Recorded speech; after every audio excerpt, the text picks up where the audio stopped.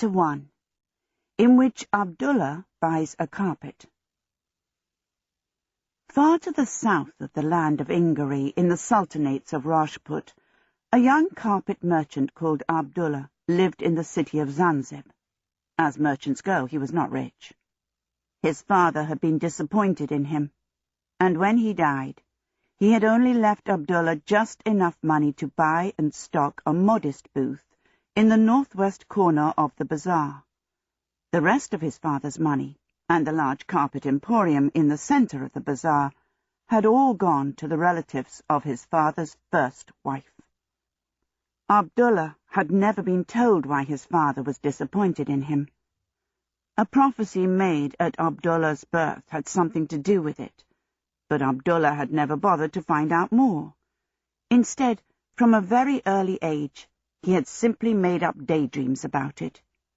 In his daydreams, he was really the long-lost son of a great prince, which meant, of course, that his father was not really his father. It was a complete castle in the air, and Abdullah knew it was. Everyone told him he inherited his father's looks. When he looked in a mirror, he saw a decidedly handsome young man in a thin, hawk-faced way, and knew he looked very like the portrait of his father as a young man, always allowing for the fact that his father wore a flourishing moustache, whereas Abdullah was still scraping together the 6 hairs on his upper lip and hoping they would multiply soon.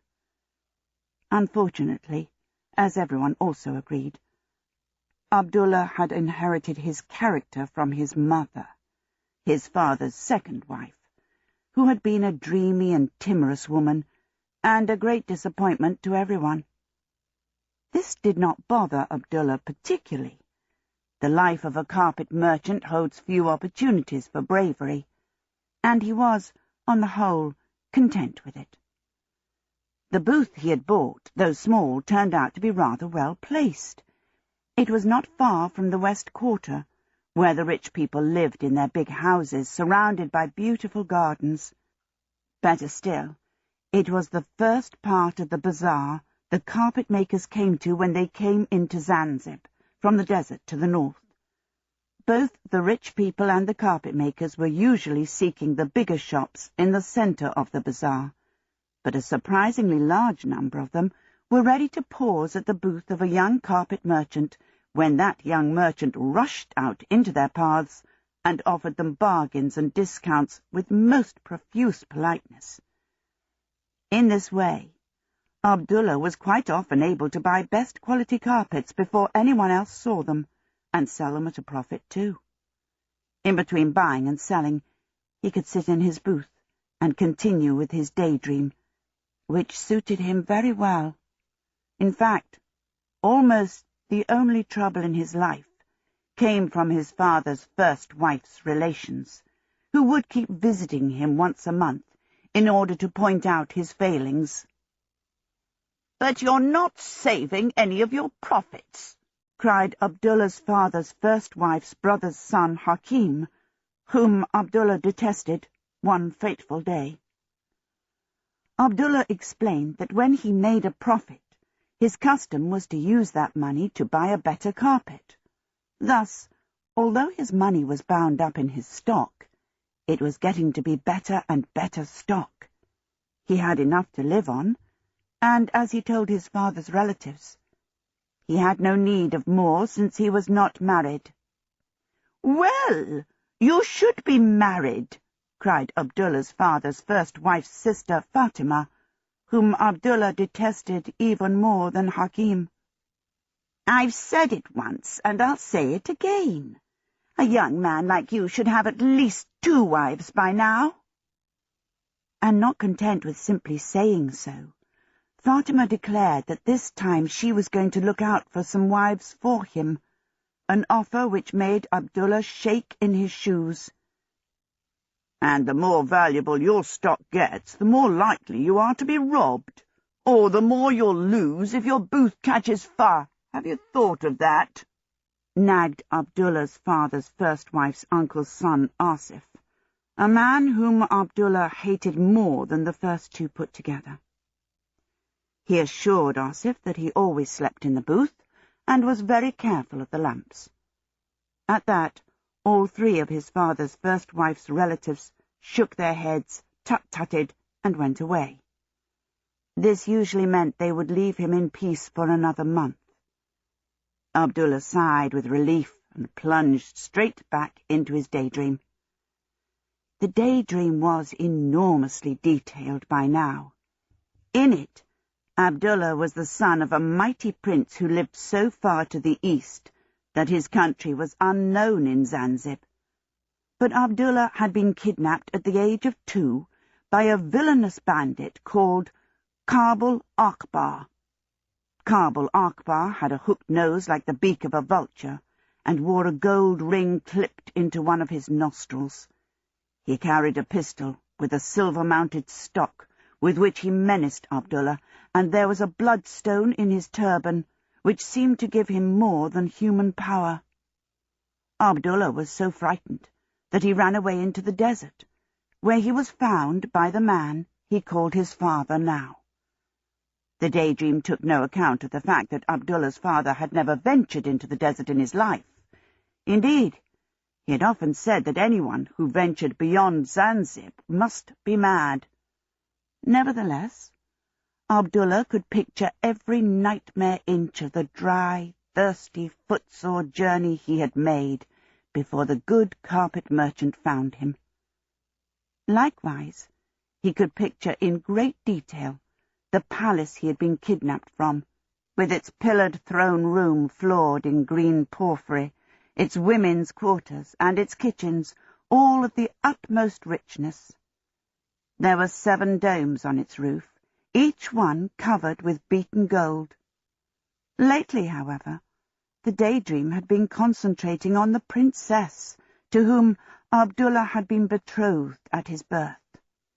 She was as high-born as Abdullah, and had grown up in his absence into a great beauty, with perfect features and huge, misty, dark eyes. She lived in a palace as rich as Abdullah's own.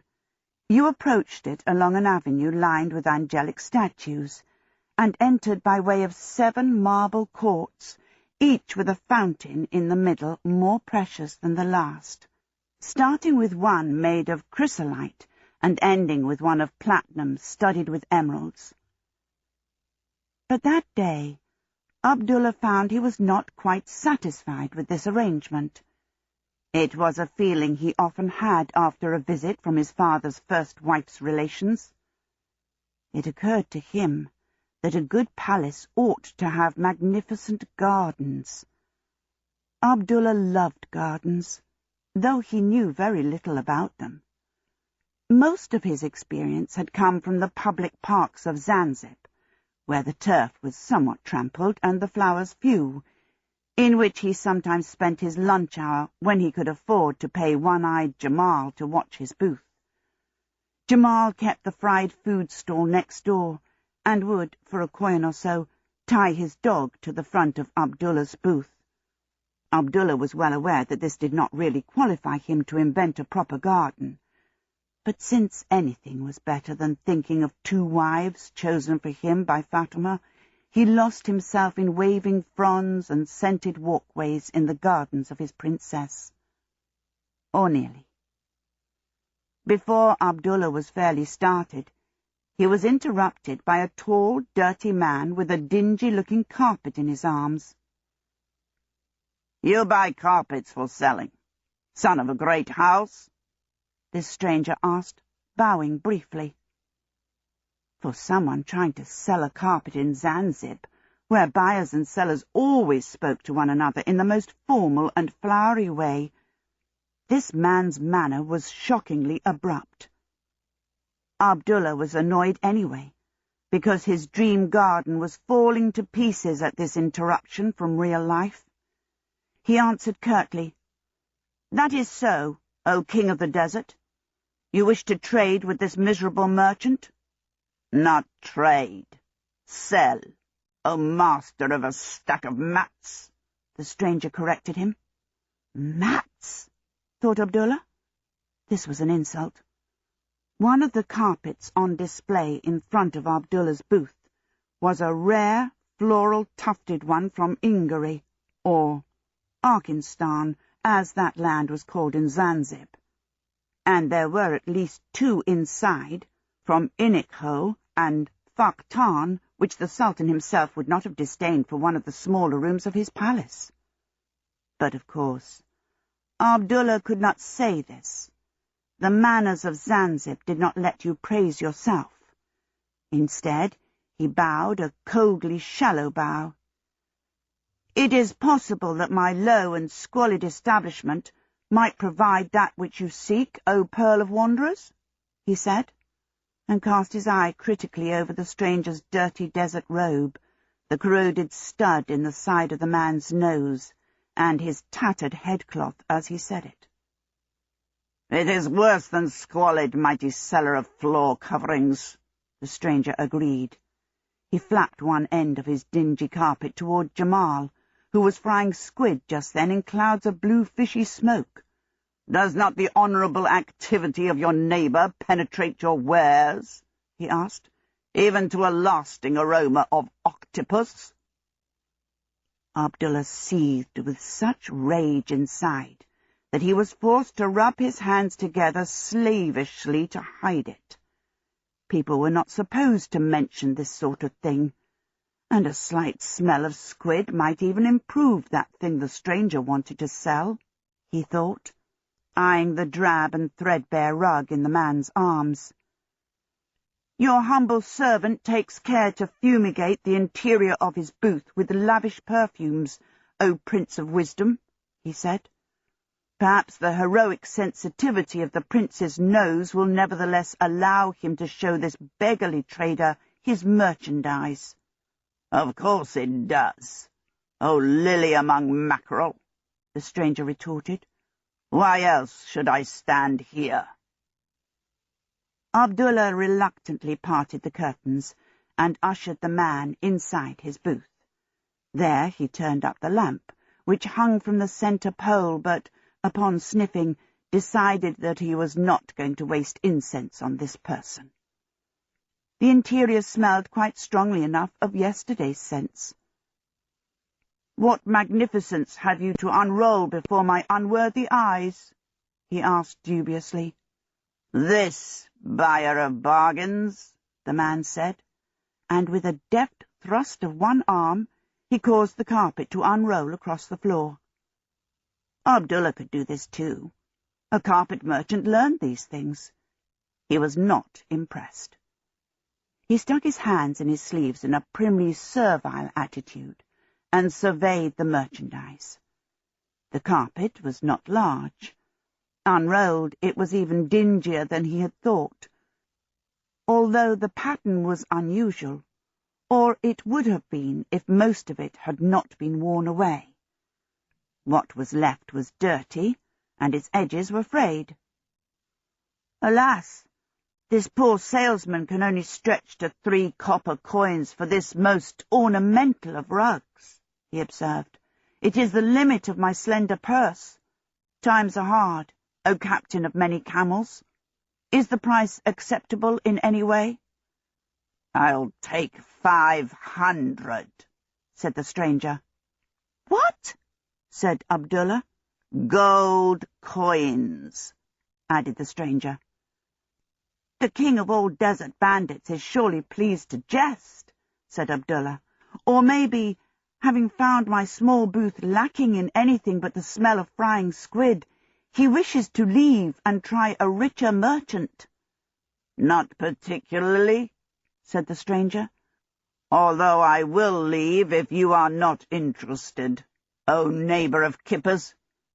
It is, of course, a magic carpet." Abdullah had heard that one before.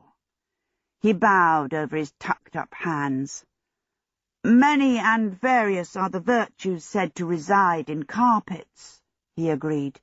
"Which one does the poet of the sands claim for this? Does it welcome a man home to his tent? Does it bring peace to the hearth?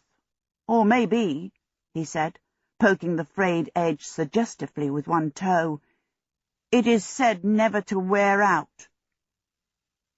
"It flies," said the stranger. "It flies wherever the owner commands, O smallest of small minds." Abdullah looked up into the man's sombre face, where the desert had entrenched deep lines down each cheek. A sneer made those lines deeper still. Abdullah found he disliked this person almost as much as he disliked his father's first wife's uncle's son. "You must convince this unbeliever," he said. "If the carpet can be put through its paces, O monarch of mendacity, then some bargain might be struck." "Willingly," said the tall man, and stepped upon the carpet. At this moment one of the regular upsets happened at the fried food stall next door. Probably some street boys had tried to steal some squid. At any rate, Jamal's dog burst out barking. Various people, Jamal included, began yelling, and both sounds were nearly drowned by the clash of saucepans and the hissing of hot fat. Cheating was a way of life in Zanzibar. Abdullah did not allow his attention to be distracted for one instant from the stranger and his carpet. It was quite possible the man had bribed Jamal to cause a distraction. He had mentioned Jamal rather often, as if Jamal were on his mind. Abdullah kept his eyes sternly on the tall figure of the man, and particularly on the dirty feet planted on the carpet. But he spared a corner of one eye for the man's face, and he saw the man's lips move. His alert ears even caught the words, 2 feet upward, despite the din from next door, and he looked even more carefully when the carpet rose smoothly from the floor and hovered about level with Abdullah's knees, so that the stranger's tattered headgear was not quite brushing the roof of the booth. Abdullah looked for rods underneath. He searched for wires that might have been deftly hooked to the roof. He took hold of the lamp and tipped it about, so that its light played both over and under the carpet. The stranger stood with his arms folded and the sneer entrenched on his face, while Abdullah performed these tests. "See," he said, "is the most desperate of doubters now convinced? Am I standing in the air, or am I not?" He had to shout. The noise was still deafening from next door. Abdullah was forced to admit that the carpet did appear to be up in the air without any means of support that he could find. "Very nearly," he shouted back. "The next part of the demonstration is for you to dismount and for me to ride that carpet." The man frowned. "Why so? What have your other senses to add to the evidence of your eyes, O dragon of dubiety?" "It could be a one-man carpet," Abdullah bawled, "as some dogs are." Jamal's dog was still bellowing away outside, so it was natural to think of this. Jamal's dog bit anyone who touched it except Jamal. The stranger sighed. "Down," he said, and the carpet sank gently to the floor. The stranger stepped off and bowed Abdullah toward it. "It is yours to test, O sheik of shrewdness." With considerable excitement, Abdullah stepped onto the carpet. "Go up 2 feet," he said to it, or rather yelled. It sounded as if the constables of the city watch had arrived at Jamal's stall now. They were clashing weapons and bawling to be told what had happened. And the carpet obeyed Abdullah. It rose 2 feet in a smooth surge, which left Abdullah's stomach behind it. He sat down rather hastily. The carpet was perfectly comfortable to sit on. It felt like a very tight hammock. "This woefully sluggish intellect is becoming convinced," he confessed to the stranger. "What was your price again, O paragon of generosity? 200 silver?" 500 gold, said the stranger. Tell the carpet to descend, and we will discuss the matter. Abdullah told the carpet, "Down, and land on the floor." And it did so, thus removing a slight nagging doubt in Abdullah's mind that the stranger had said something extra when Abdullah first stepped on it, which had been drowned in the din from next door. He bounced to his feet, and the bargaining commenced. "The utmost of my purse is 150 gold, he explained, "and that is when I shake it out and feel all around the seams." "Then you must fetch out your other purse, or even feel under your mattress," the stranger rejoined, "for the limit of my generosity is 495 gold, and I would not sell at all but for the most pressing need." "I might squeeze another 45 gold from the sole of my left shoe," Abdullah replied, "that I keep for emergencies, and it is my pitiful all." "Examine your right shoe," the stranger answered. 450. And so it went on. An hour later, the stranger departed from the booth with 210 gold pieces, leaving Abdullah the delighted owner of what seemed to be a genuine, if threadbare, magic carpet. He was still mistrustful. He did not believe that anyone, even a desert wanderer with few needs, would part with a real flying carpet, albeit nearly worn out, for less than 400 gold pieces. It was too useful, better than a camel because it did not need to eat, and a good camel cost at least 450 in gold. There had to be a catch. And there was one trick Abdullah had heard of. It was usually worked with horses or dogs. A man would come and sell a trusting farmer or hunter a truly superb animal for a surprisingly small price, saying that it was all that stood between himself and starvation. The delighted farmer or hunter would put the horse in a stall or the dog in a kennel for the night.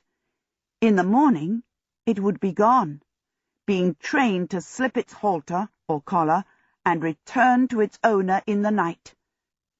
It seemed to Abdullah that a suitably obedient carpet could be trained to do the same.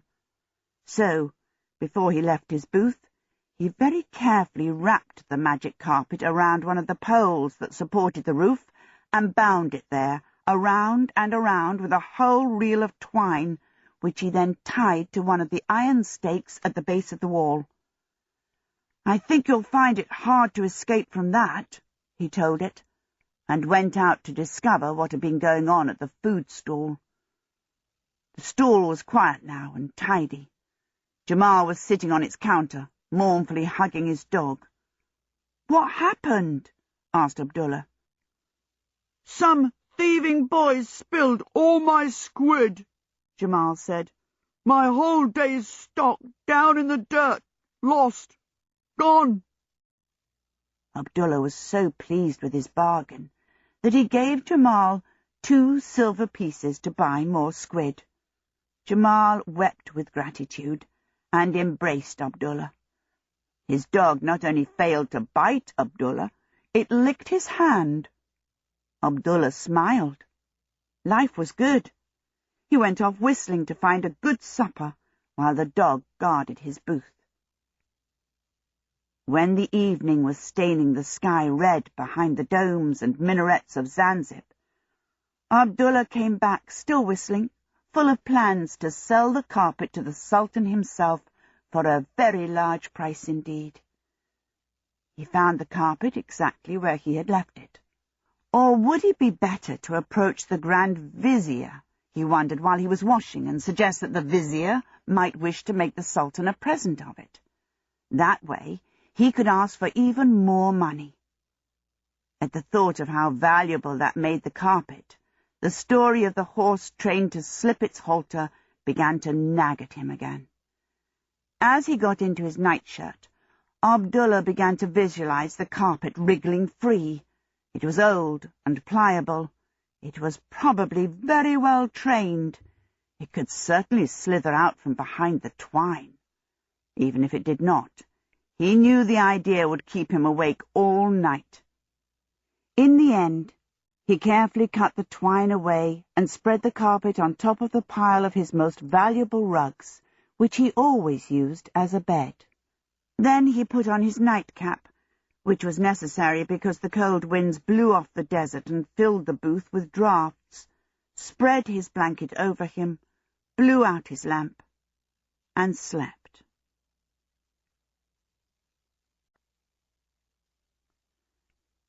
Chapter 2, in which Abdullah is mistaken for a young lady.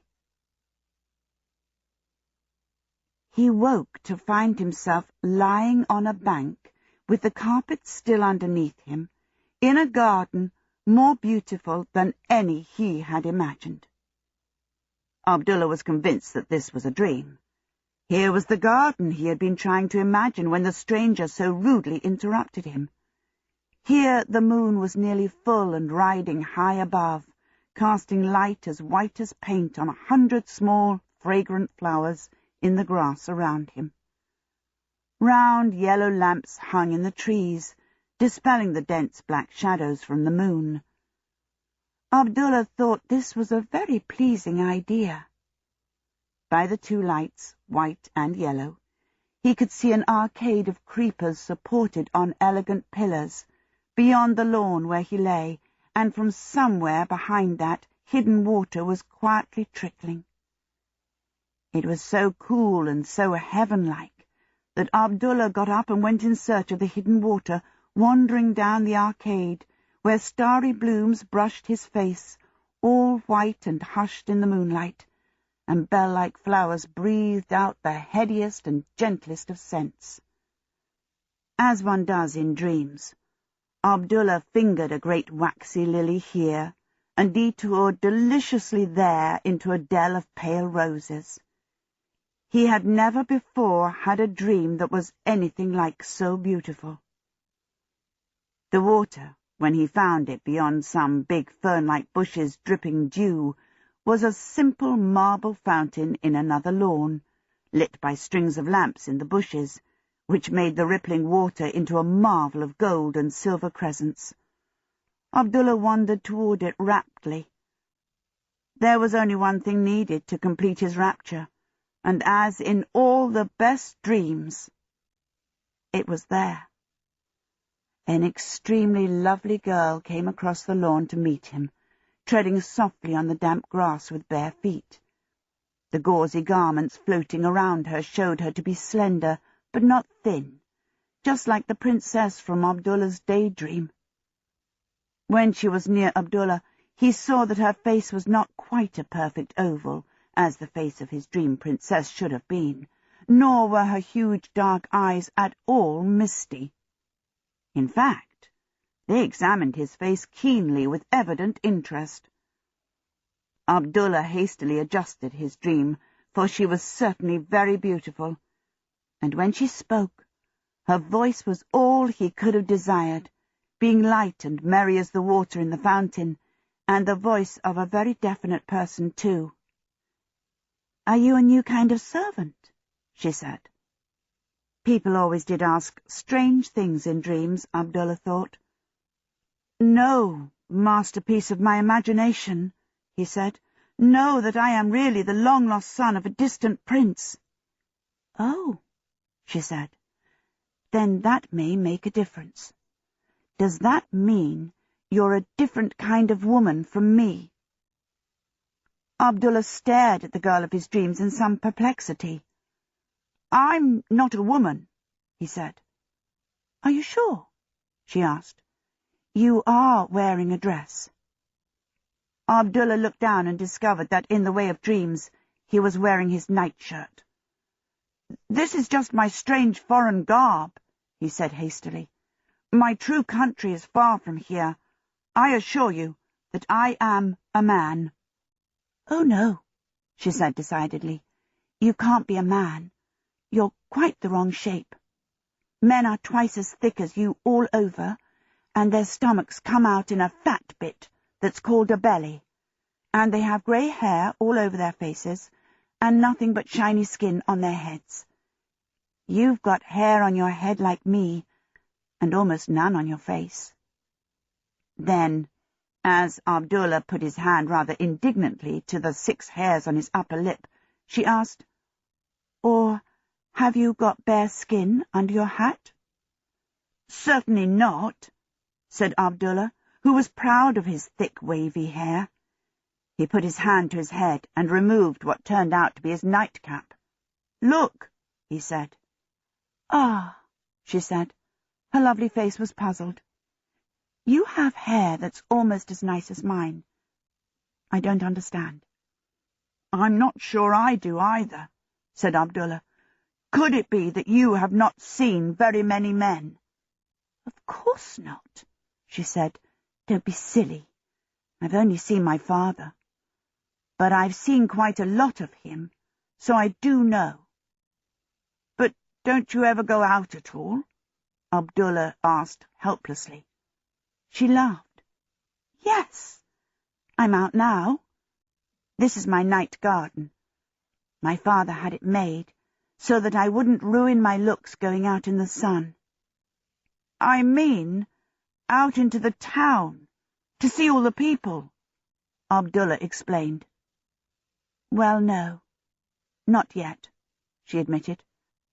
As if that bothered her a little, she twirled away from him and went to sit on the edge of the fountain. Turning to look up at him, she said, "My father tells me I might be able to go out and see the town sometimes after I'm married, if my husband allows me to. But it won't be this town. My father's arranging for me to marry a prince from Auchenstein. Until then, I have to stay inside these walls, of course."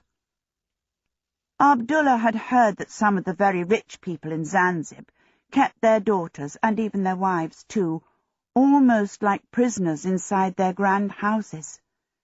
He had many times wished someone would keep his father's first wife's sister Fatima that way. But now, in this dream, it seemed to him that this custom was entirely unreasonable and not fair to this lovely girl at all. Fancy not knowing what a normal young man looked like. "Pardon my asking, but is the prince from Auchenstein perhaps old and a little ugly?" he said. "Well," she said, evidently not quite sure, "my father says he's in his prime, just as my father is himself. But I believe the problem lies in the brutal nature of men. If another man saw me before the prince did, my father says he would instantly fall in love with me and carry me off, which would ruin all my father's plans naturally. He says most men are great beasts. Are you a beast?" "Not in the least," said Abdullah. "I thought not," she said, and looked up at him with great concern. "You do not seem to me to be a beast. This makes me quite sure that you can't really be a man." Evidently she was one of those people who like to cling to a theory once they have made it. After considering a moment, she asked, "Could your family, perhaps, for reasons of their own, have brought you up to believe a falsehood?" Abdullah would have liked to say that the boot was on the other foot, but since that struck him as impolite, he simply shook his head and thought how generous of her it was to be so worried about him, and how the worry on her face only made it more beautiful, not to speak of the way her eyes shone compassionately in the gold and silver light reflecting from the fountain. "Perhaps it has something to do with the fact that you are from a distant country," she said, and patted the edge of the fountain beside her. "Sit down and tell me all about it." "Tell me your name first," said Abdullah. "It's rather a silly name," she said nervously. "I'm called Flower in the Night." It was the perfect name for the girl of his dreams, Abdullah thought. He gazed down at her admiringly. "My name is Abdullah," he said. "They even gave you a man's name," Flower in the Night exclaimed indignantly. "Do sit down and tell me."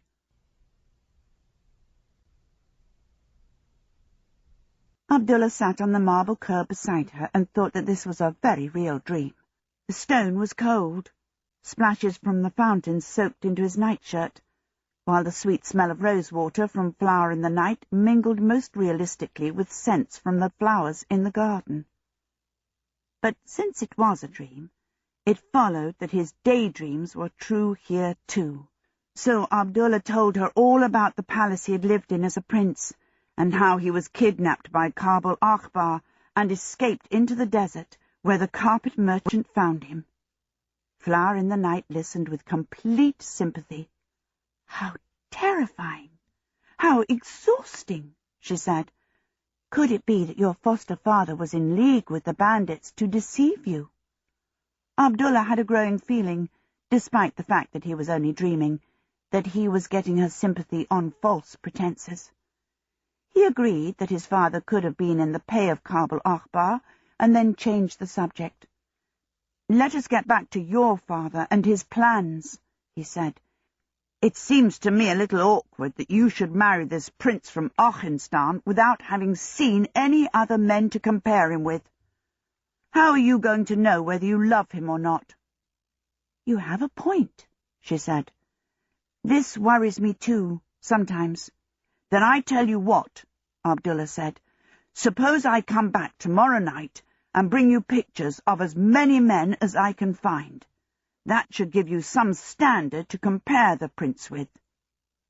Dream or not, Abdullah had absolutely no doubt that he would be back tomorrow. This would give him a proper excuse. Flower in the Night considered this offer, swaying dubiously back and forth, with her hands clasped around her knees.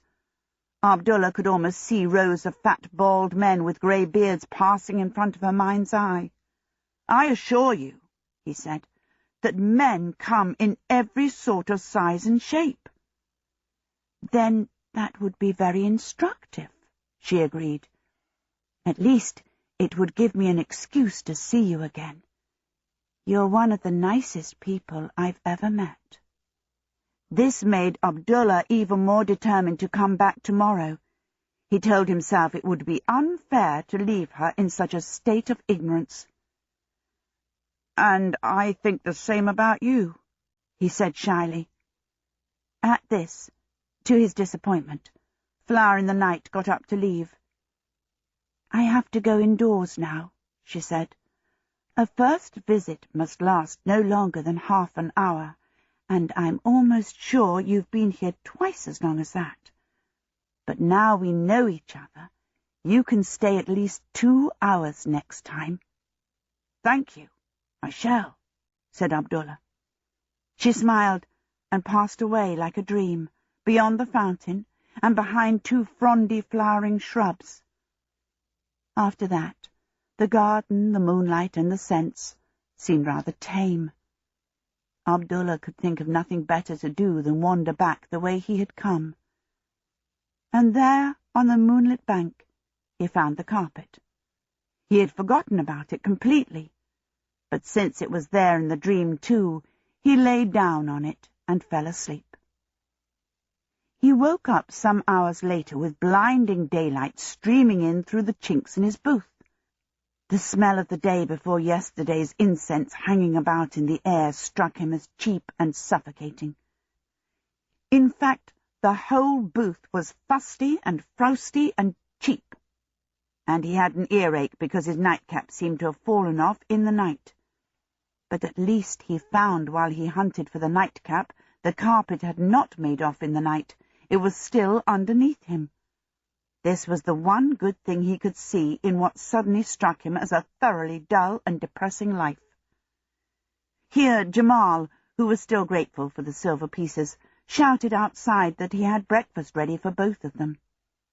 Abdullah gladly flung back the curtains of the booth. Cocks crowed in the distance. The sky was glowing blue, and shafts of strong sunlight sliced through the blue dust and old incense inside the booth. Even in that strong light, Abdullah failed to discover his nightcap, and he was more depressed than ever. "Tell me, do you sometimes find yourself unaccountably sad on some days?" he asked Jamal, as the two of them sat cross-legged in the sun outside to eat. Jamal tenderly fed a piece of sugar pastry to his dog. "I would have been sad today," he said, "but for you. I think someone paid those wretched boys to steal. They were so thorough, and on top of that, the watch fined me. Did I say? I think I have enemies, my friend." Though this confirmed Abdullah's suspicions of the stranger who had sold him the carpet, it was not much help. "Maybe," he said, "you should be more careful about whom you let your dog bite." "Not I," said Jamal. "I am a believer in free will. If my dog chooses to hate the whole human race except myself, it must be free to do so." After breakfast, Abdullah looked for his nightcap again. It was simply not there. He tried thinking carefully back to the last time he truly remembered wearing it. That was when he had lain down to sleep the previous night, when he was thinking of taking the carpet to the Grand Vizier. After that came the dream. He had found he was wearing the nightcap then. He remembered taking it off to show Flower in the Night. What a lovely name! That he was not bald. From then on, as far as he could recall, he had carried the nightcap in his hand until the moment when he had sat down beside her on the edge of the fountain. After that, when he recounted the history of his kidnapping by Kabul Akbar, he had a clear memory of waving both hands freely as he talked, and he knew that the nightcap had not been in either one. Things did disappear like that in dreams, he knew, but the evidence pointed all the same to his having dropped it as he sat down. Was it possible he had left it lying on the grass beside the fountain? In which case... Abdullah stood stock-still in the centre of the booth, staring into the rays of sunlight, which, oddly enough, no longer seemed full of squalid motes of dust and old incense. Instead, they were pure golden slices of heaven itself. "It was not a dream," said Abdullah. Somehow his depression was clean gone. Even breathing was easier. "It was real," he said. He went to stand thoughtfully looking down at the magic carpet. That had been in the dream too. In which case... "It follows that you transported me to some rich man's garden while I slept," he said to it. "Perhaps I spoke and ordered you to do so in my sleep. Very likely I was thinking of gardens. You are even more valuable than I realized."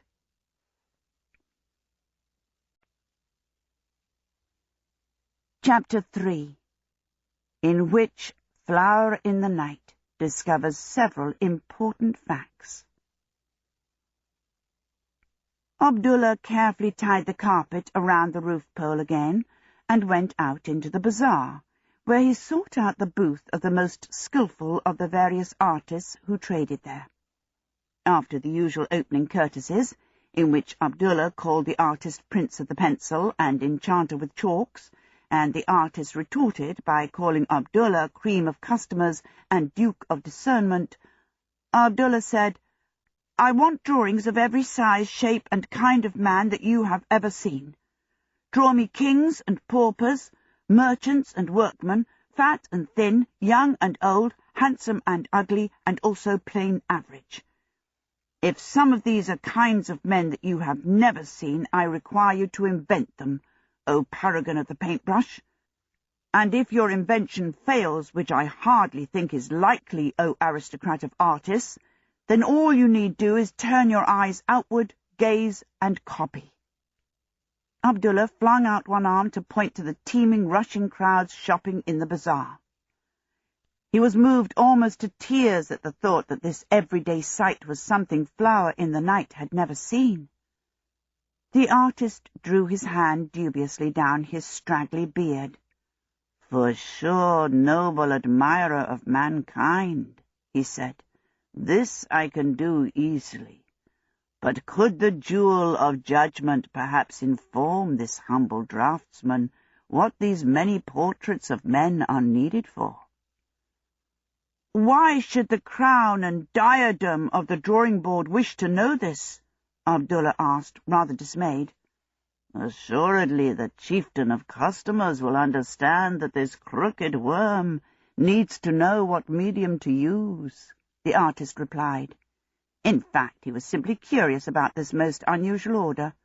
"Whether I paint in oils, on wood or canvas, in pen upon paper or vellum, or even in fresco upon a wall, depends on what this pearl among patrons wishes to do with the portraits." "Ah, paper, please," Abdullah said hastily.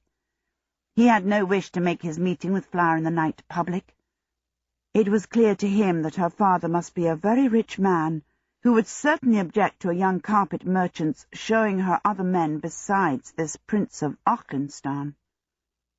"The portraits are for an invalid, who has never been able to walk abroad as other men do." "Then you are a champion of charity," said the artist, and he agreed to draw the pictures for a surprisingly small sum.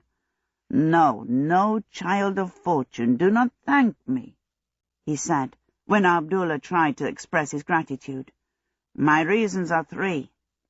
First, I have laid by me many portraits which I do for my own pleasure, and to charge you for those is not honest, since I would have drawn them anyway. Second, the task you set is 10 times more interesting than my usual work, which is to do portraits of young women or their bridegrooms, or of horses and camels, all of whom I have to make handsome regardless of reality, or else to paint rows of sticky children whose parents wish them to seem like angels, again regardless of reality. And my third reason is that I think you are mad, my most noble of customers, and to exploit you would be unlucky." It became known almost immediately all over the bazaar that young Abdullah, the carpet merchant, had lost his reason and would buy any portraits that people had for sale. This was a great nuisance to Abdullah. For the rest of that day he was constantly being interrupted by persons arriving with long and flowery speeches about this portrait of their grandmother, which only poverty would induce them to part with, or this portrait of the Sultan's racing camel, which happened to fall off the back of a cart, or this locket containing a picture of their sister. It took Abdullah much time to get rid of these people, and on several occasions he did actually buy a painting or drawing if the subject was a man. That, of course, kept people coming. "Only today. My offer extends only until sunset today," he told the gathering crowd at last. "Let all with a picture of a man for sale come to me an hour before sunset, and I will buy. But only then." This left him a few hours of peace in which to experiment with the carpet. He was wondering by now if he was right to think that his visit to the garden had been any more than a dream, for the carpet would not move. Abdullah had naturally tested it after breakfast by asking it to rise up 2 feet again, just to prove that it still would, and it simply lay on the floor. He tested it again when he came back from the artist's booth, and still it just lay there. "Perhaps I have not treated you well," he said to it. "You have remained with me faithfully in spite of my suspicions, and I have rewarded you by tying you around a pole. Would you feel better if I let you lie free on the floor, my friend? Is that it?"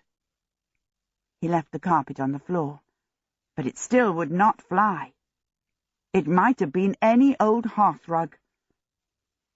Abdullah thought again, in between the times when people were pestering him to buy portraits. He went back to his suspicions of the stranger who had sold him this carpet, and to the enormous noise that just happened to break out in Jamal's stall at the precise moment when the stranger ordered the carpet to rise. He recalled that he had seen the man's lips move both times, but had not heard all that was said. "That is it!" he cried out, smashing his fist into his palm. "A code word needs to be spoken before it will move, which, for reasons of his own, no doubt highly sinister, this man withheld from me. The villain! And this word I must have spoken in my sleep." He rushed to the back of his booth and rummaged out the tattered dictionary he had once used at school. Then, standing on the carpet, he cried out, "Aardvark! Fly, please!"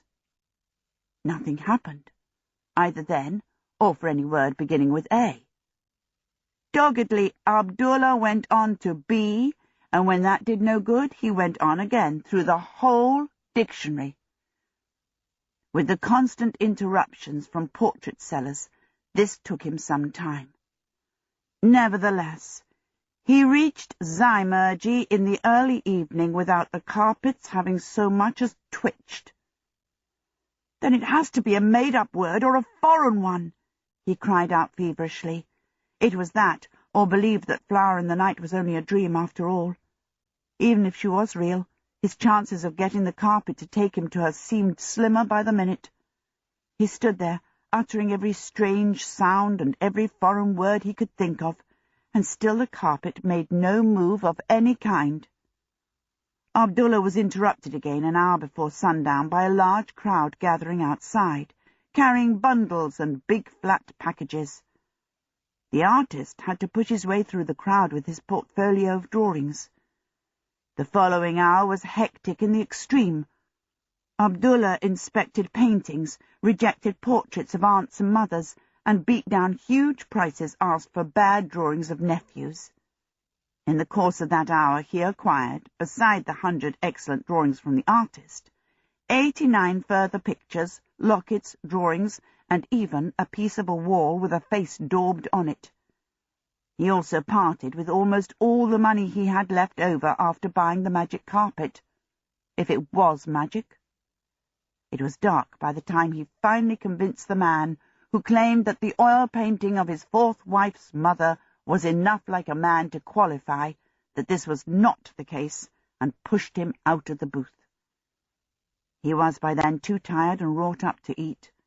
He would have gone straight to bed had not Jamal, who had been doing a roaring trade selling snacks to the waiting crowd, arrived with tender meat on a skewer. "I don't know what has got into you," Jamal said. "I used to think you were normal, but mad or not, you must eat." "There is no question of madness," Abdullah said. "I have simply decided to go into a new line of business." But he ate the meat. At last he was able to pile his 189 pictures onto the carpet and lie down among them. "Now listen to this," he told the carpet. "If by some lucky chance I happen to say your command word in my sleep, you must instantly fly with me to the night garden of Flower in the Night." That seemed the best he could do. It took him a long time to get to sleep. He woke to the dreamy fragrance of night flowers and a hand gently prodding him. Flower in the Night was leaning over him. Abdullah saw she was far lovelier than he had been remembering her. "You really did bring the pictures," she said. "You are very kind." "I did it," Abdullah thought triumphantly. "Yes," he said. "I have 189 kinds of men here. I think this ought to give you at least a general idea." He helped her unhook a number of the golden lamps and put them in a ring beside the bank. Then Abdullah showed her the pictures, holding them under a lamp first, and then leaning them up against the bank. He began to feel like a pavement artist. Flower in the Night inspected each man as Abdullah showed him, absolutely impartially and with great concentration. Then she picked up a lamp and inspected the artist's drawings all over again. This pleased Abdullah. The artist was a true professional. He had drawn men exactly as Abdullah asked, from a heroic and kingly person evidently taken from a statue, to the hunchback who cleaned shoes in the bazaar, and had even included a self-portrait halfway through. "Yes, I see," Flower in the Night said at last. "Men do vary a lot, just as you said. My father is not at all typical, and neither are you, of course." "So you admit I am not a woman," said Abdullah. "I am forced to do so," she said. "I apologize for my error." Then she carried the lamp along the bank, inspecting certain of the pictures a third time. Abdullah noticed rather nervously that the ones she had singled out were the handsomest. He watched her leaning over them with a small frown on her forehead and a curly tendril of dark hair straying over the frown, looking thoroughly intent. He began to wonder what he had started. Flower in the Night collected the pictures together and stacked them neatly in a pile beside the bank. "It is just as I thought," she said. "I prefer you to every single one of these. Some of these look far too proud of themselves, and some look selfish and cruel. You are unassuming and kind.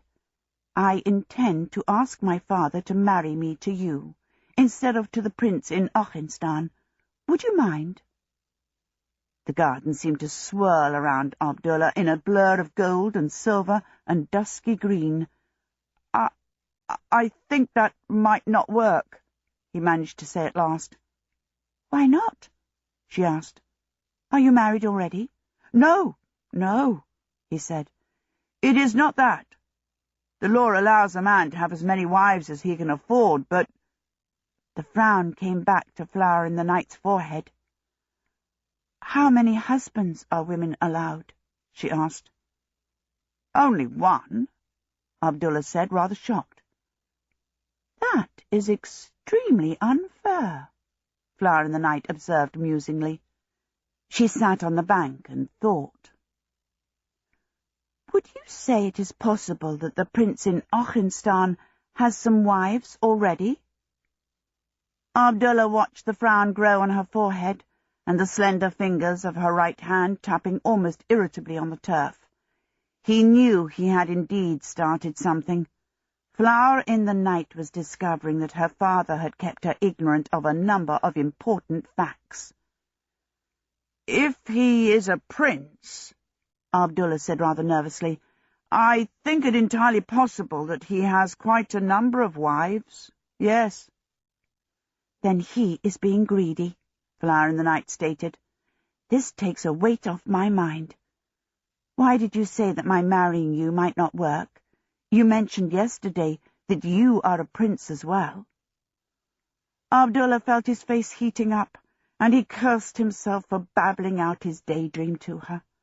Though he told himself that he had had every reason to believe he was dreaming when he told her, this did not make him feel any better. "True, but I also told you I was lost and far from my kingdom," he said. "As you might conjecture, I am now forced to make my living by humble means. I sell carpets in the bazaar of Zanzib. Your father is clearly a very rich man. This will not strike him as a fitting alliance." Flower in the Night's fingers drummed quite angrily. "You speak as if it is my father who intends to marry you," she said. "What is the matter? I love you. Do you not love me?" She looked into Abdullah's face as she said this. He looked back into hers, into what seemed an eternity of big dark eyes. He found himself saying, "Yes." Flower in the Night smiled. Abdullah smiled. Several more moonlit eternities went by. "I shall come with you when you leave here," Flower in the Night said. "Since what you say about my father's attitude to you could well be true, we must get married first, and tell my father afterward. Then there is nothing he can say." Abdullah, who had had some experience of rich men, wished he could be sure of that. "It may not be quite that simple," he said. In fact, now I think about it, I am certain our only prudent course is to leave Zanzibar. This ought to be easy, because I do happen to own a magic carpet. There it is, up on the bank. It brought me here. Unfortunately, it needs to be activated by a magic word which I seem only able to say in my sleep. Flower in the Night picked up a lamp and held it high, so that she could inspect the carpet. Abdullah watched, admiring the grace with which she bent toward it. "It seems very old," she said. "I have read about such carpets. The command word will probably be a fairly common word, pronounced in an old way. My reading suggests these carpets were meant to be used quickly in an emergency, so the word will not be anything too out of the way. Why do you not tell me carefully everything you know about it? Between us, we ought to be able to work it out." From this, Abdullah realized that Flower in the Night, if you discounted the gaps in her knowledge, was both intelligent and very well educated. He admired her even more. He told her, as far as he knew them, every fact about the carpet, including the uproar at Jamal's stall, which had prevented him hearing the command word. Flower in the Night listened and nodded at each new fact. "So," she said, "let us leave aside the reason why someone should sell you a proven magic carpet, and yet make sure you could not use it. That is such an odd thing to do that I feel sure we should think about it later. But let us first think about what the carpet does. You say it came down when you ordered it to. Did the stranger speak then?" She had a shrewd and logical mind. Truly he had found a pearl among women, Abdullah thought. "I am quite sure he said nothing," he said. "Then," said Flower in the Night, "the command word is only needed to start the carpet flying. After that I see two possibilities. First, that the carpet will do as you say until it touches ground anywhere, or, second, that it will in fact obey your command until it is back at the place where it first started." "That is easily proved," Abdullah said. He was dizzy with admiration for her logic. "I think the first possibility is the correct one." He jumped on the carpet and cried experimentally, "Up and back to my booth!" "No, no, don't! Wait!" Flower in the Night cried out at the same instant. But it was too late. The carpet whipped up into the air, and then away sideways with such speed and suddenness that Abdullah was first thrown over on his back, with all the breath knocked out of him, and then found himself hanging half off over its frayed edge at what seemed a terrifying height in the air. The wind of its movement took his breath away, as soon as he did manage to breathe. All he could do was to claw frantically for a better grip on the fringe at one end, and before he could work his way back on top of it, let alone speak, the carpet plunged downward, leaving Abdullah's newly gained breath high in the air above, barged its way through the curtains of the booth, half smothering Abdullah in the process, and landed smoothly and very finely on the floor inside.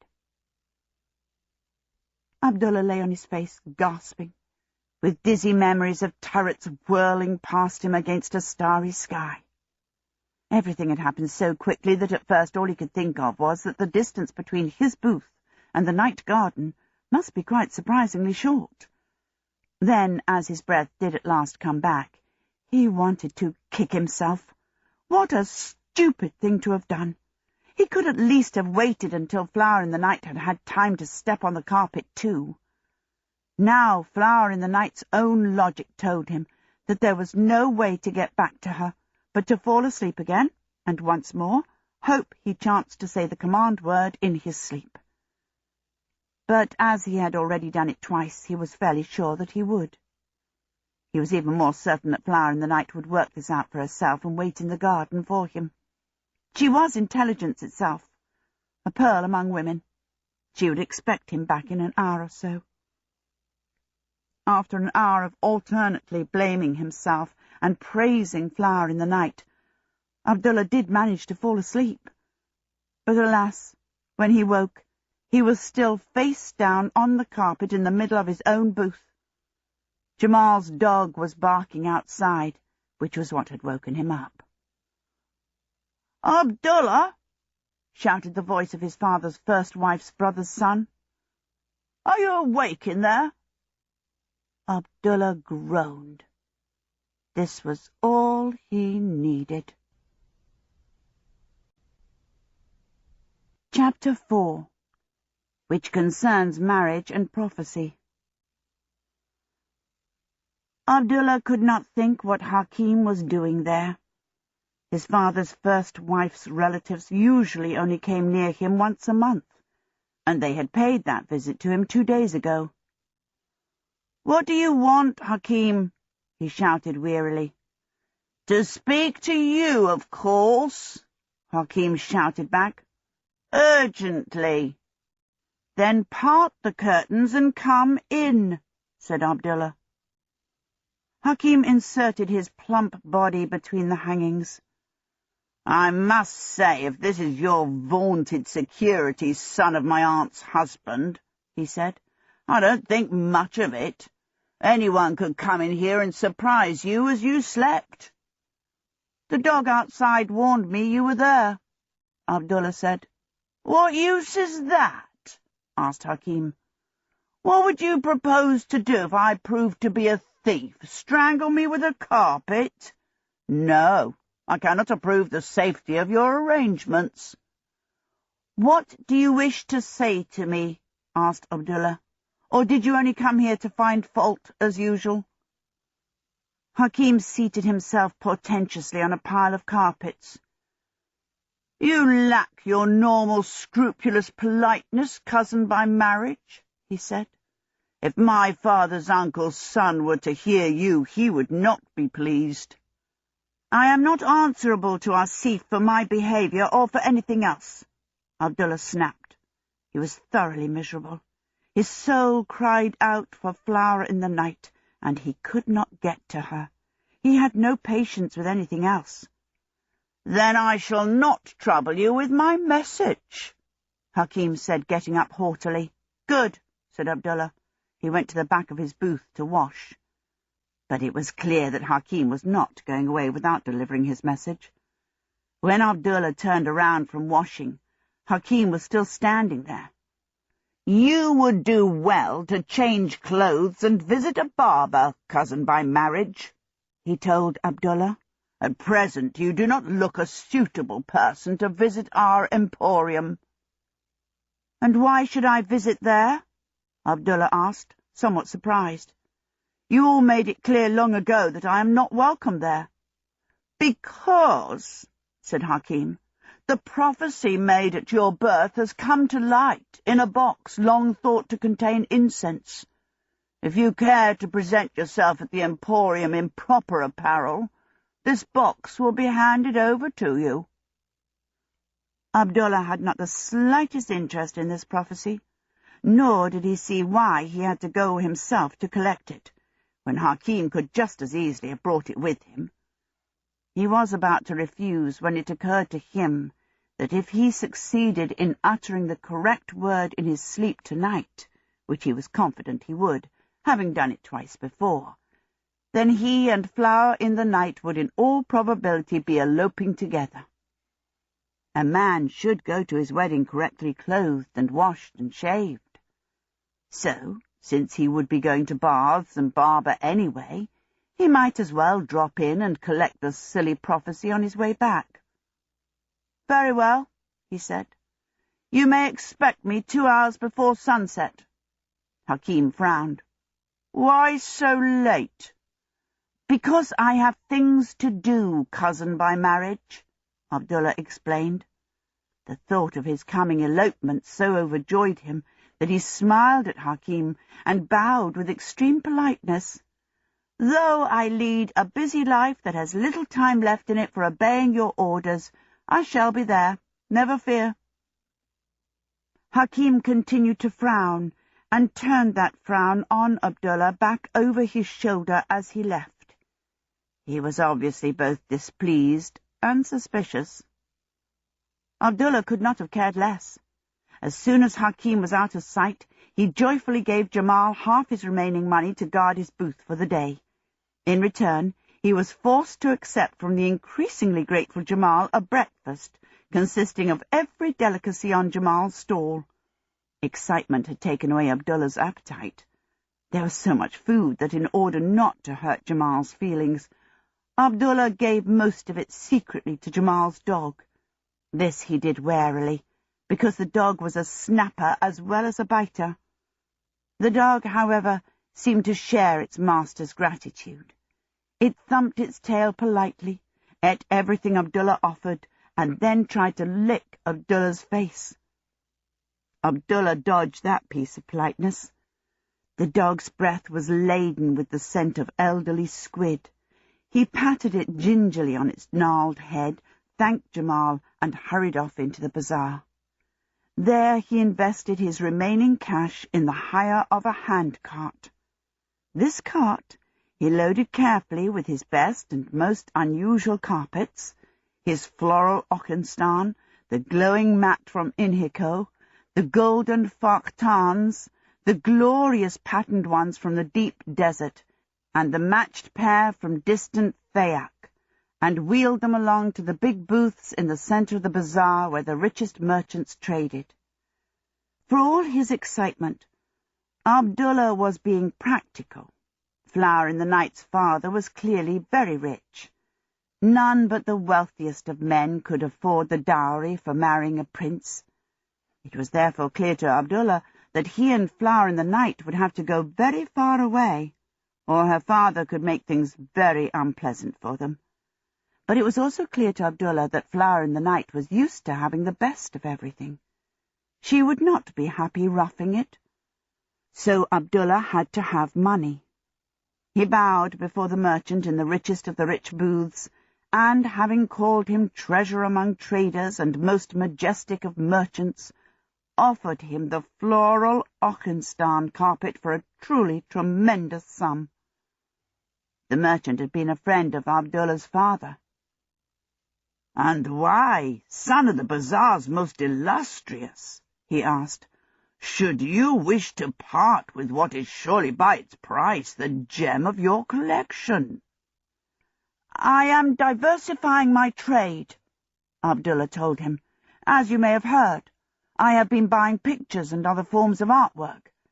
In order to make room for these, I am forced to dispose of the least valuable of my carpets, and it occurred to me that a seller of celestial weavings like yourself might consider helping the son of his old friend by taking off my hands this miserable, flowery thing at a bargain price." "The contents of your booth should in future be choice indeed," the merchant said.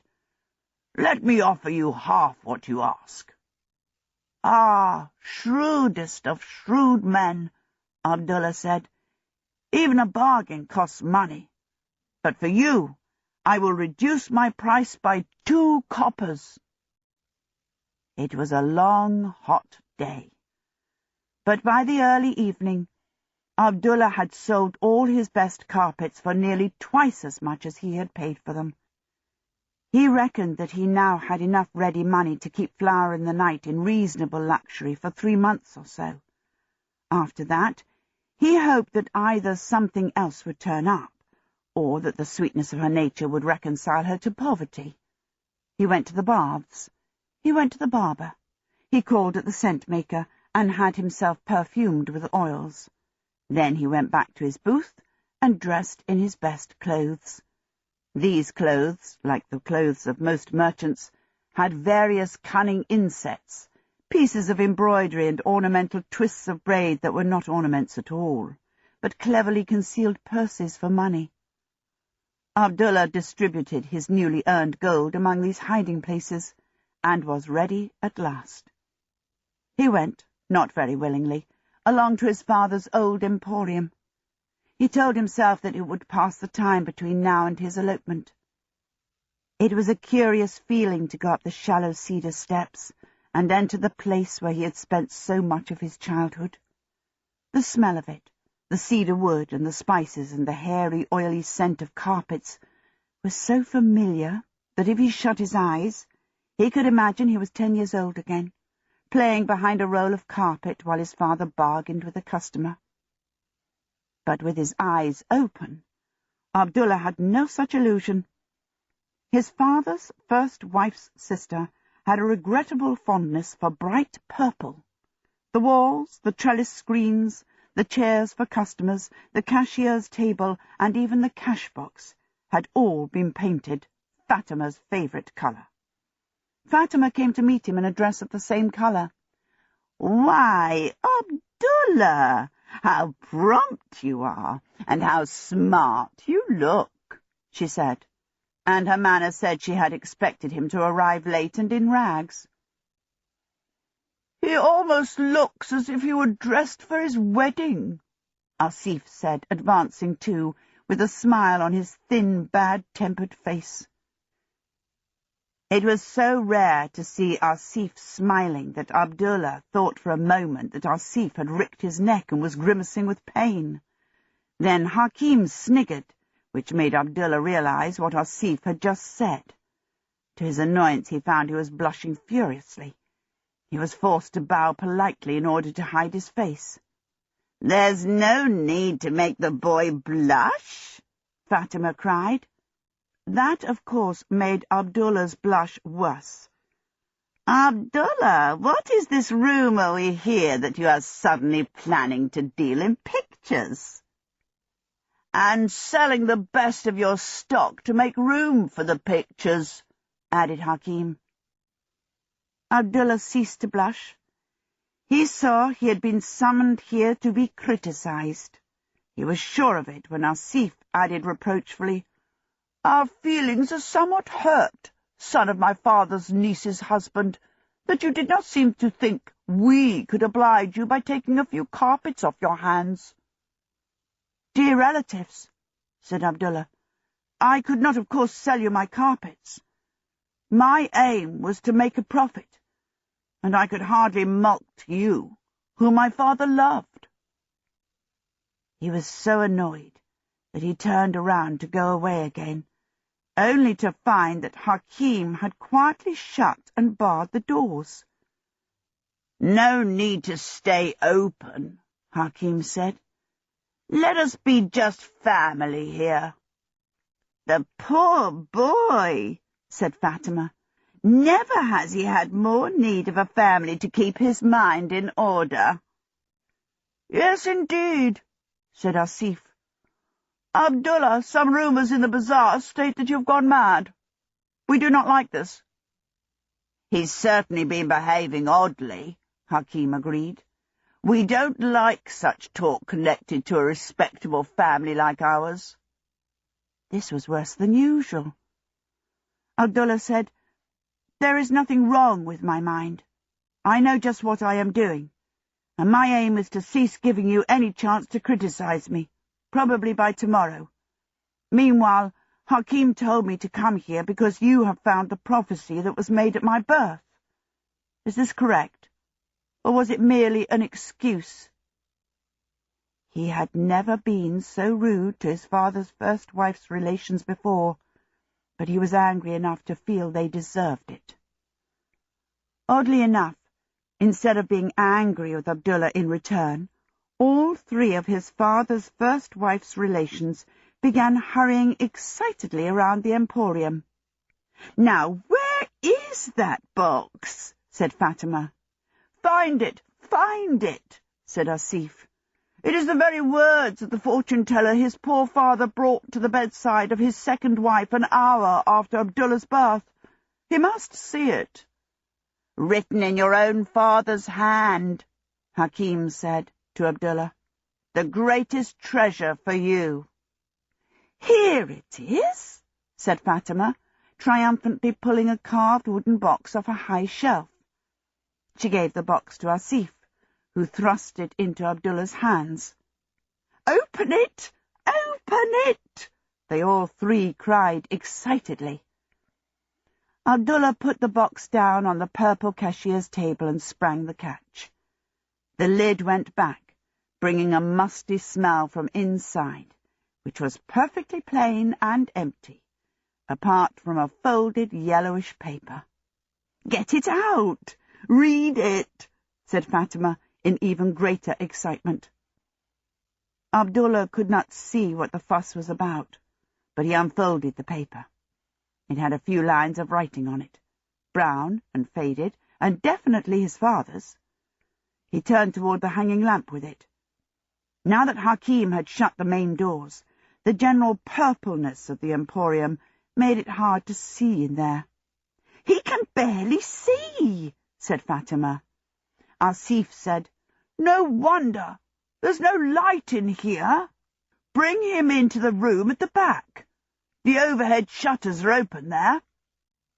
He and Hakim took hold of Abdullah's shoulders and pushed and hustled him toward the back of the shop. Abdullah was so busy trying to read the pale and scribbly writing of his father that he let them push him until he was positioned under the big overhead louvers in the living room behind the emporium. That was better. Now he knew why his father had been so disappointed in him. The writing said, "These are the words of the wise fortune-teller. This son of yours will not follow you in your trade. 2 years after your death, while he is still a very young man, he will be raised above all others in this land. As fate decrees it, so I have spoken. My son's fortune is a great disappointment to me. Let fate send me other sons to follow in my trade, or I have wasted 40 gold pieces on this prophecy." "As you see, a great future awaits you, dear boy," said Asif. Someone giggled. Abdullah looked up from the paper, a little bemused. There seemed to be a lot of scent in the air. The giggle came again. 2 of it, from in front of him. Abdullah's eyes snapped forward. He felt them bulge. 2 extremely fat young women stood in front of him. They met his bulging eyes and giggled again coyly.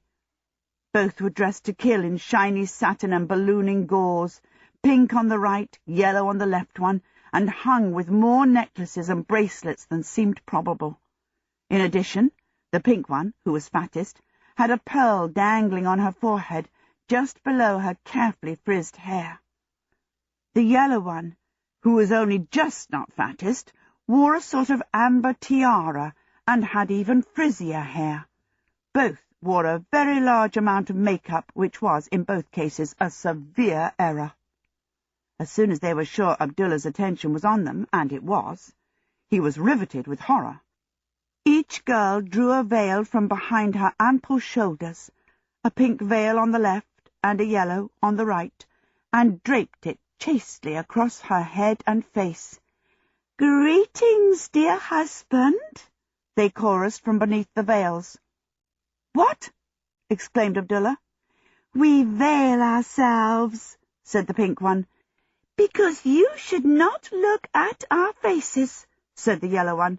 "Until we are married," finished the pink. "There must be some mistake," said Abdullah.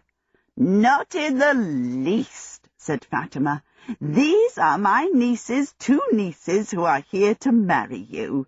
Didn't you hear me say I was going to look out for a couple of wives for you?" The 2 nieces giggled again. "He's ever so handsome," said the yellow one. After a fairly long pause, in which he swallowed hard and did his best to control his feelings, Abdullah said politely, "Tell me, O relatives of my father's first wife, have you known of the prophecy which was made at my birth for a long time?" "Ages," said Hakim. "Do you take us for fools?" "Your dear father showed it to us," said Fatima, "at the time he made his will." "And naturally we are not prepared to let your great good fortune take you away from the family," Asif explained. "We waited only for the moment when you ceased to follow your good father's trade, this surely being the signal for the Sultan to make you a vizier or invite you to command his armies, or maybe to elevate you in some other way.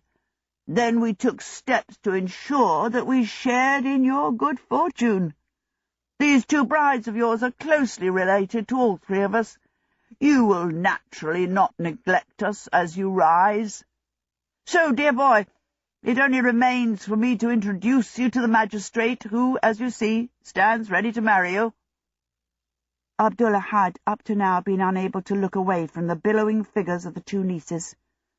Now he raised his eyes and met the cynical look of the justice of the bazaar, who was just stepping out from behind a screen with his register of marriages in his hands. Abdullah wondered how much he was being paid. Abdullah bowed politely to the justice. "I am afraid this is not possible," he said. "Ah, I knew he would be unkind and disagreeable," said Fatima.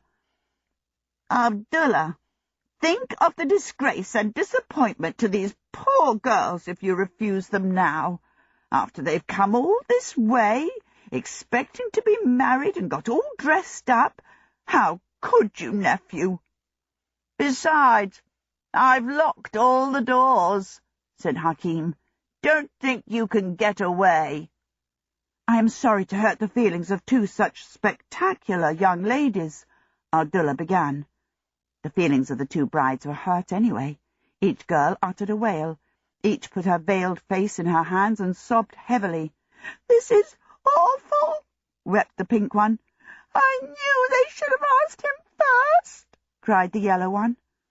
Abdullah discovered that the sight of females crying, particularly such large ones, who wobbled with it everywhere, made him feel terrible.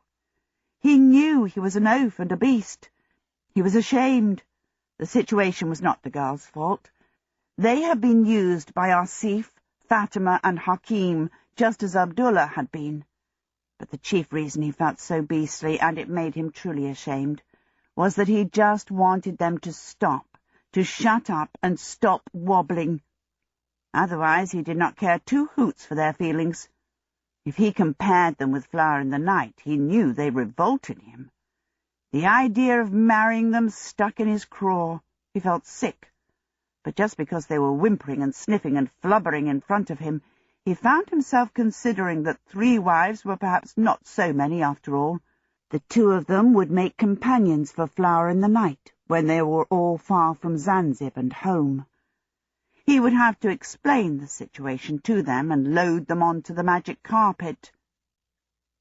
That brought Abdullah back to reason. With a bump. With the sort of bump a magic carpet might make if loaded with 2 such weighty females, always supposing it could even get off the ground with them on it in the first place. They were so very fat. As for thinking they would make companions for Flower in the Night, phooey. She was intelligent, educated, and kind, as well as being beautiful and thin. These 2 had yet to show him that they had a brain cell between them. They wanted to be married, and their crying was a way of bullying him into it, and they giggled. He had never heard Flower in the Night giggle. Here Abdullah was somewhat amazed to discover that he really and truly did love Flower in the Night just as ardently as he had been telling himself he did, or more, because he now saw he respected her. He knew he would die without her, and if he agreed to marry these 2 fat nieces, he would be without her. She would call him greedy, like the prince in Achinstein. "I am very sorry," he said, above the loud sobbings. "You should really have consulted me first about this, O relatives of my father's first wife, O much-honoured and most honest justice. It would have saved this misunderstanding. I cannot marry yet. I have made a vow." "What vow?" demanded everyone else, the fat brides included, and the justice added, "Have you registered this vow? To be legal, all vows must be registered with the magistrate." This was awkward. Abdullah thought rapidly. "Indeed, it is registered, O veritable weighing scale of judgment," he said. "My father took me to a magistrate to register the vow when he ordered me to make it. I was but a small child at the time. Though I did not understand then, I see now it was because of the prophecy.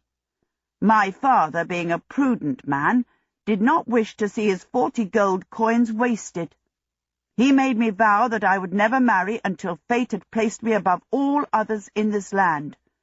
So you see, Abdullah put his hands in the sleeves of his best suit and bowed regretfully to the two fat brides. "I cannot yet marry you, twin plums of candied sugar, but the time will come." Everyone said, "Oh, in that case," in various tones of discontent, and to Abdullah's profound relief, most of them turned away from him. "I always thought your father was a rather grasping man," Fatima added. "Even from beyond the grave," Asif agreed. "We must wait for this dear boy's elevation, then." The justice, however, stood his ground. "And which magistrate was it before whom you made this vow?" he asked. "I do not know his name," Abdullah invented, speaking with intense regret. He was sweating. "I was a tiny child, and he appeared to me an old man with a long white beard." That, he thought, would serve as a description of every magistrate there ever was, including the justice standing before him.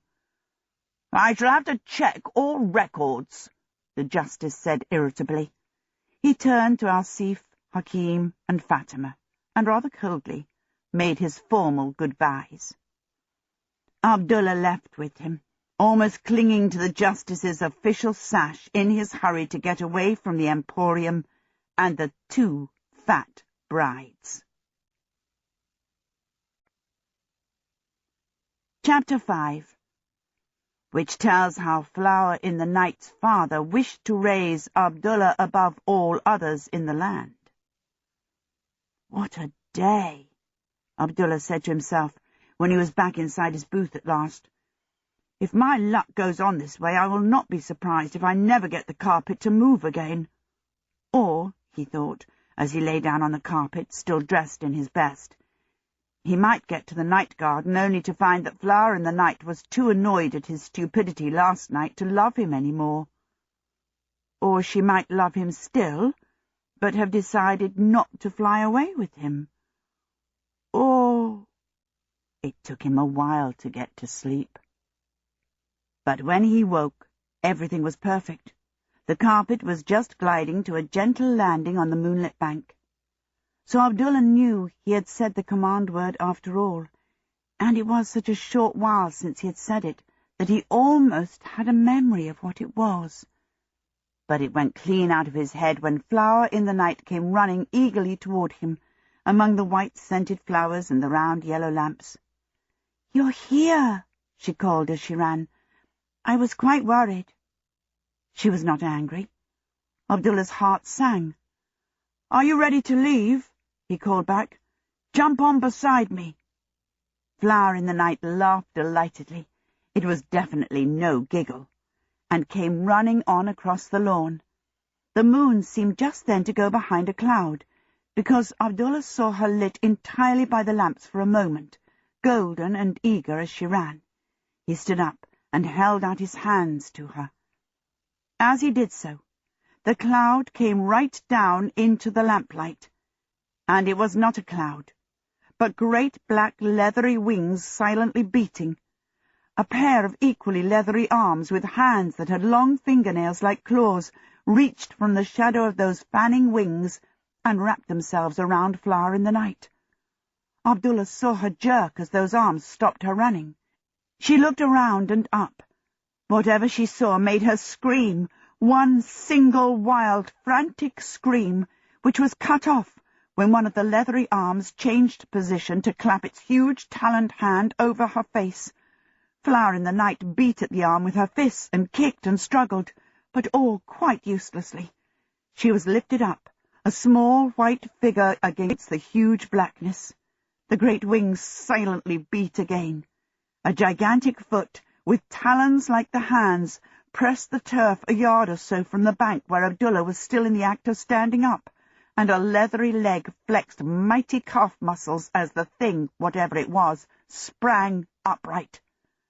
For the merest instant, Abdullah found himself staring into a hideous leathery face with a ring through its hooked nose and long up-slanting eyes, remote and cruel. The thing was not looking at him. It was simply concentrating on getting itself and its captive airborne. The next second it was aloft. Abdullah saw it overhead for a heartbeat longer.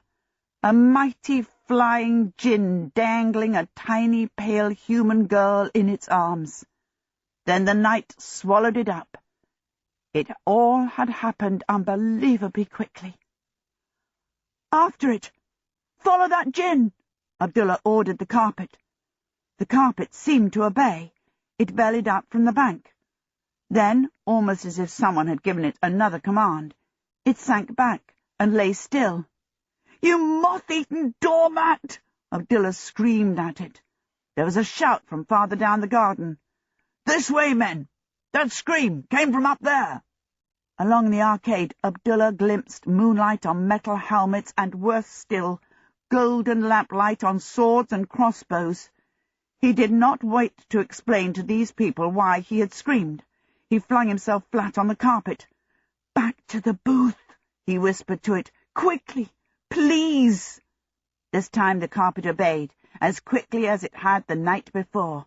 It was up off the bank in an eye blink, and then hurtling sideways across a forbiddingly high wall.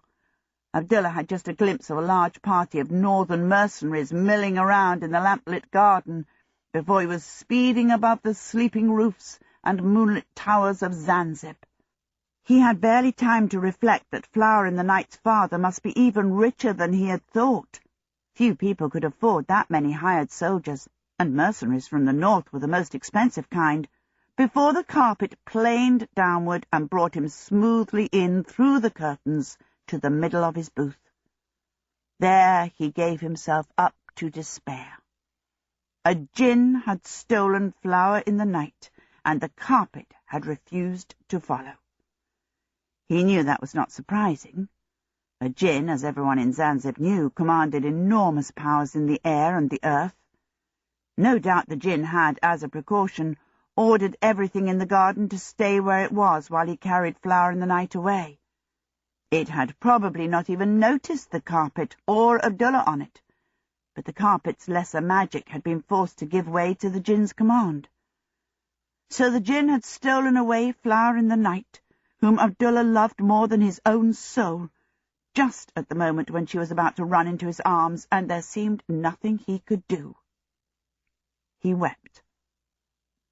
After that, he vowed to throw away all the money hidden in his clothes. It was useless to him now.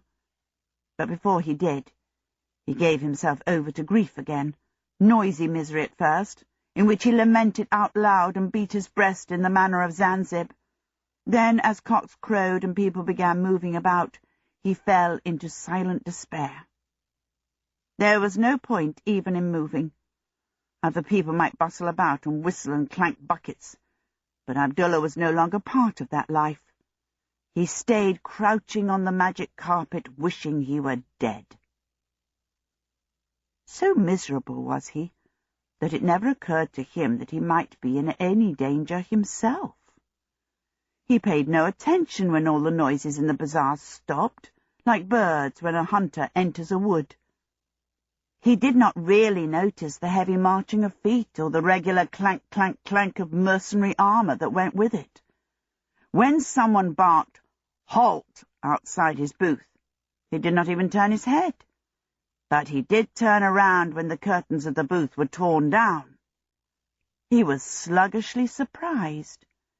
He blinked his swollen eyes against the powerful sunlight and wondered vaguely what a troop of northern soldiers was doing coming in here. "That's him," said someone in civilian clothes, who might have been Hakim, and then faded prudently away before Abdullah's eyes could focus on him. "You!" snapped the squad leader. "Out! With us!" "What?" said Abdullah. "Fetch him," said the leader. Abdullah was bewildered. He protested feebly when they dragged him to his feet and twisted his arms to make him walk.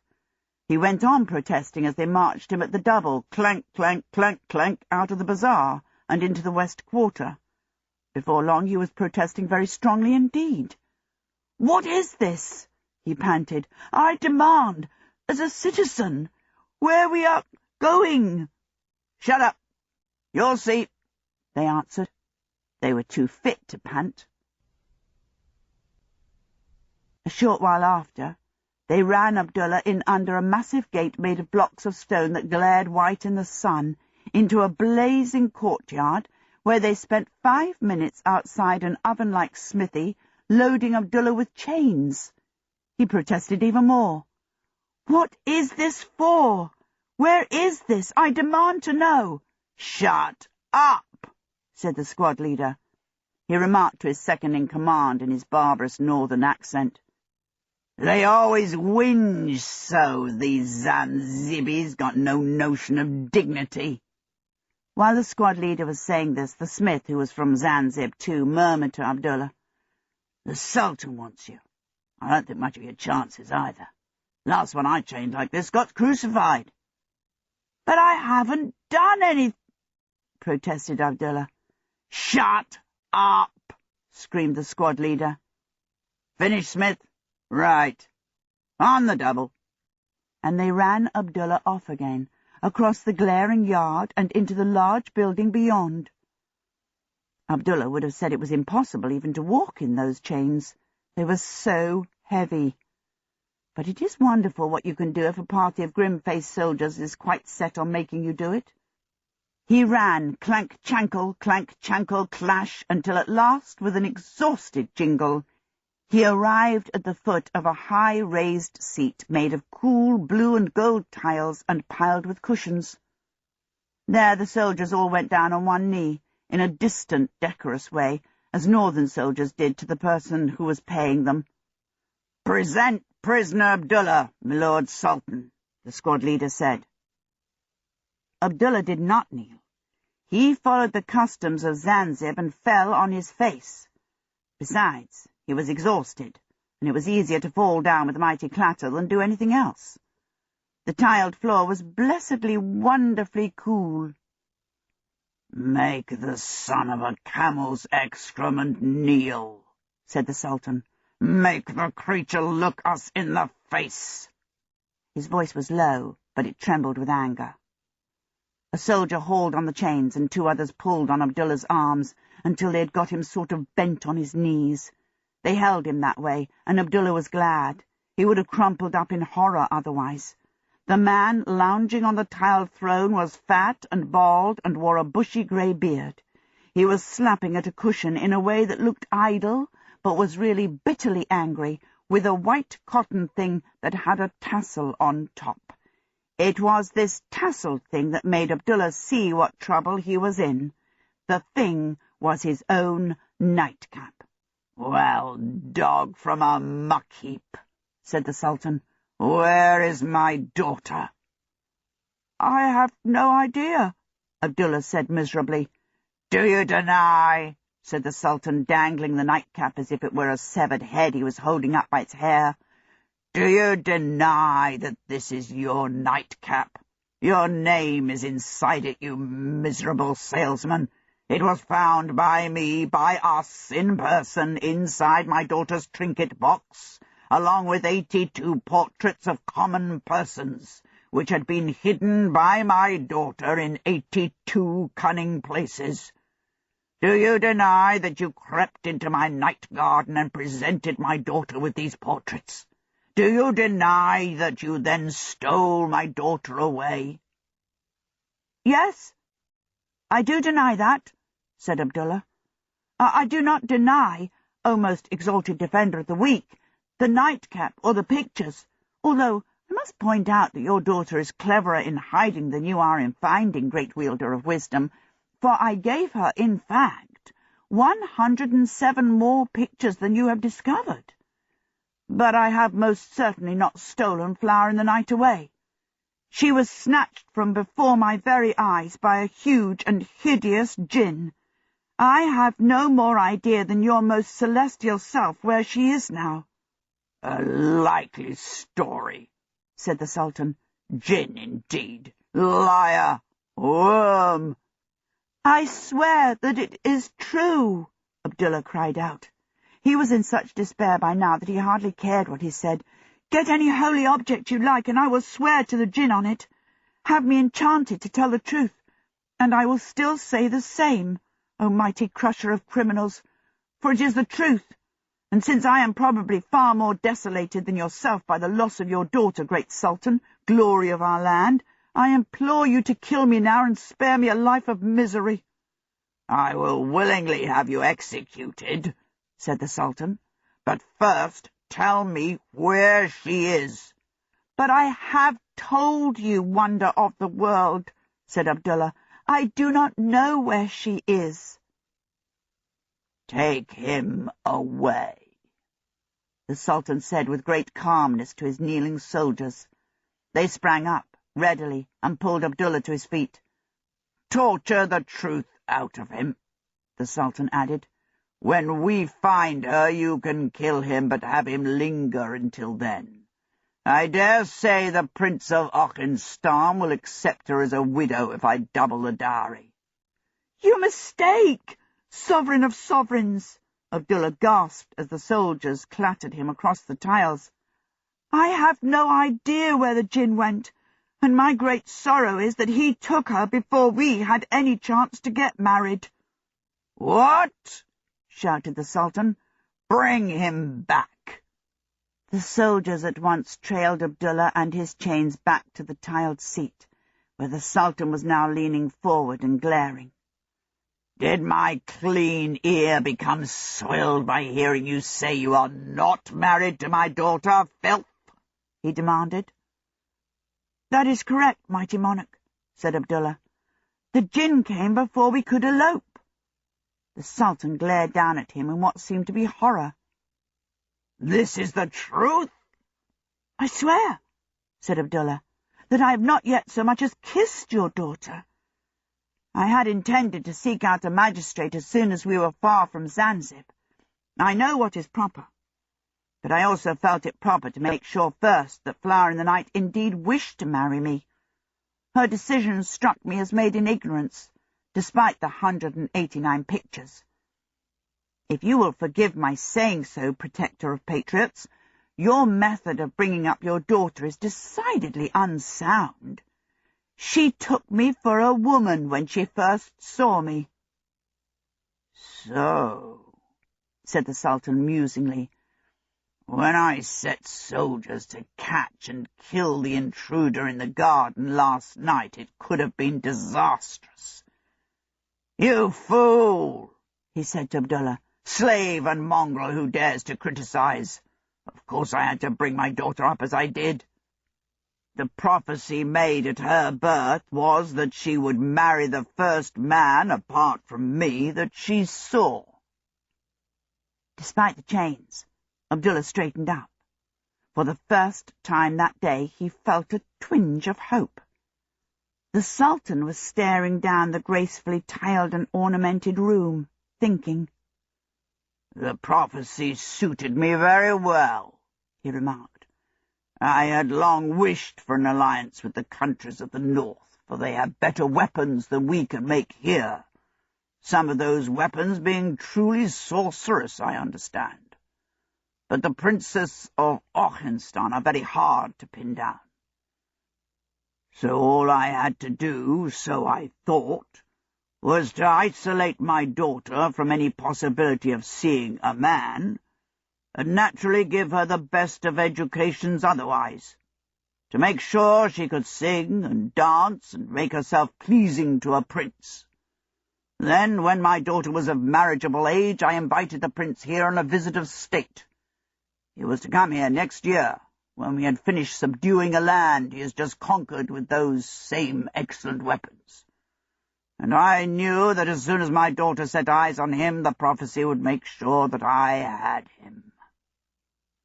His eyes turned balefully down on Abdullah. "Then my plans are upset by an insect like you." "That is unfortunately true, most prudent of rulers," Abdullah admitted.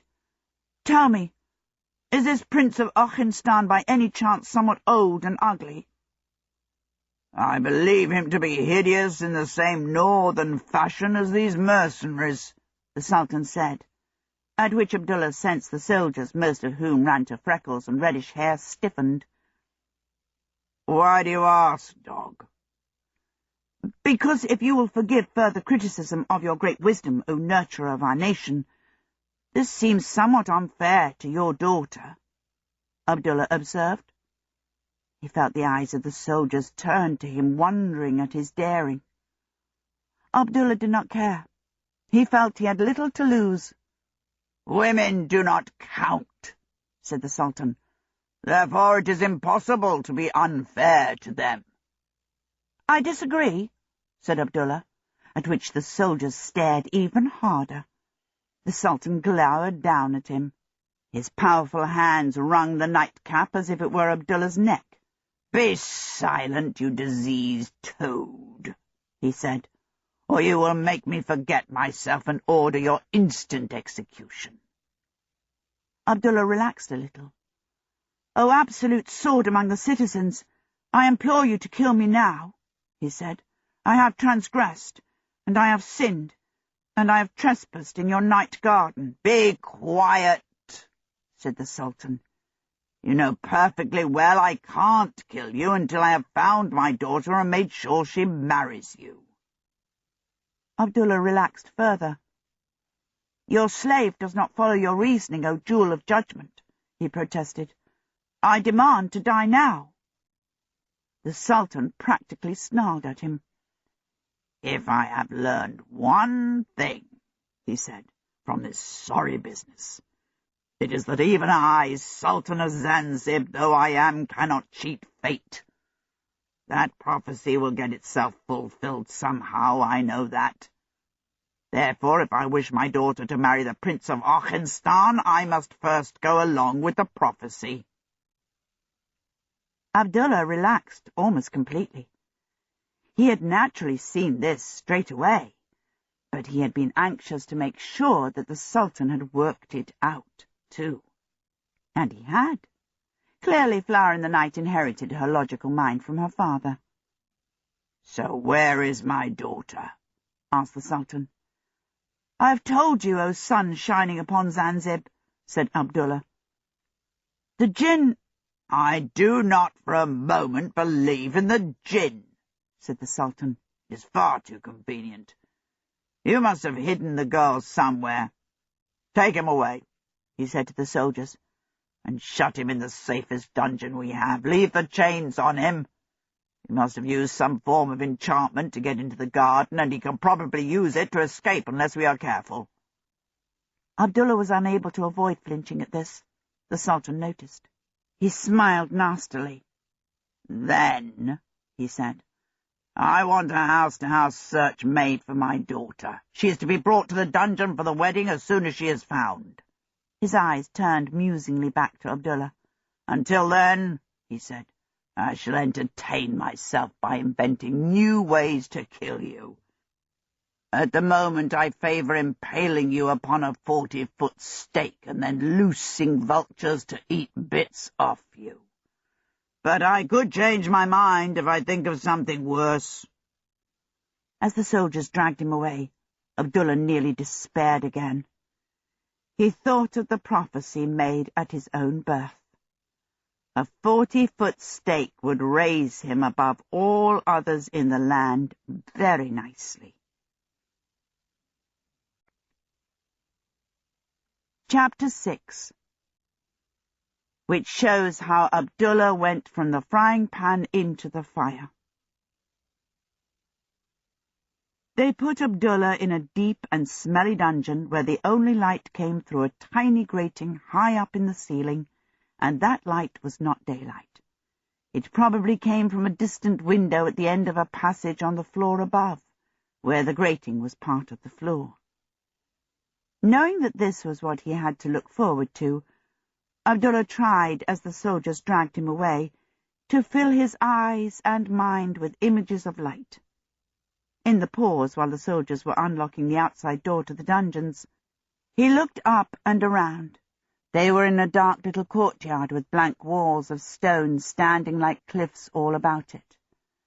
But if he tipped his head tight back, Abdullah could just see a slender spire in the mid-distance, outlined against the rising gold of morning. It amazed him to see that it was only an hour after dawn.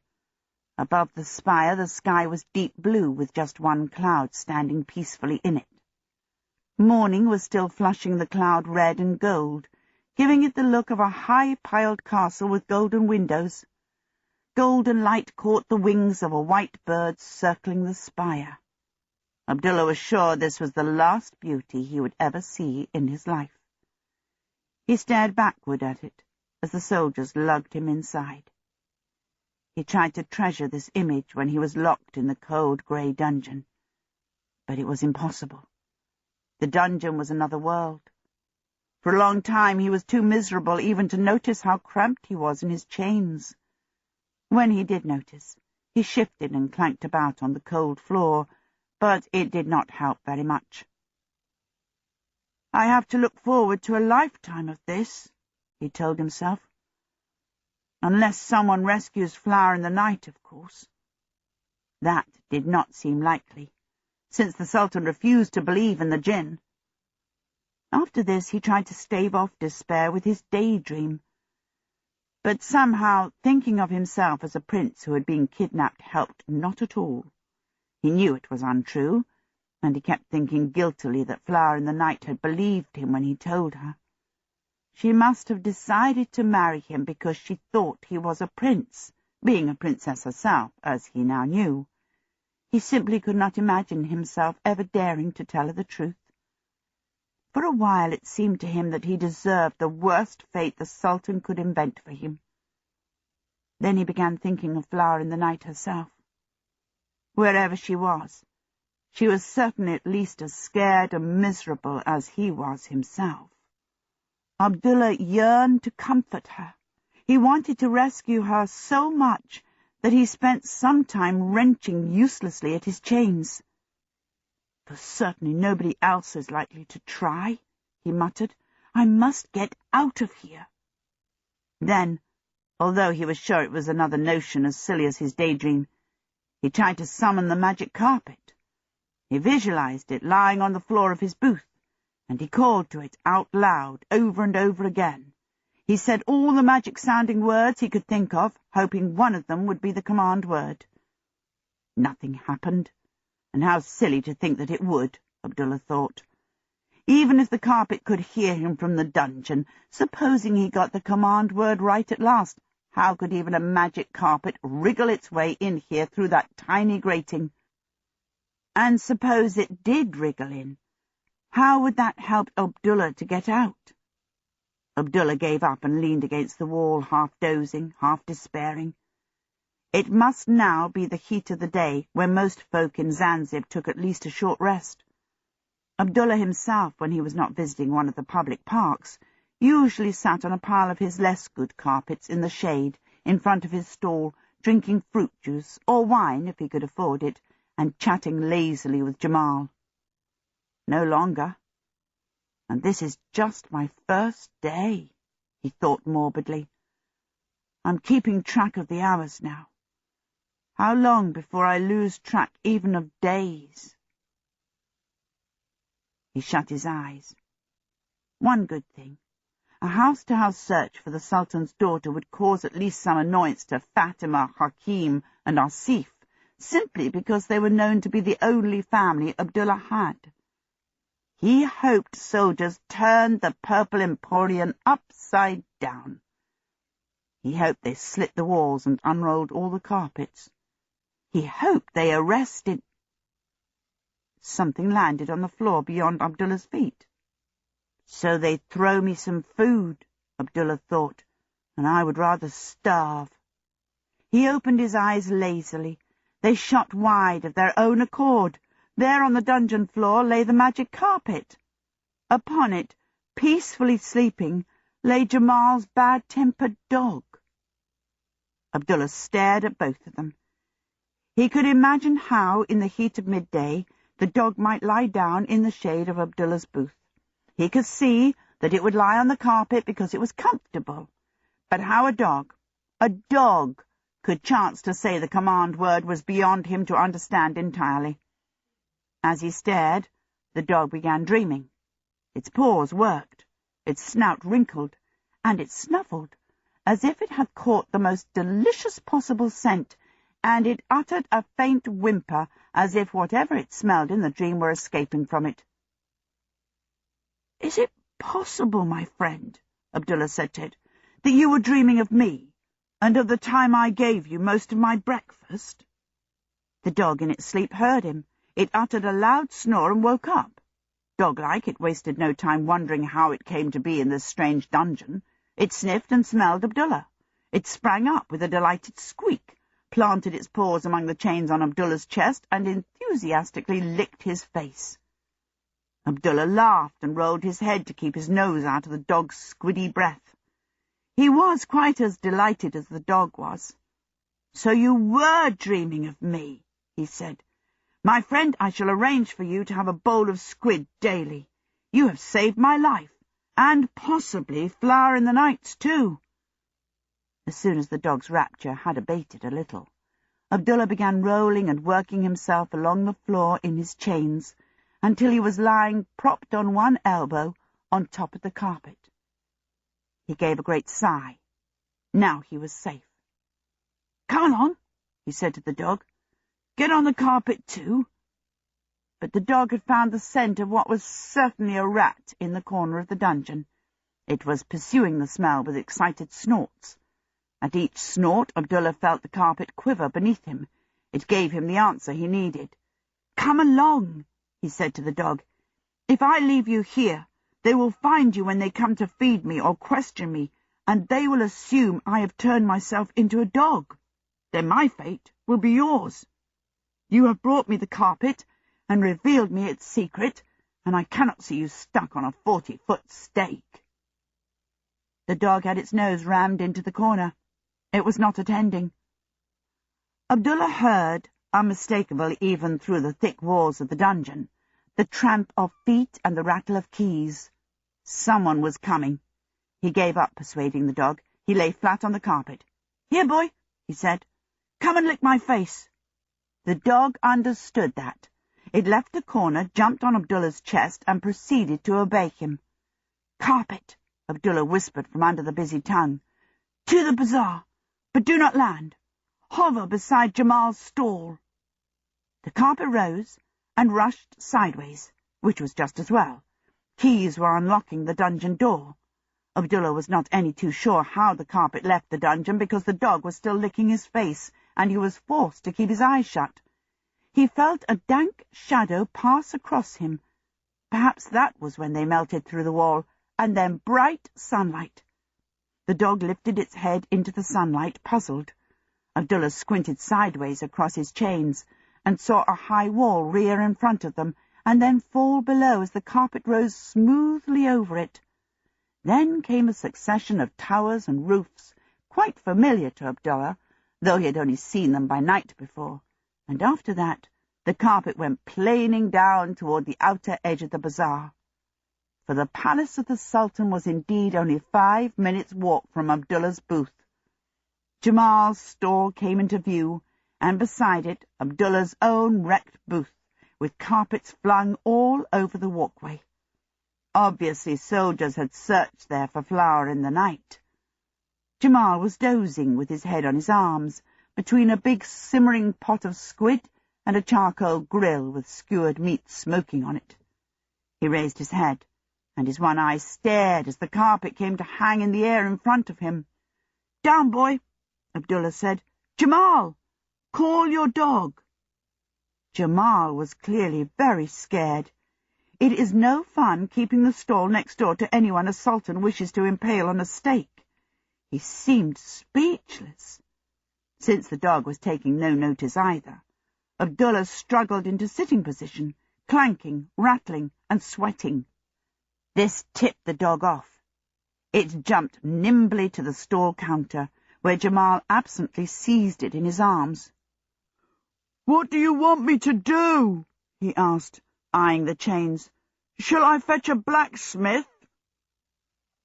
Abdullah was touched at this proof of Jamal's friendship, but sitting up had given him a view down the walkway between the stalls.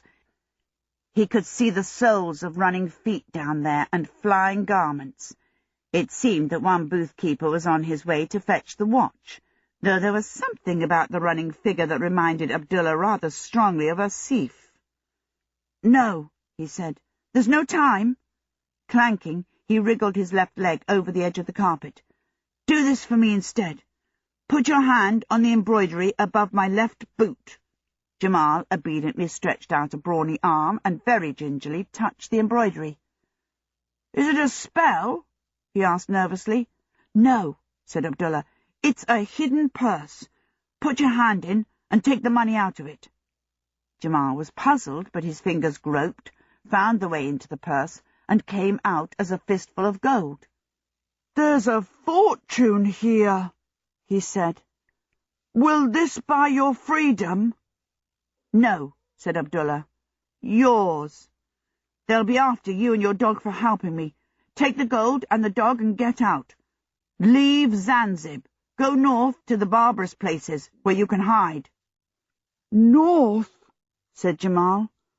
"But whatever can I do in the north?" "Buy everything you need, and set up a Rajputi restaurant," said Abdullah. "There's enough gold to do it, and you're an excellent cook. You could make your fortune there." "Really?" said Jamal, staring from Abdullah to his handful of money. "You really think I could?" Abdullah had been keeping a wary eye on the walkway. Now he saw the space filled not with the watch, but with northern mercenaries, and they were running. "Only if you go now," he said. Jamal caught the clank-clank of running soldiers. He leaned out to look and make sure. Then he whistled to his dog and was gone, so swiftly and quietly that Abdullah could only admire. Jamal had even spared time to move the meat off the grill so that it would not burn. All the soldiers were going to find here was a cauldron of half-boiled squid. Abdullah whispered to the carpet, "To the desert! Fast!"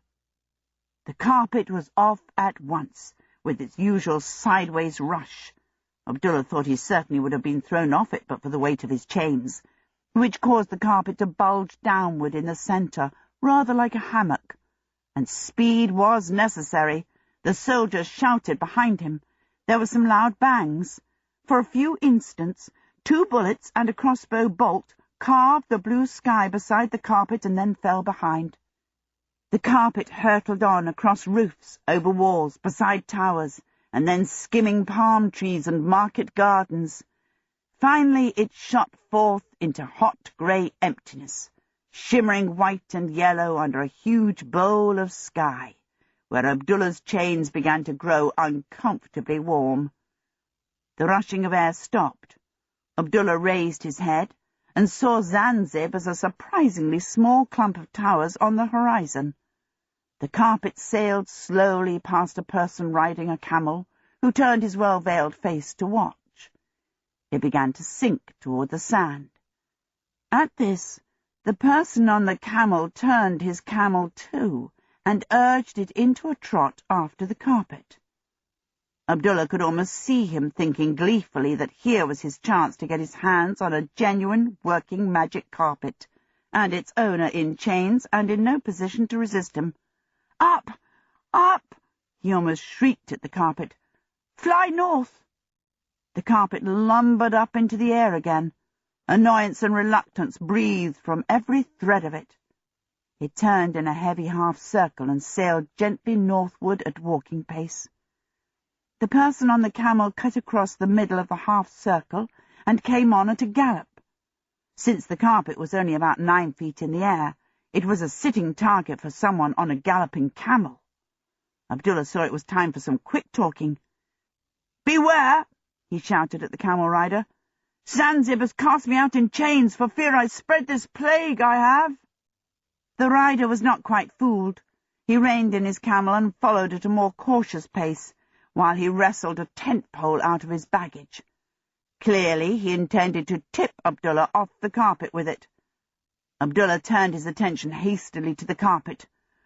"O most excellent of carpets," he said, "O brightest coloured and most delicately woven, whose lovely textile is so cunningly enhanced with magic, I fear I have not treated you hitherto with proper respect. I have snapped commands and even shouted at you, where I now see that your gentle nature requires only the mildest of requests. Forgive, oh, forgive." The carpet appreciated this. It stretched tighter in the air and put on a bit of speed. "And dog that I am," continued Abdullah, "I have caused you to labour in the heat of the desert, weighted most dreadfully with my chains. O best and most elegant of carpets, I think now only of you, and how best I might rid you of this great weight. If you were to fly at a gentle speed, say only a little faster than a camel might gallop, to the nearest spot in the desert northward, where I can find someone to remove these chains, would this be agreeable to your amiable and aristocratic nature?" He seemed to have struck the right note. A sort of smug pridefulness exuded from the carpet now. It rose a foot or so, changed direction slightly, and moved forward at a purposeful 70 miles an hour. Abdullah clung to its edge and peered backward at the frustrated camel rider, who was soon dwindling to a dot in the desert behind. "Oh, most noble of artifacts! You are a sultan among carpets, and I am your miserable slave," he said shamelessly. The carpet liked this so much that it went even faster. 10 minutes later it surged over a sand dune and came to an abrupt stop just below the summit on the other side. Slanting, Abdullah was rolled helplessly off in a cloud of sand, and he went on rolling, clattering, jingling, bounding, raising more sand, and then, after desperate efforts, tobogganing, feet first, in a groove of sand, down to the very edge of a small muddy pool in an oasis. A number of ragged people who were crouching over something at the edge of this pool sprang up and scattered as Abdullah ploughed in among them. Abdullah's feet caught the thing they were crouching over and shot it back into the pool. One man shouted indignantly and went splashing into the water to rescue it. The rest drew sabres and knives and, in one case, a long pistol, and surrounded Abdullah threateningly. "Cut his throat," said one. Abdullah blinked sand out of his eyes and thought he had seldom seen a more villainous crew of men. They all had scarred faces, shifty eyes, bad teeth, and unpleasant expressions. The man with the pistol was the most unpleasant of the lot. He wore a sort of earring through one side of his large hooked nose, and a very bushy moustache. His headcloth was pinned up at one side with a flashy red stone in a gold brooch. "Where have you sprung from?" this man said. He kicked Abdullah. "Explain yourself." All of them, including the man who was wading out of the pool with some kind of bottle, looked at Abdullah with expressions that said his explanation had better be good, or else. Chapter 7, which introduces the genie. Abdullah blinked more sand out of his eyes and stared earnestly at the man with the pistol. The man really was the absolute image of the villainous bandit of his daydream. It must be one of those coincidences. "I beg your pardon 100 times, gentlemen of the desert," he said with great politeness, "for intruding on you in this manner. But am I addressing the most noble and world-famous bandit, the matchless Kabul Akbar?" The other villainous men around him seemed astonished. Abdullah distantly heard one say, "How did he know that?" But the man with the pistol simply sneered. It was something his face was particularly well designed to do. "I am indeed he," he said. "Famous, am I?" It was one of those coincidences, Abdullah thought. Well, at least he knew where he was now. "Alas, wanderers in the wilderness," he said, "I am, like your noble selves, one who is outcast and oppressed. I have sworn revenge on all Rajput. I came here expressly to join with you and add the strength of my mind and my arm to yours." "Did you indeed?" said Kabul Akbar. And how did you get here? By dropping from the sky, chains and all? By magic, Abdullah said modestly. He thought it was the thing most likely to impress these people. I did indeed drop from the sky, noblest of nomads. Unfortunately, they did not seem impressed. Most of them laughed. Kabul Akbar, with a nod, sent 2 of them up the sand dune to examine Abdullah's point of arrival. So you can work magic, he said. Do these chains you wear have anything to do with that? Certainly, said Abdullah. Such a mighty magician am I, that the Sultan of Zanzibar himself loaded me with chains for very fear of what I could do. Only strike these chains apart and undo these handcuffs, and you will see great things. Out of the corner of his eye, he saw the 2 men returning, carrying the carpet between them. He hoped very much that this was a good thing to happen. Iron, as you know, inhibits a magician in the use of magic, he said earnestly. Feel free to strike it off me, and see a new life open before you. The rest of the bandits looked at him dubiously. We haven't got a cold chisel, said one, or a mallet. Kabul Akbar turned to the 2 men with the carpet. There was only this, they reported. No sign of anything to ride. No tracks. At this, the chief bandit stroked his moustache. Abdullah found himself wondering if it ever got tangled with his nose ring. He said. Then I'll lay odds it's a magic carpet. I'll have it here. He turned sneeringly to Abdullah. Sorry to disappoint you, magician, he said. But since you delivered yourself so conveniently in chains, I'm going to leave you that way and take charge of your carpet, just to prevent accidents. If you really want to join us, you can make yourself useful first. Somewhat to his surprise, Abdullah found he was far more angry than frightened. Perhaps it was that he had exhausted all his fear that morning in front of the Sultan. Or perhaps it was just because he ached all over.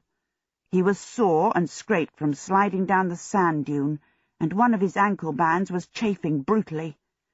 "But I have told you," he said haughtily, "that I shall be no use to you until my chains are off." "It is not magic we want from you. It is knowledge," said Kabul Akbar. He beckoned to the man who had gone wading into the pool. "Tell us what manner of thing this is," he said, "and we may let your legs loose as a reward." The man who had been in the pool squatted down and held out a smoky blue bottle with a rounded belly. Abdullah levered himself to his elbows and looked at it resentfully. It seemed to be new. There was a clean new cork showing through the smoky glass of the neck, which had been sealed over with a stamped lead seal, again new-looking. It looked like a bottle of perfume that had lost its label. "It's quite light," said the squatting man, shaking the bottle about, "and it neither rattles nor sloshes." Abdullah thought of a way he could use this to get himself unchained. "It's a genie bottle," he said. "Know, denizens of the desert, that it could be very dangerous. Do but take these chains from me, and I will control the genie within and make sure he obeys your every wish.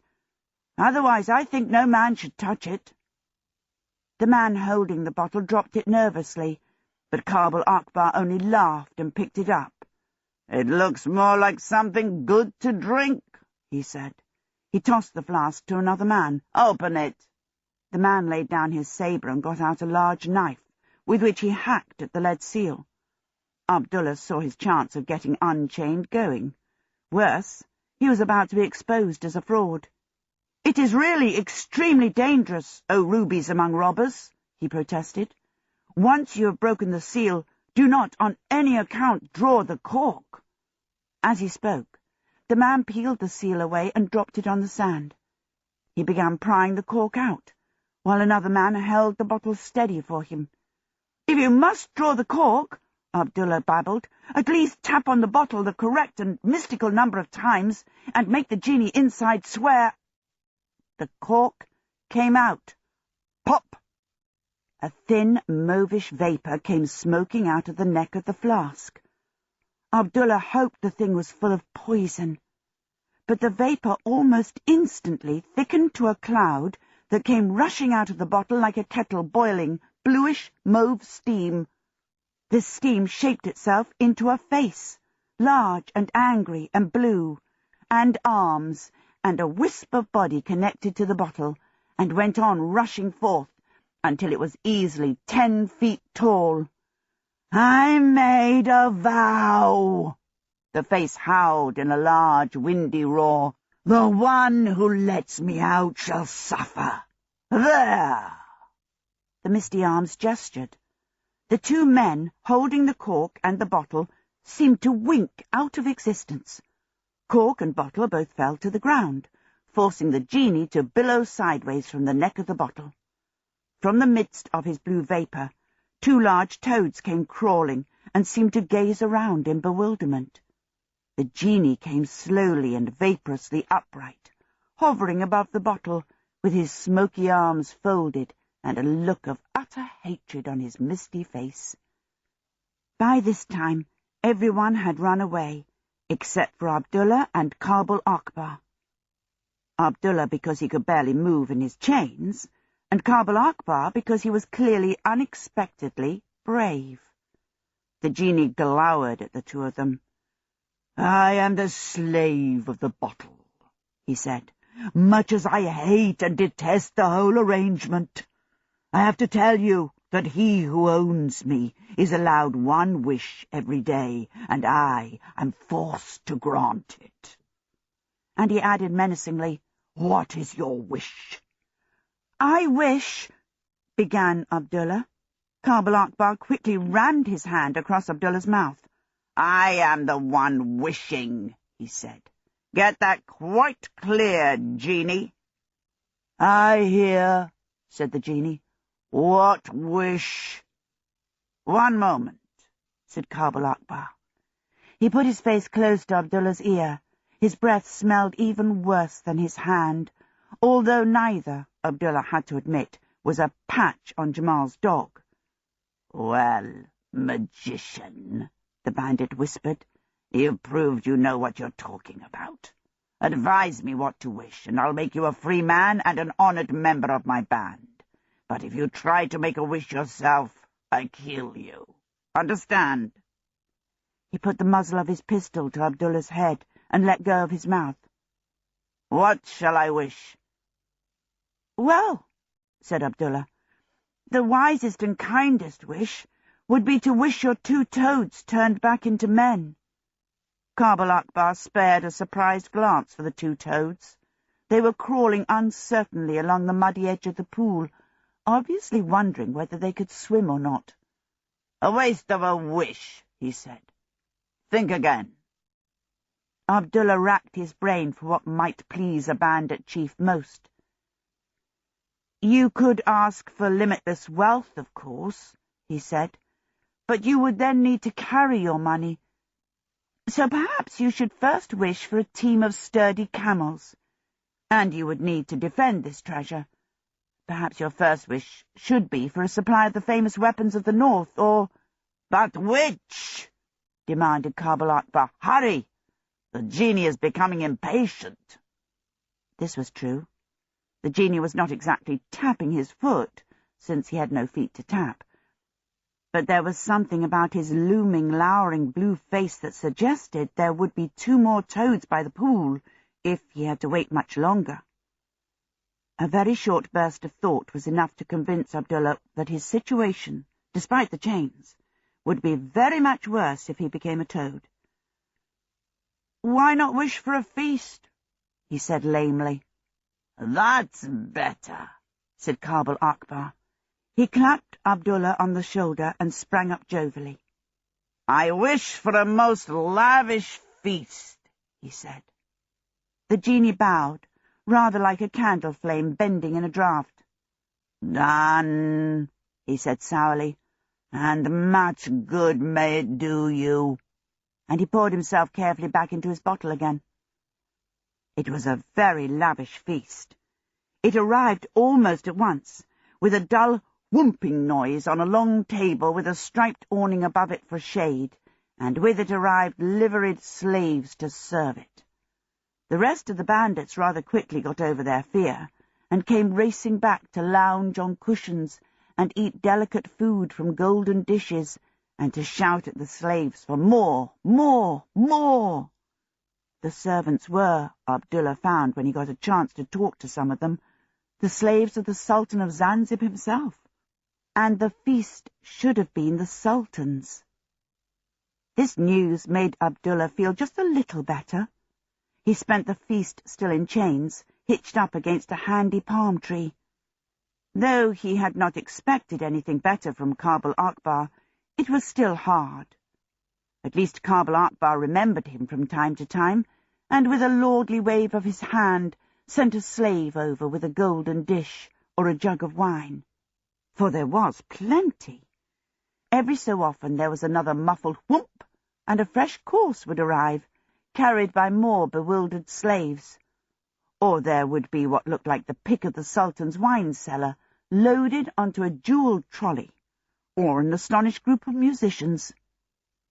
Whenever Kabul Akbar sent a new slave over to Abdullah, Abdullah found that slave only too ready to answer questions. "In truth, noble captive of a desert king," one told him, "the Sultan was most enraged when the first and second courses so mysteriously disappeared. On the third course, which is this roast peacock that I carry, he placed a guard of mercenaries to escort us from the kitchen, but we were snatched from beside them, even at the very door of the banquet hall, and instantly found ourselves in this oasis instead." The Sultan, Abdullah thought, must be getting hungrier and hungrier. Later, a troop of dancing girls appeared, snatched in the same way. That must have enraged the Sultan even more. These dancers made Abdullah melancholy. He thought of Flower in the Night, who was twice as beautiful as any of them, and tears came into his eyes. As the jollity around the table grew, the two toads sat in the shallow edge of the pond, hooting mournfully. No doubt they felt at least as bad about things as Abdullah did. The moment night fell, the slaves, the musicians, and the dancing girls all vanished, though what was left of the food and wine stayed. The bandits by then had glutted themselves, and then sated themselves again after that. Most of them fell asleep where they sat. But to Abdullah's dismay, Kabul Akbar got up, a little unsteadily, and collected the genie bottle from under the table. He made sure it was corked. Then he staggered over to the magic carpet, and lay down on it with the bottle in his hand. He fell asleep almost at once. Abdullah sat against the palm tree in increasing anxiety. If the genie had returned the stolen slaves to the palace in Zanzibar, and it seemed likely that he had, then someone was going to ask them angry questions. They would all tell the same story of being forced to serve a band of robbers, while a well-dressed young man in chains sat and watched from a palm tree. The Sultan would put two and two together. He was no fool. Even now a troop of soldiers could be setting out on fast racing camels to hunt the desert for a certain small oasis. But that was not the greatest of Abdullah's worries. He watched the sleeping Kabul Akbar in even greater anxiety. He was about to lose the magic carpet, and, of course, an extremely useful genie with it. Sure enough, after about half an hour, Kabul Akbar rolled over onto his back, and his mouth came open. As no doubt Jamal's dog had done, as Abdullah himself must have done, but surely not so very loudly, Kabul Akbar uttered an enormous rasping snore. The carpet quivered. Abdullah saw it clearly in the light of the rising moon, rise a foot or so from the ground, where it hung and waited. Abdullah conjectured that it was busy interpreting whatever dream Kabul Akbar was having just then. What a bandit chief might dream about, Abdullah had no idea, but the carpet knew. It soared into the air and began to fly. Abdullah looked up as it glided over the palm fronds above him, and had one last try at influencing it. "Oh, most unfortunate carpet," he called out softly. "I would have treated you so much more kindly." Maybe the carpet hurt him, or maybe it was an accident. But something roundish and faintly glimmering rolled off the edge of the carpet and dropped with a light thunk on the sand a few feet from Abdullah. It was the genie bottle. Abdullah reached out as quickly as he could without too much rattling and jingling of his chains, and dragged the bottle into hiding between his back and the palm tree. Then he sat and waited for morning, feeling decidedly more hopeful.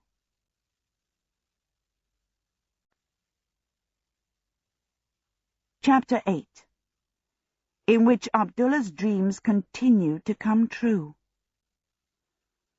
The moment the sun flushed the sand dunes with white rosy light, Abdullah wrenched the cork out of the genie's bottle. The vapour steamed forth, became a jet, and rushed upward into the blue-mauve shape of the genie, who looked, if possible, angrier than ever. "I said 1 wish a day," the windy voice announced. "Yes. Well, this is a new day, O mauve magnificence, and I am your new owner," said Abdullah. "And this wish is simple. I wish these chains of mine gone." "Hardly worth wasting a wish on," the genie said contemptuously, and dwindled rapidly away inside the bottle again. Abdullah was just about to protest that though this wish might seem trivial to a genie, being without chains was important to him, when he found himself able to move freely without rattling. He looked down and found the chains had vanished. He put the cork carefully back in the bottle and stood up. He was horribly stiff. Before he could move at all, he had to make himself think of fleet camels with soldiers on them speeding toward this oasis, and then of what would happen if the sleeping bandits woke to find him standing there without his chains. That got him moving.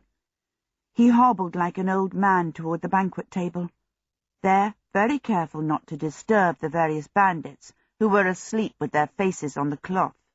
He collected food and wrapped it in a napkin. He took a flask of wine and tied it and the genie bottle to his belt with 2 more napkins. He took a last napkin to cover his head, in case he got sunstroke. Travellers had told him this was a real danger in the desert. And then he set off, as swiftly as he could limp, out of the oasis and due north. The stiffness wore off as he walked. Walking became almost pleasant then, and for the first half of the morning Abdullah strode out with a will, thinking of flower in the night, and eating succulent meat pies, and swigging from the wine flask as he walked. The second half of the morning was not so good. The sun swung overhead. The sky became glaring white, and everything shimmered. Abdullah started to wish that he had poured the wine away, and filled the flask at the muddy pond instead. Wine did nothing for thirst except make it worse. He wet the napkin with wine and laid it over the back of his neck, where it kept drying out far too quickly. By midday, he thought he was dying. The desert swayed about before his eyes, and the glare hurt. He felt like a sort of human cinder. "It seems that fate has decreed that I live through my entire daydream in reality," he croaked. Up till then, he had thought he had imagined his escape from the villainous Kabul Akbar in masterly detail. But now he knew He had never even conceived of how horrible it was to stagger in blaring heat, with sweat running into his eyes. He had not imagined the way the sand somehow got into everything, including his mouth. Nor had his daydream allowed for the difficulty of steering by the sun when the sun was right overhead. The tiny puddle of shadow around his feet gave him no guide to direction. He had to keep looking behind to check that his line of footprints was straight. This worried him, because it wasted time. In the end, wasted time or not, he was forced to stop and rest, squatting in a dip in the sands where there was a small piece of shade. He still felt like a piece of meat laid out on Jamal's charcoal grill. He soaked the napkin in wine and spread it over his head, and then watched it drip red blobs on his best clothes.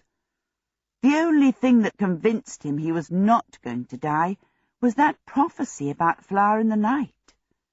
If fate had decreed that she was to marry him, then he had to survive, because he had not yet married her. After that, he thought of the prophecy about himself, written down by his father. It could have more than one meaning. In fact, it could already have come true. For had he not risen above everyone in the land by flying on the magic carpet? Or perhaps it did refer to a 40-foot stake. This notion forced Abdullah to get up and walk again. The afternoon was worse still. Abdullah was young and fit, but the life of a carpet merchant does not include long walks. He ached from his heels to the top of his head, not forgetting his toes, which seemed to have worn raw. In addition, one of his boots turned out to rub where the money pocket was. His legs were so tired he could hardly move them. But he knew he had to put the horizon between himself and the oasis before the bandits started looking for him or the line of fleet camels appeared. Since he was not sure how far it was to the horizon, he slogged on. By evening, all that kept him going was the knowledge that he would be seeing Flower in the Night tomorrow. That was to be his next wish to the genie. Apart from that, he vowed to give up drinking wine and swore never to look at a grain of sand again. When night fell, he toppled into a sandbank and slept. At dawn his teeth were chattering, and he was anxiously wondering about frostbite. The desert was as cold by night as it was hot by day. Still, Abdullah knew his troubles were almost over. He sat on the warmer side of the sandbank, looking east into the golden flush of dawn, and refreshed himself with the last of his food and a final swig of the hateful wine. His teeth stopped chattering, though his mouth tasted as if it belonged to Jamal's dog. Now, smiling in anticipation, Abdullah eased the cork out of the genie's bottle. Out gushed the mauve smoke and rolled upward into the genie's unfriendly form. "What are you grinning about?" asked the windy voice. "My wish, O amethyst among genies, of colour more beautiful than pansies," Abdullah replied. "May violets scent your breath. I wish you to transport me to the side of my bride-to-be, Flower in the Night." "Oh, do you?" The genie folded his smoky arms and turned himself to look in all directions. This, to Abdullah's fascination, turned the part of him that was joined to the bottle into a neat corkscrew shape. "Where is this young woman?" the genie said irritably when he was facing Abdullah again. "I can't seem to locate her." "She was carried off by a jinn from her night garden in the Sultan's palace in Zanzib," Abdullah explained. "That accounts for it," said the genie. "I can't grant your wish. She's nowhere on earth." "Then she must be in the realm of the jinns," Abdullah said anxiously. "Surely you, O purple prince among genies, must know that realm like the back of your hand." "That shows how little you know," the genie said. "A genie confined to a bottle is debarred from any of the spirit realms. If that's where your girl is, I can't take you there. I advise you to put the cork back in my bottle and be on your way. There's quite a large troop of camels coming up from the south." Abdullah sprang to the top of the sandbank. Sure enough, there was the line of fleet camels he had been dreading, speeding toward him with smooth, waltzing strides. Though distance made them visible only as indigo shadows just then, he could tell from the outlines that the riders were armed to the teeth. "See," said the genie, bellying upward to the same height as Abdullah. "They might miss finding you, but I doubt it." The idea clearly gave him pleasure. "You must grant me a different wish quickly," said Abdullah. "Oh, no," said the genie. "One wish a day. You've already made one." "Certainly I did, O splendour of lilac vapours," Abdullah agreed with the speed of desperation. "But that was a wish you were unable to grant, and the terms, as I clearly heard when you first stated them, were that you were forced to grant your owner one wish a day. This you have not yet done." "Heaven preserve me," the genie said disgustedly. "The young man is a coffee-shop lawyer." "Naturally I am," said Abdullah with some heat. "I am a citizen of Zanzibar, where every child learns to guard its rights, for it is certain that no one else will guard them, and I claim you have not yet granted me a wish today." "A quibble," the genie said, swaying gracefully opposite him with folded arms. "One wish has been made." "But not granted," said Abdullah. "It is not my fault if you choose to ask for things which are impossible," said the genie. "There are 1,000,000 beautiful girls I can take you to instead. You can have a mermaid if you fancy green hair. Or can't you swim?" The speeding line of camels was now a good deal nearer. Abdullah said hurriedly, "Think, O puce pearl of magic, and soften your heart. Those soldiers approaching us will certainly seize your bottle from me when they reach us. If they take you back to the Sultan, he will force you to do mighty deeds daily, bringing him armies and weapons and conquering his enemies for him most exhaustingly. If they keep you for themselves, and they might, for not all soldiers are quite honest, you will be passed from hand to hand and be made to grant many wishes each day, one for each of the squad. In either case, you will be working far harder than you will work for me, who want only one small thing." "What eloquence," said the genie, "though you have a point. But have you thought, on the other hand, what opportunities the Sultan or his soldiers will give me to work havoc?" "Havoc?" asked Abdullah, with his eyes anxiously on the speeding camels. "I never said my wishes were supposed to do anyone any good," said the genie. "In fact, I swore that they would always do as much harm as possible. Those bandits, for instance, are now all on their way to prison or worse for stealing the Sultan's feast. The soldiers found them late last night." "You are causing worse havoc with me for not granting me a wish," said Abdullah, "and unlike the bandits, I do not deserve it."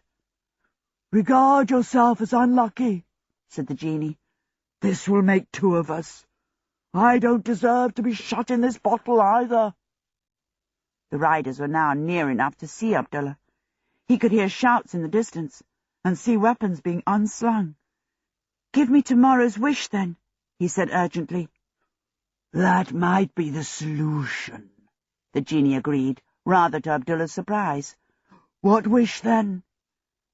"Transport me to the nearest person who can help me find Flower in the Night," said Abdullah, and he bounded down the sandbank and picked the bottle up. "Quickly," he added to the genie, now billowing above him. The genie seemed a little puzzled. "This is odd," he said. "My powers of divination are usually excellent, but I can't make head or tail of this." A bullet ploughed into the sand not too far away. Abdullah ran, carrying the genie like a vast streaming mauve candle flame. "Just take me to that person," he screamed. "I suppose I'd better," said the genie. "Maybe you can make some sense out of it." The earth seemed to spin past under Abdullah's running feet. Shortly, he seemed to be taking vast, loping strides across lands that were whirling forward to meet him. Though the combined speed of his own feet and the turning world made everything into a blur, except for the genie streaming placidly out of the bottle in his hand, Abdullah knew that the speeding camels were left behind in instants. He smiled and loped on, almost as placid as the genie, rejoicing in the cool wind. He seemed to lope for a long time. Then it all stopped. Abdullah stood in the middle of a country road, getting his breath. This new place took a certain amount of getting used to. It was cool, only as warm as Zanzibar in springtime, and the light was different. Though the sun was shining brightly from a blue sky, it put out a light that was lower and bluer than Abdullah was used to.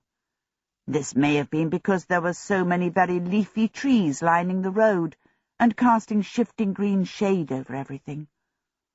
Or it may have been due to the green grass growing on the verges. Abdullah let his eyes adjust, and then looked around for the person who was supposed to help him find Flower in the Night. All he could see was what seemed to be an inn on a bend in the road, set back among the trees. It struck Abdullah as a wretched place. It was made of wood and white-painted plaster, like the poorest of poor dwellings in Zanzibar, and its owners only seemed able to afford a roof made of tightly packed grass. Someone had tried to beautify the place by planting red and yellow flowers by the road. The inn sign, which was swinging on a post planted among the flowers, was a bad artist's effort to paint a lion. Abdullah looked down at the genie's bottle, intending to put the cork back into it now he had arrived. He was annoyed to find he seemed to have dropped the cork, either in the desert or on the journey. "Oh, well," he thought. He held the bottle up to his face. "Where is the person who can help me find Flower in the Night?" he asked. A wisp of steam smoked from the bottle, looking much bluer in the light of this strange land. "Asleep on a bench in front of the Red Lion," the wisp said irritably, and withdrew back into the bottle. The genie's hollow voice came from inside it. "He appeals to me. He shines with dishonesty." Chapter 9, in which Abdullah encounters an old soldier. Abdullah walked toward the inn. When he got closer, he saw that there was indeed a man dozing on one of the wooden settles that had been placed outside the inn. There were tables there, too, suggesting that the place also served food.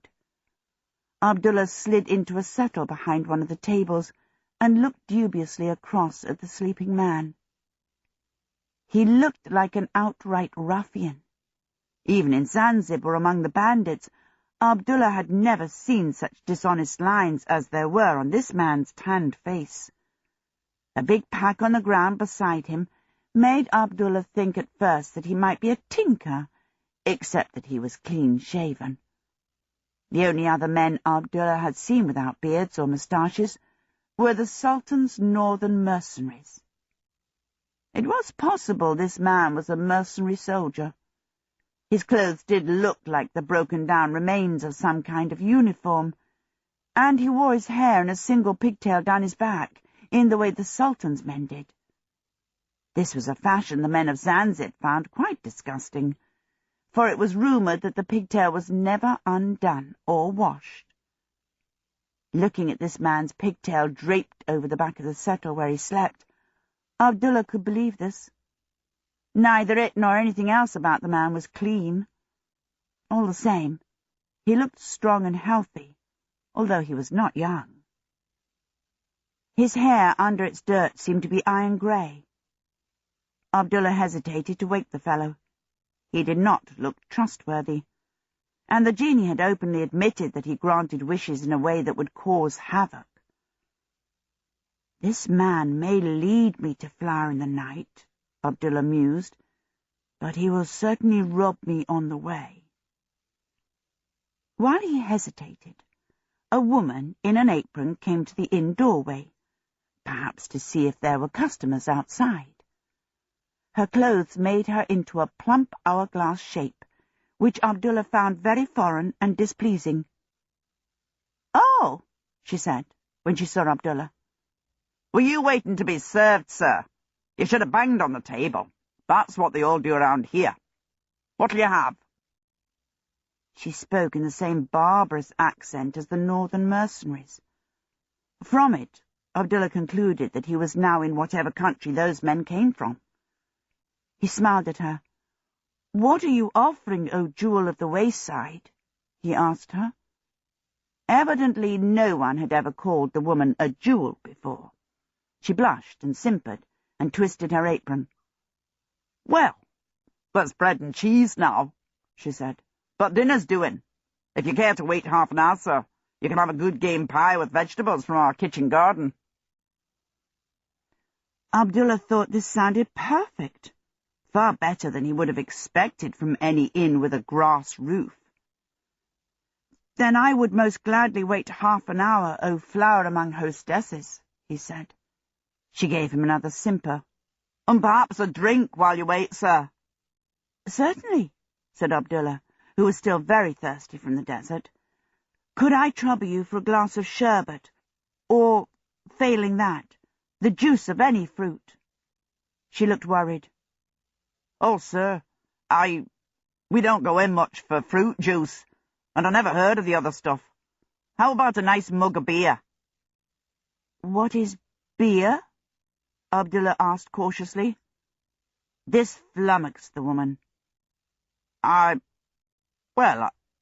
It's The man on the other bench roused himself and yawned.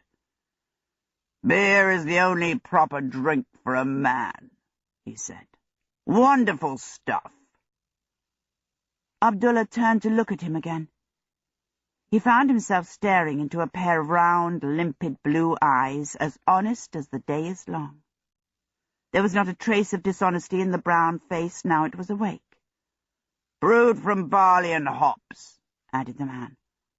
"While you're here, landlady, I'll have a pint of it myself." The landlady's expression changed completely. "I've told you already," she said, "that I want to see the colour of your money before I serve you with anything." The man was not offended. His blue eyes met Abdullah's ruefully. Then he sighed and picked up a long white clay pipe from the settle beside him, which he proceeded to fill and light. "Shall it be beer, then, sir?" the landlady said, returning to her simper for Abdullah.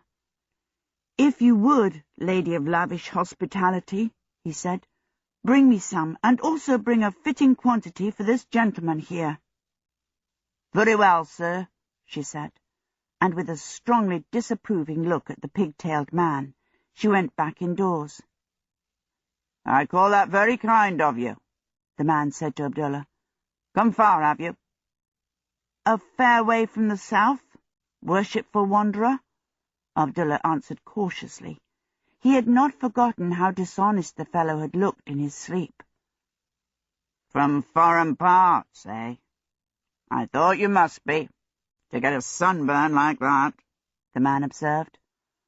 Abdullah was fairly sure the fellow was fishing for information, to see if he was worth robbing. He was therefore quite surprised when the man seemed to give up asking questions. "I'm not from these parts either, you know," he said, puffing large clouds of smoke from his barbarous pipe. "I'm from Strangia myself, old soldier, turned loose on the world with a bounty after Ingrid beat us in the war. As you saw, there's still a lot of prejudice here in Ingrid about this uniform of mine." He said this into the face of the landlady as she came back with 2 glasses of frothing brownish liquid. She did not speak to him. She just banged 1 glass down in front of him before she put the other carefully and politely in front of Abdullah. "Dinner in half an hour, sir," she said as she went away. "Cheers," said the soldier, lifting his glass. He drank deeply. Abdullah was grateful to this old soldier. Thanks to him, he now knew he was in a country called Inguri. So he said, "Cheers," in return as he dubiously lifted his own glass. It seemed to him likely that the stuff in it had come from the bladder of a camel. When he sniffed it, the smell did nothing to dispel that impression. Only the fact that he was still horribly thirsty led him to try it at all. He took a careful mouthful. Well, it was wet. "Wonderful, isn't it?" said the old soldier. "It is most interesting, O Captain of Warriors," Abdullah said, trying not to shudder. "Funny you should call me Captain," said the soldier. "I wasn't, of course. Never made it higher than corporal.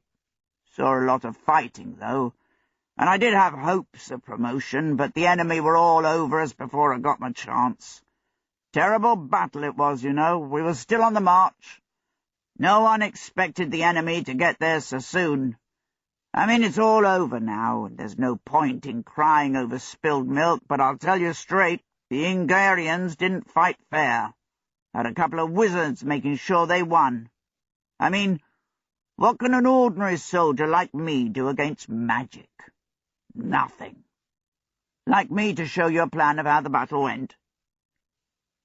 Abdullah understood just where the genie's malice lay now. This man who was supposed to help him was quite obviously a thundering bore. "I know absolutely nothing of military matters, O most valiant strategist," he said firmly. "No matter," the soldier said cheerfully. "You can take it from me, we were absolutely routed. We ran. Inguri conquered us. Overran the whole country. Our royal family, bless them, had to run too. So they put the king of Inguri's brother on the throne. There was some talk of making this prince legal by having him marry our Princess Beatrice, but she'd run with the rest of her family. Long life to her. And she couldn't be found. Mind you, the new prince wasn't all bad. Gave all the Strangian army a bounty before he turned us loose. Like to know what I'm doing with my money?" "If you wish to tell me, bravest of veterans," Abdullah said, smothering a yawn. "I'm seeing Inguri," said the soldier. "Thought I'd take a walk through the country that conquered us. Find out what it's like before I settle down. It's a fair sum, my bounty. I can pay my way as long as I'm careful." "My felicitations," Abdullah said. "They paid half of it in gold," said the soldier. "Indeed," said Abdullah. It was a great relief to him that a few local customers arrived just then. They were farming people mostly, wearing mucky breeches and outlandish smocks that reminded Abdullah of his own nightshirt, along with great clomping boots. Very cheerful they were, talking loudly of the hay crop, which they said was doing nicely, and bashing on the tables for beer. The landlady and a little twinkling landlord, too, were kept very busy running in and out with trays of glasses, because from then on more and more people kept arriving, and Abdullah did not know whether to be more relieved or annoyed or amused. The soldier instantly lost interest in Abdullah and began to talk earnestly to the new arrivals. They did not seem to find him boring at all, nor did it seem to worry them that he had been an enemy soldier. One of them bought him more beer at once. As more and more people arrived, he became ever more popular. Beer glasses lined up beside him. Dinner was ordered for him before long, while out of the crowd that surrounded the soldier, Abdullah kept hearing things like, "Great battle. Your wizards gave them the advantage, see? Our cavalry folded up our left wing. overran us on the hill. We infantry, forced to run, went on running like rabbits. Not a bad sort. Rounded us up and paid us a bounty. Meanwhile, the landlady came to Abdullah with a steaming tray and more beer without being asked. He was still so thirsty he was almost glad of the beer, and the dinner struck him as quite as delicious as the Sultan's feast. For a while he was so busy attending to it that he lost track of the soldier. When he next looked, the soldier was leaning forward over his own empty plate, blue eyes shining with earnest enthusiasm, while he moved glasses and plates about on the table to show his country listeners exactly where everything was in the Battle of Strangia. After a while, he ran out of glasses, forks and plates. Since he had already used the salt and the pepper for the King of Strangia and his general, he had nothing left to use for the King of Ingary and his brother, or for their wizards. But the soldier did not let this bother him. He opened a pouch at his belt and took out 2 gold coins and a number of silver ones, which he rang down on the table to stand for the King of Ingary, his wizards, and his generals. Abdullah could not help thinking this was extraordinarily silly of him. The 2 gold pieces caused quite a bit of comment. 4 loutish-looking young men at a nearby table turned around on their settles and began to be extremely interested. But the soldier was deep into explaining the battle and quite unaware of it. Finally, most of the folk around the soldier got up to go back to their work. The soldier got up with them, slung his pack on his shoulder, put on his head the dirty soldier's hat which was tucked into the top flap of his pack, and asked the way to the nearest town. While everyone was loudly explaining the way to the soldier, Abdullah tried to catch the landlady in order to pay his own bill. She was a little slow in coming. By the time she was ready, the soldier was out of sight around the bend in the road. Abdullah was not sorry. Whatever help the genie thought this man could give, Abdullah felt he could do without it. He was glad that fate and he seemed to see eye to eye for once. Not being a fool like the soldier, Abdullah paid his bill with his smallest silver coin. Even that seemed to be big money in these parts. The landlady took it indoors in order to get change. While he was waiting for her to come back, Abdullah could not help overhearing the 4 loutish young men. They were holding a swift and significant discussion. "If we nip up the old bridle path," one said, "we can catch him in the wood at the top of the hill." "Hide in the bushes," agreed the second, "on both sides of the road, so we come at him 2 ways. "Split the money 4 ways," insisted the third. "It's got more gold than he showed us, certain." "We make sure he's dead first," said the fourth. "We don't want him telling tales." And right, and right, and right then, the other 3 said, and they got up and left as the landlady came hurrying to Abdullah with a double handful of copper coins. "I do hope this is the right change, sir. We don't get much Southern silver here, and I have to ask my husband how much it was worth. He says it's 100 of our coppers, and you owed us 5, so—" "Bless you, O cream of caterers and brewer of celestial beer," Abdullah said hurriedly, and gave her 1 handful of the coins back, instead of the nice long chat she was obviously meaning to have with him. Leaving her staring, he set off as swiftly as he was able after the soldier. The man might be a barefaced sponger and a thundering bore, but this did not mean he deserved to be ambushed and murdered for his gold.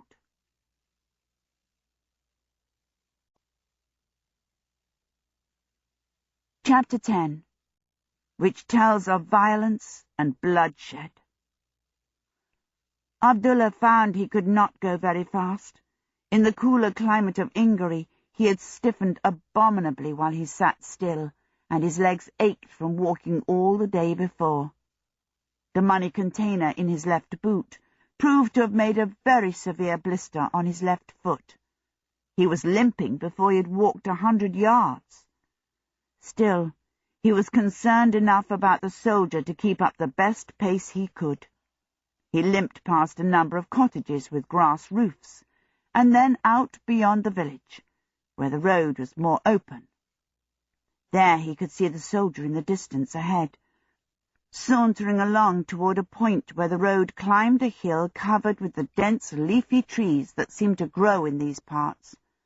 That would be where the loutish young men were setting their ambush. Abdullah tried to limp faster. An irritable blue wisp came out of the bottle, bouncing at his waist. "Must you bump so?" it said. "Yes," panted Abdullah. "The man you chose to help me needs my help instead." "Oh," said the genie, "I understand you now. Nothing will stop you taking a romantic view of life. You'll be wanting shining armor for your next wish." The soldier was sauntering quite slowly. Abdullah closed the gap between them and entered the wood not far behind. But the road here wound back and forth among the trees to make an easier climb, so that Abdullah lost sight of the soldier from then on, until he limped around a final corner and saw him only a few yards ahead. That happened to be the very moment when the louts chose to make their attack. Two of them sprang from one side of the road upon the soldier's back. The two who jumped from the other side rushed him from in front. There was a moment or so of horrid drubbing and struggling. Abdullah hastened to help, though he hastened somewhat hesitantly, because he had never hit anyone in his life. While he approached, a whole set of miracles seemed to happen. The two fellows on the soldier's back went sailing away in opposite directions to either side of the road, where one of them hit his head on a tree and did not trouble anyone again, while the other collapsed in a sprawl. Of the two facing the soldier, one received almost at once an interesting injury, which he doubled up to contemplate. The other, to Abdullah's considerable astonishment, rose into the air and actually, for a brief instant, became draped over the branch of a tree. From there he fell with a crash and went to sleep in the road. At this point, the doubled-up young man undoubled himself and went for the soldier with a long, narrow knife. The soldier seized the wrist of the hand that held the knife. There was a moment of grunting deadlock, which Abdullah found he had every faith would soon be resolved in favor of the soldier. He was just thinking that his concern about this soldier had been completely unnecessary, when the fellow sprawled in the road behind the soldier suddenly unsprawled himself and lunged at the soldier's back with another long, thin knife. Quickly, Abdullah did what was needful. He stepped up and clouted the young man over the head with the genie bottle. "Ouch!" cried the genie, and the fellow dropped like a fallen oak tree. At the sound, the soldier swung around from apparently tying knots in the other young man.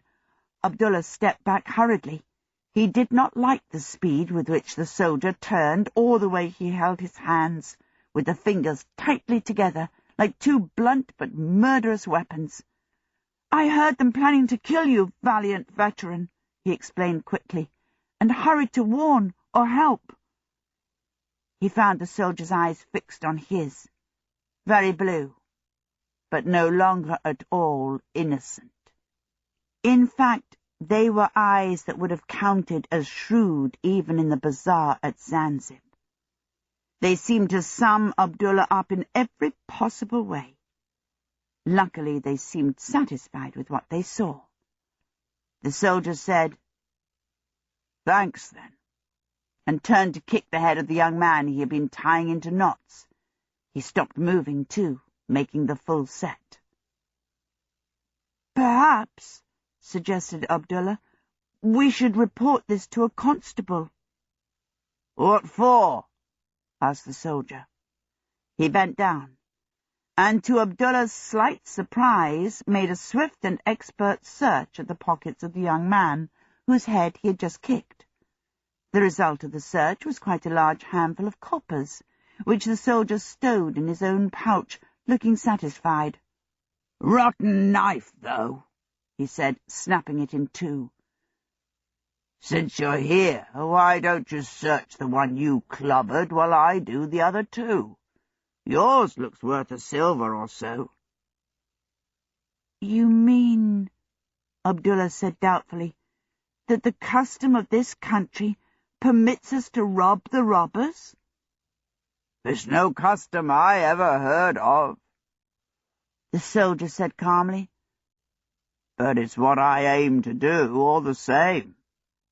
Why do you think I was so careful to flash my gold about at the inn? There's always a bad one or so who thinks a stupid old soldier worth mugging. Nearly all of them carry cash." He stepped across the road and began to search the young man who had fallen out of the tree. After hesitating a moment, Abdullah bent to the unpleasing task of searching the one he had felled with the bottle. He found himself revising his opinion of this soldier. Apart from anything else, a man who could confidently take on 4 attackers at once was someone who was better as a friend than an enemy. And the pockets of the unconscious youth did indeed contain 3 pieces of silver. There was also the knife. Abdullah tried breaking it on the road as the soldier had done with the other knife. "Ah, no," said the soldier. "That one's a good knife. You hang on to it." "Truthfully, I have had no experience," Abdullah said, holding it out to the soldier. "I am a man of peace." "Then you won't get far in Ingery," said the soldier. "Keep it, and use it for cutting your meat if you'd rather. I've got 6 more knives better than that in my pack, all off different ruffians. Keep the silver, too, though from the way you didn't get interested when I talked of my gold, I guess you're quite well off, aren't you?" Truly a shrewd and observant man, Abdullah thought, pocketing the silver. "I am not so well off that I could not do with more," he said prudently. Then, feeling that he was entering properly into the spirit of things, he removed the young man's bootlaces and used them to tie the genie bottle more securely to his belt. The young man stirred and groaned as he did so. "Waking up. We'd best be off," said the soldier. "They'll twist it around to we attacked them when they wake up, and seeing this is their village and we're both foreigners, they're the ones who'll get believed. I'm going to cut off across the hills. If you'll take my advice, you'll do likewise." "I would, most gentle fighting man, feel honored if I could accompany you," Abdullah said. "I don't mind," said the soldier. "It'll make a change to have company I don't have to lie to." He picked up his pack and his hat, both of which he seemed to have had time to stow tidily behind a tree before the fighting began, and led the way into the woods. They climbed steadily among the trees for some time. The soldier made Abdullah feel woefully unfit. He strode as lightly and easily as if the way were downhill.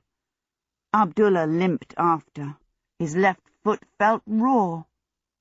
At length the soldier stopped and waited for him in an upland dell. "That fancy boot hurting you?" he asked. "Sit on that rock and take it off." He unslung his pack as he spoke. "I've got some kind of unusual first-aid kit in here," he said. "Picked it up on the battlefield, I think. Found it somewhere in Strangier, anyway." Abdullah sat down and wrestled off his boot. The relief it gave him to have it off was quickly cancelled when he looked at his foot. It was raw. The soldier grunted and slapped some kind of white dressing on it, which clung without needing to be tied on. Abdullah yelped. Then blissful coolness spread from the dressing. "Is this some kind of magic?" he asked. "Probably," the soldier said. "I think those Ingery wizards gave these packs to their whole army. Put the boot on. You'll be able to walk now. We've got to be far away before those boys' dads start looking for us on horseback." Abdullah trod cautiously into his boot. The dressing must have been magic. His foot seemed as good as new. He was almost able to keep up with the soldier, which was just as well, for the soldier marched onward and upward until Abdullah felt they had gone as far as he had walked in the desert yesterday. From time to time Abdullah could not help glancing nervously behind, in case horses were now pursuing them. He told himself it made a change from camels, although it would be nice not to have someone chasing him for once. Thinking about it, he saw that even in the bazaar, his father's first wife's relatives had been pursuing him ever since his father died. He was annoyed with himself for not having seen this before.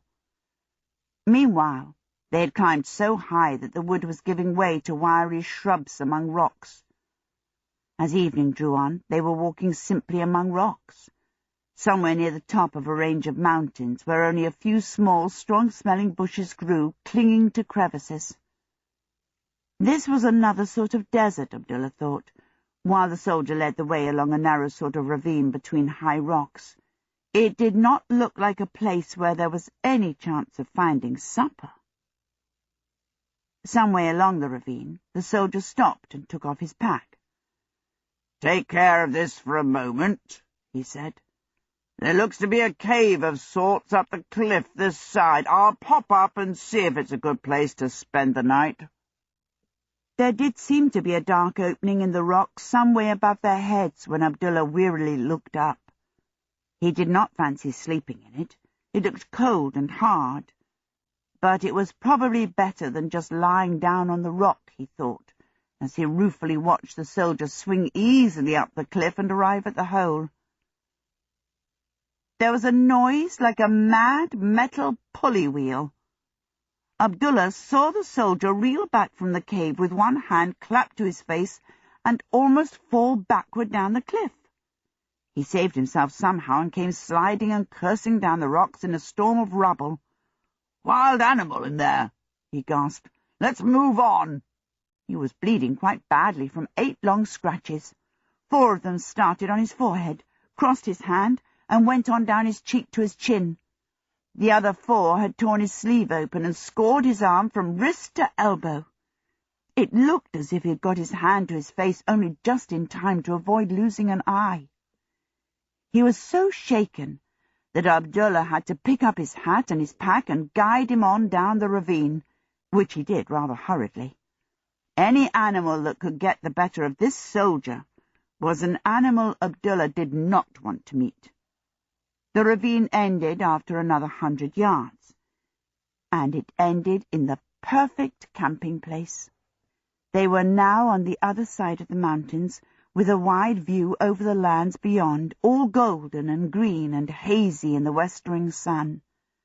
The ravine stopped in a broad floor of rock, sloping gently up to what was almost another cave, where the rocks above hung over the slanting floor. Better still, there was a small, stony stream babbling down the mountain just beyond.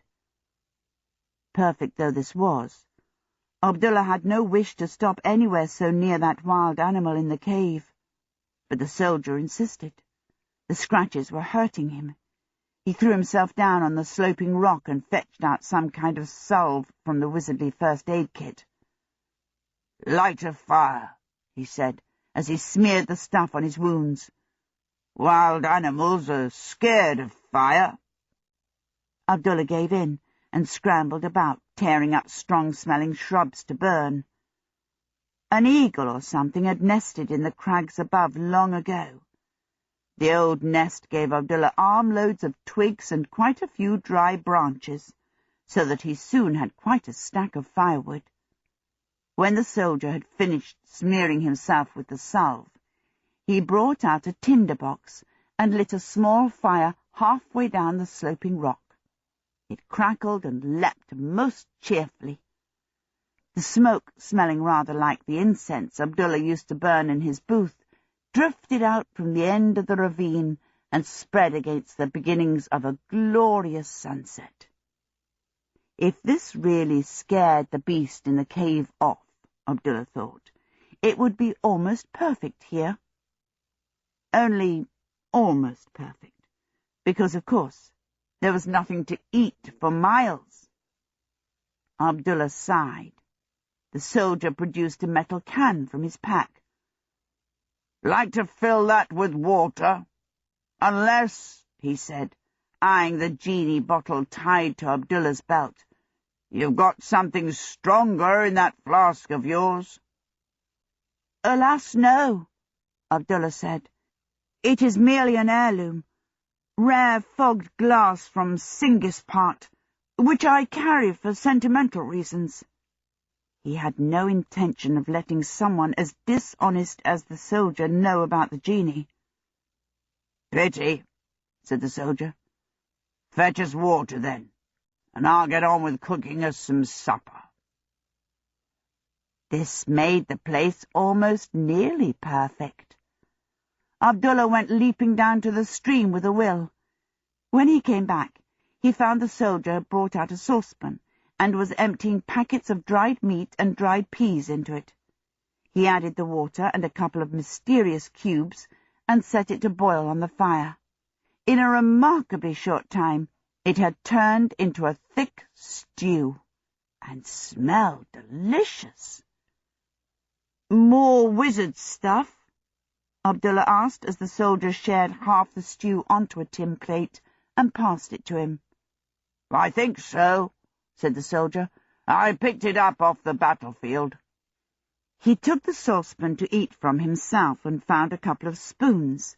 They sat eating companionably, with the fire crackling between them, while the sky turned slowly pink and crimson and gold, and the lands below became blue. "Not used to roughing it, are you?" the soldier remarked. "Good clothes, fancy boots you have, but they've seen a bit of wear and tear lately by the looks of them, and by your talk and your sunburn you come from quite a way south of Ingri, don't you?" "All that is true, O most acutely observant campaigner," Abdullah said cagily. "And of you, all I know is that you come from Strangia and are most oddly proceeding through this land, encouraging persons to rob you by flourishing the coins of your bounty." "Bounty be damned," the soldier interrupted angrily. "Not one penny did I get from either Strangia or Ingri. I sweated my guts out in those wars, we all did, and at the end of it they say, 'Right, lads, that's it, it's peacetime now,' and turn us all out to starve. So I say to myself, right indeed. Someone owes me for all the work I've done, and I reckon it's the folk of Ingri. They were the ones who brought wizards in and cheated their way to victory. So I set off to earn my bounty off them, the way you saw me doing it today. You may call it a scam if you like, but you saw me. You judge me. I only take money off those who up and try to rob me." "Indeed, the word scam never crossed my lips, virtuous veteran," Abdullah said sincerely. "I call it most ingenious, and a plan that few but you could succeed in." The soldier seemed soothed by this. He stared ruminatively out at the blue distance below. "All that down there," he said, "that's Kingsbury Plain. That should yield me a mort of gold. Do you know, when I started out from Strangia, all I had was a silver threepenny bit and a brass button I used to pretend was a sovereign." "Then your profit has been great," said Abdullah. "And it'll be greater yet," the soldier promised. He set the saucepan neatly aside and fished 2 apples out of his pack. He gave one to Abdullah and ate the other himself, lying stretched on his back, staring out at the slowly darkening land. Abdullah assumed he was calculating the gold he would earn from it. He was surprised when the soldier said, I always did love the evening camp. Take a look at that sunset now. Glorious. It was indeed glorious. Clouds had come up from the south and had spread like a ruby landscape across the sky. Abdullah saw ranges of purple mountains flushed wine red in one part, a smoking orange rift like the heart of a volcano, a calm rosy lake. Out beyond, laid against an infinity of gold, blue, sky, sea, were islands, reefs, bays, and promontories. It was as if they were looking at the sea-coast of heaven, or the land that looks westward to paradise. And that cloud there, the soldier said, pointing, doesn't that one look just like a castle? It did. It stood on a high headland above a sky lagoon, a marvellous slender gold, ruby, and indigo turrets.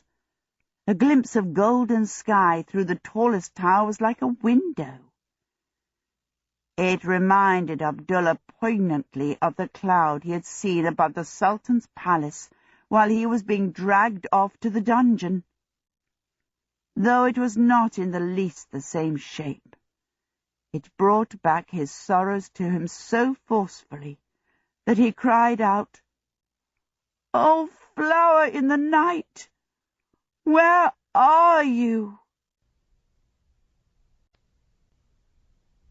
Chapter 11, in which a wild animal causes Abdullah to waste a wish. The soldier turned on his elbow and stared at Abdullah. "What's that supposed to mean?" "Nothing," said Abdullah, "except that my life has been full of disappointments." "Tell," said the soldier. "Unburden. I told you about me, after all." "You would never believe me," said Abdullah. "My sorrows surpass even yours, most murderous musketeer." "Try me," said the soldier. Somehow it was not hard to tell, what with the sunset and the misery that sunset brought surging up in Abdullah.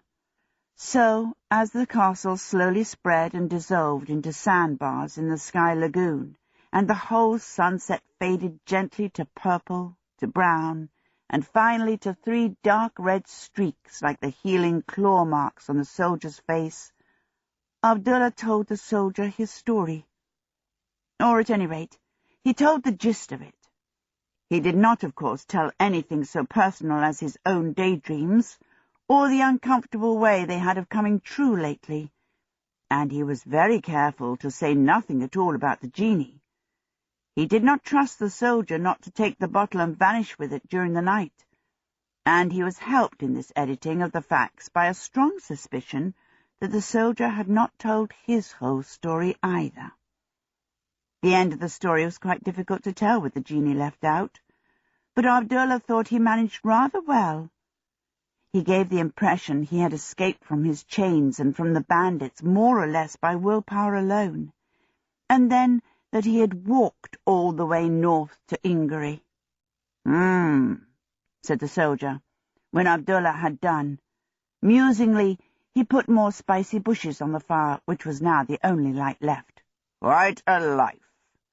But I must say it makes up for a good deal being fated to marry a princess. It's something I always had a fancy to do myself. Marry a nice, quiet princess with a bit of a kingdom and a kindly nature. Bit of a daydream of mine, really." Abdullah found he had a splendid idea. "It is quite possible you can," he said quietly.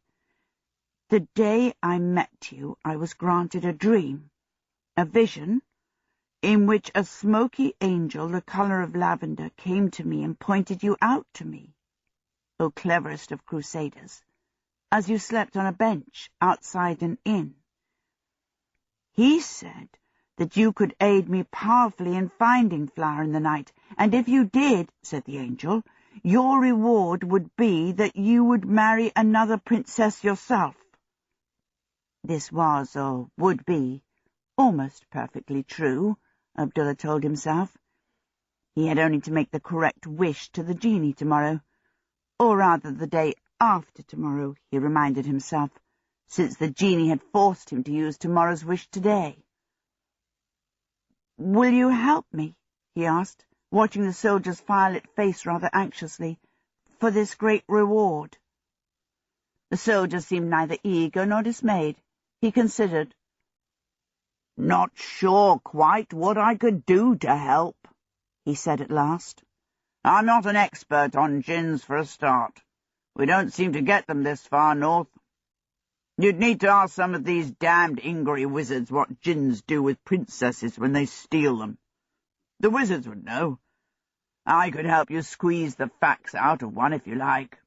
It would be a pleasure. But as for a princess, they don't grow on trees, you know. The nearest one must be the King of Ingri's daughter, way off in Kingsbury. If she's what your smoky angel friend had in mind, then I guess you and me'd better walk down that way and see. The king's tame wizards mostly live down that way too, so they tell me, so it seems to fit in. That idea suit you?" "Excellently well, military friend of my bosom," said Abdullah. That's settled. But I don't promise anything, mind," said the soldier. He fetched 2 blankets out of his pack and suggested that they build up the fire and settle down to sleep. Abdullah unhitched the genie bottle from his belt and put it carefully on the smooth rock beside him on the other side from the soldier. Then he wrapped himself in the blanket and settled down for what proved to be a rather disturbed night. The rock was hard, and though he was nothing like as cold as he had been yesterday night in the desert, the damper air of Ingri made him shiver just as much. In addition, the moment he closed his eyes, he found he became obsessed with the wild beast in the cave up the ravine. He kept imagining he could hear it prowling around the camp. Once or twice he opened his eyes, and even thought he saw something moving just beyond the light from the fire. He sat up each time and threw more wood on the fire, whereupon the flames flared up and showed him that nothing was there. It was a long time before he fell properly asleep. When he did, he had a hellish dream. He dreamed that around dawn a jinn came and sat on his chest. He opened his eyes to tell it to go away, and found it was not a jinn at all, but the beast from the cave. It stood with its 2 vast front paws planted on his chest, glaring down at him with eyes that were like bluish lamps in the velvety blackness of its coat. As far as Abdullah could tell, it was a demon in the form of a huge black panther. He sat up with a yell. Naturally, nothing was there. Dawn was just breaking. The fire was a cherry smudge in the greyness of everything, and the soldier was a darker grey hump, snoring gently on the other side of the fire. Behind him, the lower lands were white with mist. Wearily, Abdullah put another bush on the fire and fell asleep again. He was woken by the windy roaring of the genie. "Stop this thing! Get it off me!" Abdullah leapt up. The soldier leapt up. It was broad daylight. There was no mistaking what they both saw. A small black cat was crouching by the genie bottle, just beside the place where Abdullah's head had been. The cat was either very curious or convinced there was food in the bottle, for it had its nose delicately but firmly in the neck of the flask. Around its neat black head the genie was gushing out in 10 or 12 distorted blue wisps, and the wisps kept turning into hands or faces and then turning back to smoke again. "Help me!" he yelled in chorus.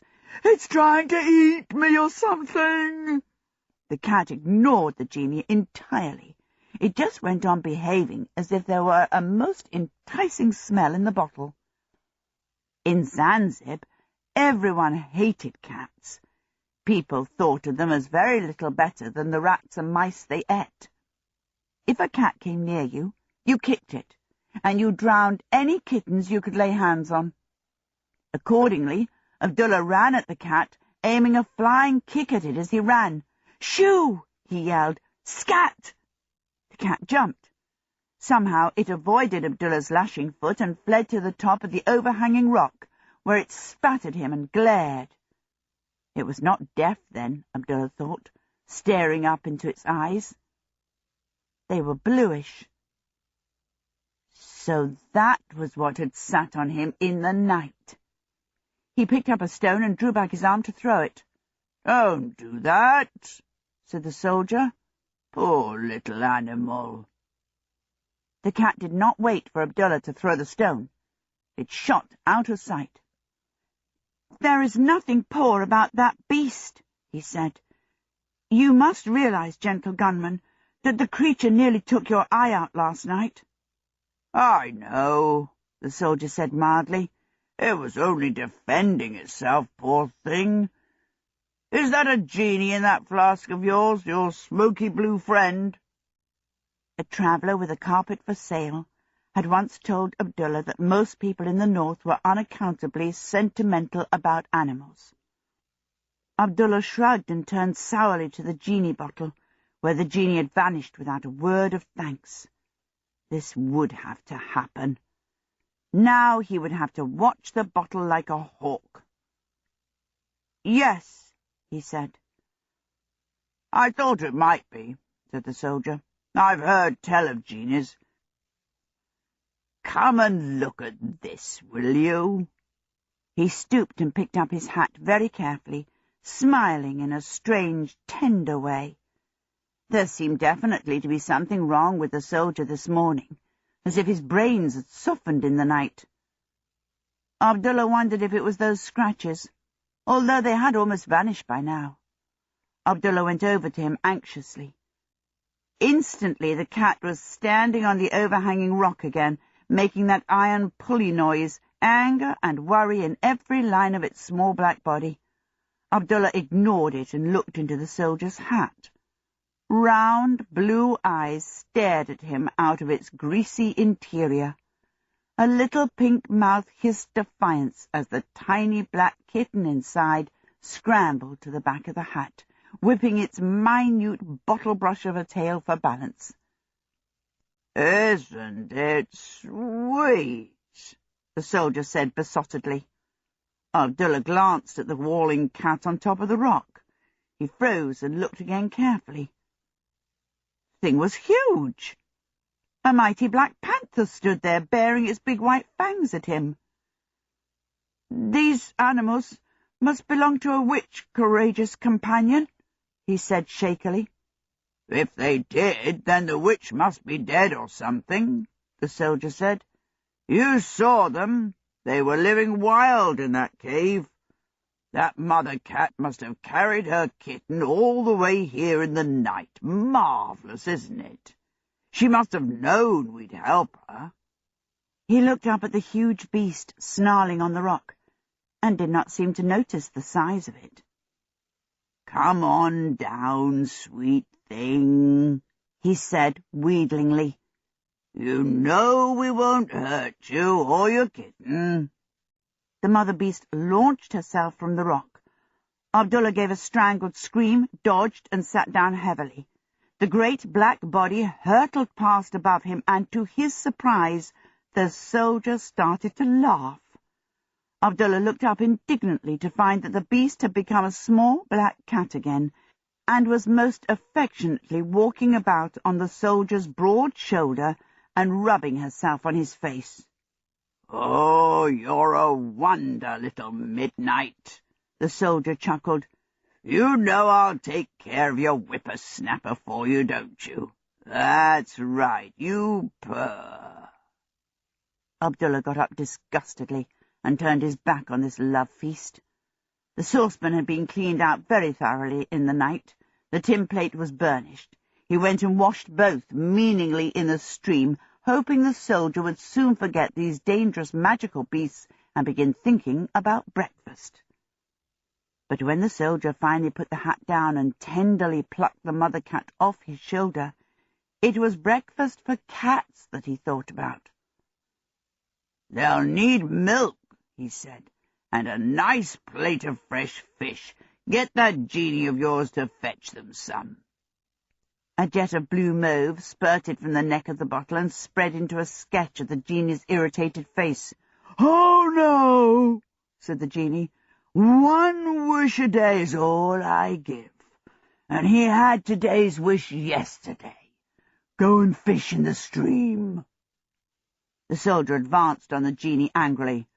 "There won't be any fish this high in the mountain," he said, "and that little Midnight is starving, and she's got her kitten to feed."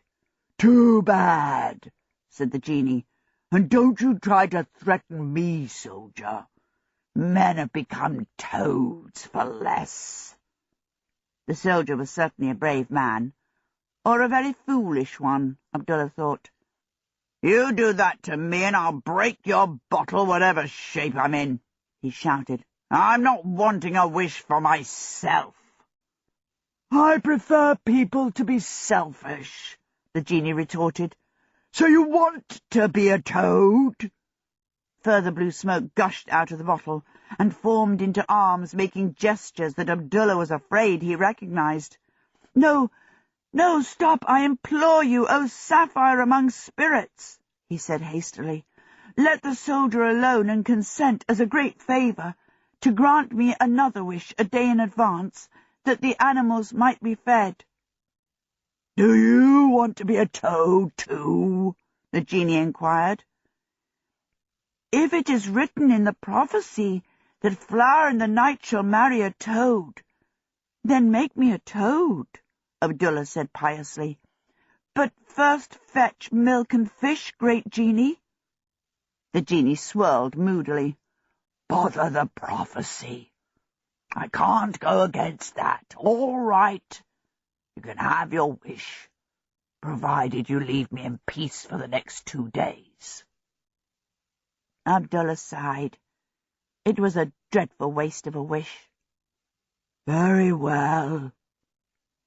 A crock of milk and an oval plate with a salmon on it plunked down on the rock by his feet. The genie gave Abdullah a look of huge dislike and sucked himself back inside the bottle. "Great work," said the soldier, and proceeded to make a large pother over poaching salmon in milk and making sure there were no bones the cat might choke on. The cat, Abdullah noticed, had all this while been peacefully licking at her kitten in the hat. She did not seem to know the genie was there, but she knew about the salmon all right. As soon as it started cooking, she left her kitten and wound herself around the soldier, thin and urgent and mewing. "Soon, soon, my black darling," the soldier said. Abdullah could only suppose that the cat's magic and the genie's were so different that they were unable to perceive each other. The one good thing he could see about the situation was that there was plenty of salmon and milk for the 2 humans as well. While the cat daintily guzzled and her kitten lapped and sneezed, and did his amateur best to drink salmon-flavoured milk, the soldier and Abdullah feasted on porridge made with milk and roast salmon steak. After such a breakfast, Abdullah felt kinder toward the whole world. He told himself that the genie could not have made a better choice of companion for him than this soldier. The genie was not so bad, and he would surely be seeing Flower in the Night soon now. He was thinking that the Sultan and Kabul Akbar were not such bad fellows either when he discovered, to his outrage, that the soldier intended to take the cat and her kitten along with them to Kingsbury. "But most benevolent bombardier and considerable cuirassier," he protested, "what will become of your scheme to earn your bounty? You cannot rob robbers with a kitten in your hat." "I reckon I won't need to do any of that now you've promised me a princess," the soldier answered calmly. "And no one could leave Midnight and Whippersnapper to starve on this mountain. That's cruel." Abdullah knew he had lost this argument. He sourly tied the genie bottle to his belt and vowed never to promise the soldier anything else. The soldier repacked his pack, scattered the fire, and gently picked up his hat with the kitten in it. He set off downhill beside the stream, whistling to Midnight as if she were a dog. Midnight, however, had other ideas. As Abdullah set off after the soldier, she stood in his way, staring meaningly up at him. Abdullah took no notice and tried to edge past her, and she was promptly huge again. A black panther, if possible even larger than before, was barring his way and snarling. He stopped, frankly terrified, and the beast leapt at him. He was too frightened even to scream. He shut his eyes and waited to have his throat torn out. So much for fate and prophecies. A softness touched his throat instead. Small, firm feet hit his shoulder, and another set of such feet pricked his chest. Abdullah opened his eyes to find that Midnight was back to cat size and clinging to the front of his jacket. The green-blue eyes looking up into his said, "Carry me or else." "Very well, formidable feline," Abdullah said, "but take care not to snag any more of the embroidery on this jacket. This was once my best suit, and please remember that I carry you under strong protest. I do not love cats." Midnight calmly scrambled her way to Abdullah's shoulder, where she sat, smugly balancing, while Abdullah plodded and slithered his way down the mountain for the rest of that day.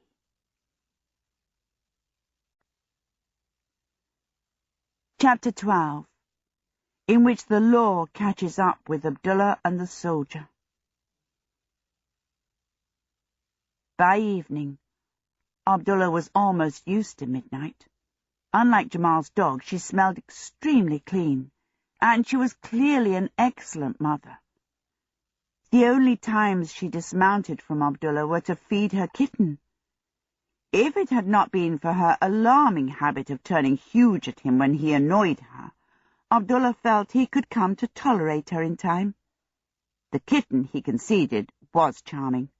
It played with the end of the soldier's pigtail and tried to chase butterflies in a wobbly way when they stopped for lunch. The rest of the day it spent in the front of the soldier's jacket, peeping eagerly forth at the grass and the trees and at the fern-lined waterfalls they passed on their way to the plains. But Abdullah was entirely disgusted at the fuss the soldier made about his new pets when they stopped for the night. They decided to stay in the inn they came to in the first valley, and here the soldier decreed that his cats were to have the best of everything. The innkeeper and his wife shared Abdullah's opinion. They were lumpish folk who had, it seemed, been put in a bad mood anyway by the mysterious theft of a crock of milk and a whole salmon that morning. They ran about with dour disapproval, fetching just the right shape of basket and a soft pillow to put in it. They hurried grimly with cream and chicken liver and fish. They grudgingly produced certain herbs which, the soldier declared, prevented canker in the ears. They stormily sent out for other herbs, which were supposed to cure a cat of worms.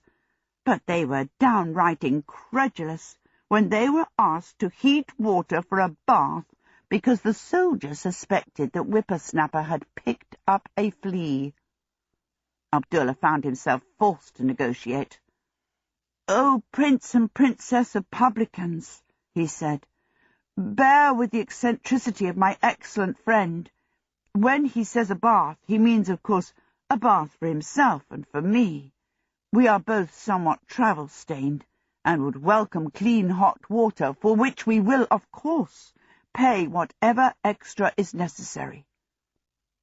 "What? Me? Bath?" the soldier said, when the innkeeper and his wife had stumped off to put big kettles to boil. "Yes, you," said Abdullah, "or you and your cats and I part company this very evening. The dog of my friend Jamal in Zanzibar was scarcely less right to the nose than you, O unwashed warrior, and Whippersnapper, fleas or not, is a good deal cleaner." "But what about my princess and your sultan's daughter if you leave?" asked the soldier. "I shall think of something," said Abdullah. "But I should prefer it if you got into a bath, and if you wish, took Whippersnapper into it with you. That was my aim in asking for it." "It weakens you, having baths," the soldier said dubiously. "But I suppose I could wash Midnight as well while I'm at it." "Pray use both cats as sponges, if it pleases you, infatuated infantryman," Abdullah said, and went off to revel in his own bath. In Zanzibar, people bathed a lot because the climate was so hot. Abdullah was used to visiting the public baths at least every other day, and he was missing that. Even Jamal went to the baths once a week, and it was rumoured that he took his dog into the water with him. The soldier, Abdullah thought, becoming soothed by the hot water, was really no more besotted with his cats than Jamal was with his dog. He hoped that Jamal and his dog had managed to escape, and if they had, that they were not at this moment suffering hardships in the desert. The soldier did not appear any weaker for his bath, although his skin had turned a much paler brown. Midnight, it seemed, had fled at the mere sight of water, but Whippersnapper, so the soldier claimed, had loved every moment. "He played with the soap bubbles," he said dotingly. "I hope you think you're worth all this trouble," Abdullah said to Midnight, as she sat on his bed delicately cleaning herself after her cream and chicken. Midnight turned and gave him a round-eyed, scornful look. Of course she was worth it, before she went back to the serious business of washing her ears. The bill next morning was enormous. Most of the extra charge was for hot water, but cushions, baskets, and herbs figured quite largely on the list too. Abdullah paid, shuddering, and anxiously inquired how far it was to Kingsbury. 6 days, he was told, if a person went on foot. 6 days? Abdullah nearly groaned aloud. 6 days at this rate of expense, and he would barely be able to afford to keep Flower in the night in the state of direst poverty when he found her. And he had to look forward to 6 days of the soldiers making this sort of fuss about the cats before they could collar a wizard and even start trying to find her. No, Abdullah thought. His next wish to the genie would be to have them all transported to Kingsbury. That meant he would only have to endure 2 more days. Comforted by this thought, Abdullah strode off down the road with Midnight serenely riding his shoulders and the genie bottle bobbing at his side. The sun shone. The greenness of the countryside was a pleasure to him after the desert. Abdullah even began to appreciate the houses with their grass roofs. They had delightful rambling gardens, and many of them had roses or other flowers trained around their doors. The soldier told him that grass roofs were the custom here. It was called thatch, and it did, the soldier assured him, keep out the rain, though Abdullah found this very hard to believe. Before long, Abdullah was deep in another daydream of himself and Flower in the night living in a cottage with a grass roof and roses around the door. He would make her such a garden that it would be the envy of all for miles around. He began to plan the garden. Unfortunately, toward the end of the morning, his daydream was interrupted by increasing spots of rain. Midnight hated it. She complained loudly in Abdullah's ear.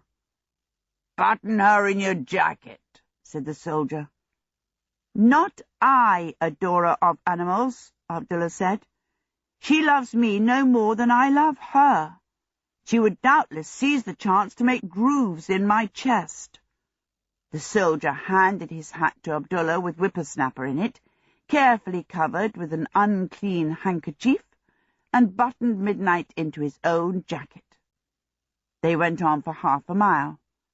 By then the rain was pouring down. The genie draped a ragged blue wisp over the side of his bottle. "Can't you do something about all this water that's getting in on me?" Whippersnapper was saying much the same at the top of his small, squeaky voice. Abdullah pushed wet hair out of his eyes and felt harassed. "We'll have to find somewhere to shelter," said the soldier. Luckily, there was an inn around the next corner but one. They squelched thankfully into its tap room, where Abdullah was pleased to discover that its grass roof was keeping the rain out very well. Here the soldier, in the way Abdullah was getting used to, demanded a private parlour with a fire so that the cats could be comfortable, and lunch for all four of the party. Abdullah, in the way that he was also getting used to, wondered how much the bill would be this time, although he had to admit the fire was very welcome. He stood in front of it and dripped with a glass of beer.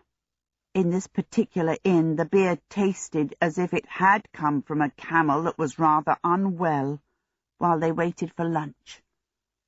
Midnight washed the kitten dry, then herself. The soldier stretched his boots to the fire and let them steam, while the genie bottle stood in the hearth and also steamed faintly. Even the genie did not complain. They heard horses outside. This was not unusual. Most people in Ingery travelled on horseback if they could. Nor was it surprising that the riders seemed to be stopping at the inn. They must be wet too. Abdullah was just thinking that he should firmly have asked the genie to provide horses instead of milk and salmon yesterday, when he heard the horseman shouting at the innkeeper outside the parlour window. "2 men! A Strangian soldier and a dark chap in a fancy suit, wanted for assault and robbery. Have you seen them?" Before the riders had finished shouting, the soldier was over by the parlour window with his back to the wall so that he could look sideways through the window without being seen, and somehow he had his pack in one hand and his hat in the other. "4 of them," he said. "They're constables by the uniform." All Abdullah could think to do was stand gaping in dismay, thinking that this was what came of fussing for cat baskets and bath water and giving innkeepers reason to remember you, and demanding private parlours, he thought, as he heard the voice of this innkeeper in the distance saying smarmily that yes, indeed, both fellows were here in the small parlour. The soldier held out his hat to Abdullah. "Put Whippersnapper in here. Then pick up Midnight and be ready to get out of the window as soon as they come into the inn." Whippersnapper had chosen that moment to go exploring under an oak settle. Abdullah dived after him. As he backed out on his knees with the kitten squirming in his hand, he could hear distant boots clumping into the tap-room. The soldier was undoing the latch on the window. Abdullah dropped Whippersnapper into his outstretched hat and turned around for Midnight, and saw the genie bottle warming on the hearth. Midnight was up on a high shelf across the room. This was hopeless. The boots were now much nearer, tramping toward the parlour door. The soldier was banging at the window, which seemed to be stuck. Abdullah snatched up the genie bottle. "Come here, Midnight," he said, and ran toward the window, where he collided with the soldier backing away. "Stand clear," said the soldier. "Thing's stuck. Have to kick it." As Abdullah staggered aside, the parlour door was flung open, and 3 large men in uniform plunged into the room. At the same instant, the soldier's boot met the window frame with a bang. The casement burst open, and the soldier went scrambling out over the sill. The 3 men shouted. 2 made for the window, and 1 dived for Abdullah. Abdullah overturned the oak settle in front of all of them, and then sprinted for the window, where he hurdled the sill out into the drenching rain without pausing to think. Then he remembered Midnight. He turned back. She was huge again, larger than he had ever seen her, looming like a great black shadow in the space below the window, with her immense white fangs bared at the 3 men. They were falling over one another to get away backward through the door. Abdullah turned and ran after the soldier gratefully. He was pelting toward the far corner of the inn. The fourth constable, who was outside holding the horses, started to run after them, then realized that this was stupid and ran back to the horses, which scattered away from him as he ran at them. As Abdullah bounded after the soldier through a sopping kitchen garden, he could hear the shouting of all four constables as they tried to catch their horses. The soldier was an expert at escapes. He found a way from the vegetable garden into an orchard, and from there a gate into a wide field, all without wasting an instant. A wood stood across the field in the distance like a promise of safety, veiled in rain. "Did you get midnight?" gasped the soldier as they trotted through the soaking grass of the field. "No," said Abdullah. He had no breath to explain. "What?" exclaimed the soldier. He stopped and swung around. At that moment the four horses, each with a constable in the saddle, came jumping over the orchard hedge into the field. The soldier swore violently. He and Abdullah both sprinted for the wood. By the time they reached its bushy outskirts, the horsemen were well over halfway across the field. Abdullah and the soldier crashed through the bushes and leapt onward into open woodland, where, to Abdullah's amazement, the ground was thick with thousands upon thousands of bright blue flowers, growing like a carpet into far blue distance. "What? These flowers?" he panted. "Bluebells," said the soldier. "If you've lost midnight, I'll kill you." "I haven't. She'll find us. She grew. Told you. Magic," Abdullah gasped. The soldier had never seen this trick of Midnight's. He did not believe Abdullah. "Run faster," he said. "We'll have to circle back and collect her." They rushed forward, crunching bluebells suffused with a strange wild scent of them. Abdullah could have believed, but for the grey pouring rain and the shouts of the constables, that he was running over the floor of heaven. He was rapidly back in his daydream. When he made his garden for the cottage he would share with Flower in the Night, he would have bluebells in it by the thousand like these. But this did not blind him to the fact that they were leaving a trampled trail of broken white stems and snapped-off flowers as they ran. Nor did it deafen him to the cracking of twigs as the constables shoved their horses into the wood behind them. "This is hopeless," said the soldier. "Get that genie of yours to make the constables lose us." "Point out, sapphire soldiers, no wish, day after tomorrow," Abdullah panted. "He can give you one in advance again," said the soldier. Blue steam fluttered angrily from the bottle in Abdullah's hand. "I gave you your last wish only on condition you left me alone," said the genie. "All I ask is to be left to sorrow alone in my bottle, and do you let me know? At the first sign of trouble you start wailing for extra wishes. Doesn't anyone consider me around here?" "Emergency, oh Hyacinth, bluebell among bottled spirits," Abdullah puffed. "Transport us far off." "Oh, no, you don't," said the soldier. "You don't wish us far off without midnight. Have him make us invisible until we find her." "Blue jade of genies," gasped Abdullah.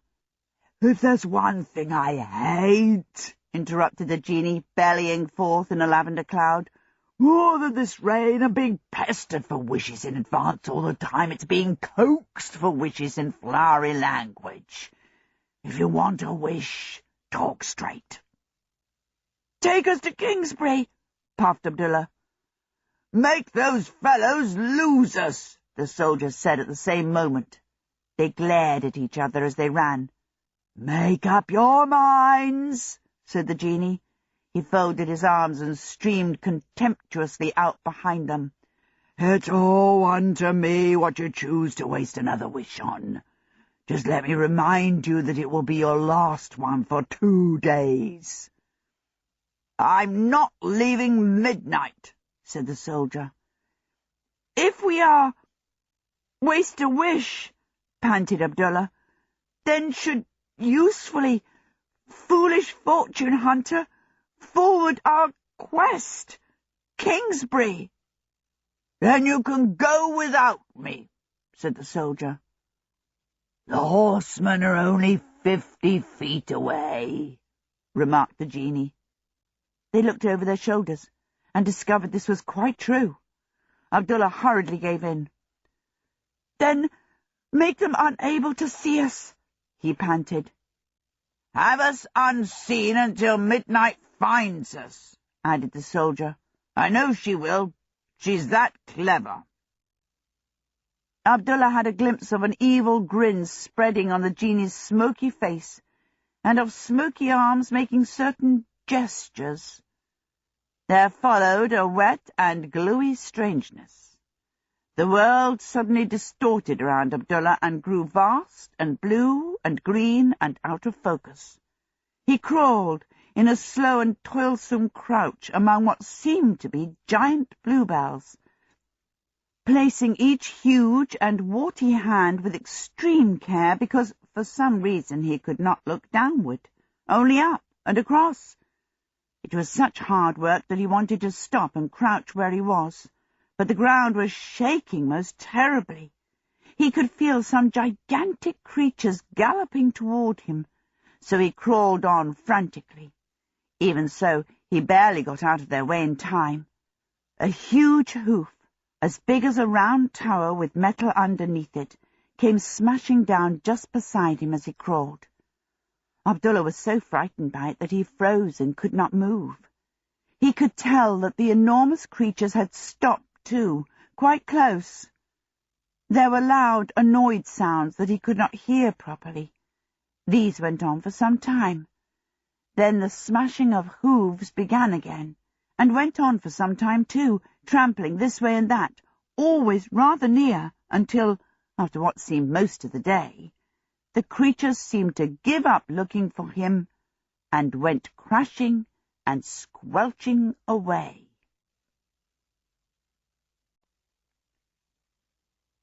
Chapter 13, in which Abdullah challenges fate. Abdullah crouched for a while longer, but when the creatures did not come back, he began crawling again in a vague, vain way, hoping to discover what had happened to him. He knew something had happened, but he did not seem to have much of a brain to think with. While he crawled, the rain stopped. He was rather sad about that, since it was wonderfully refreshing to the skin. On the other hand, a fly circled in a shaft of sunlight and came to sit on a bluebell leaf nearby.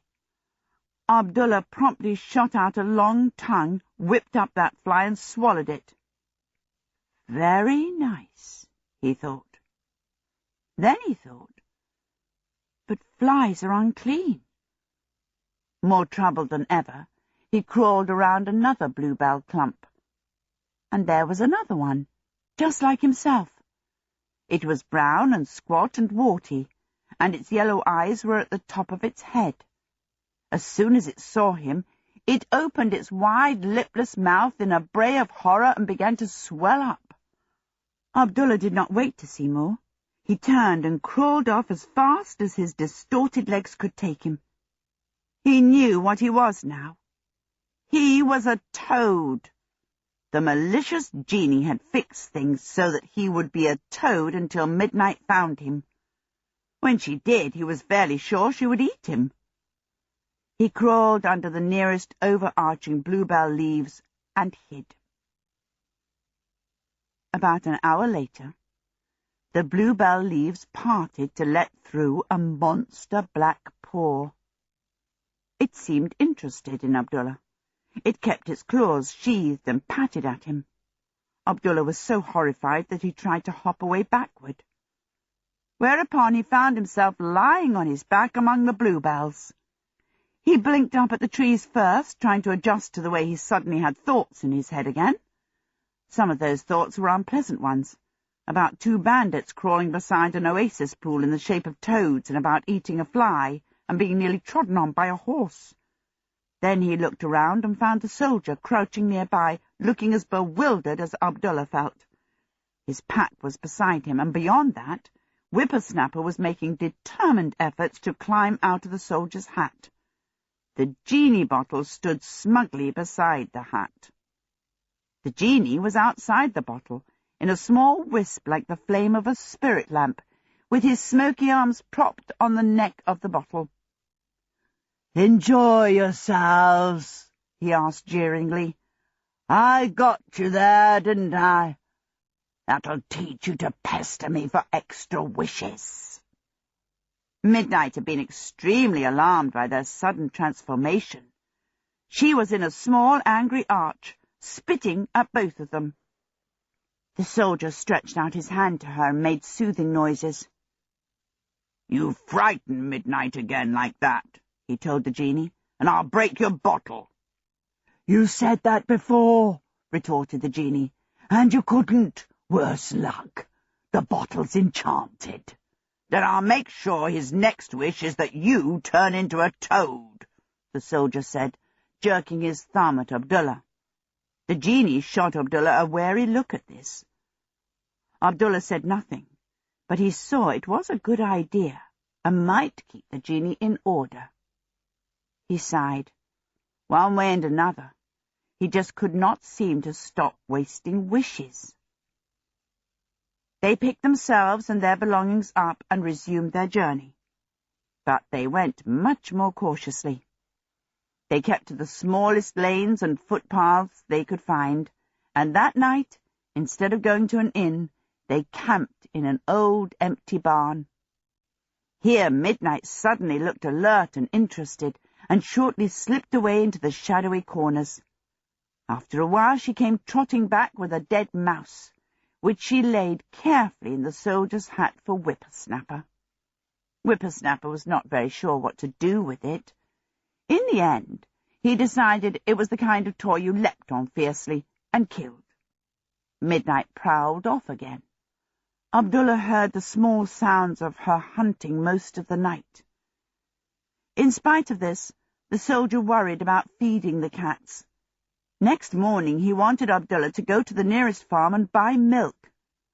"You do it if you want it," Abdullah said curtly, and somehow he found himself on the way to the farm with a can from the soldier's pack on one side of his belt and the genie bottle bumping at the other.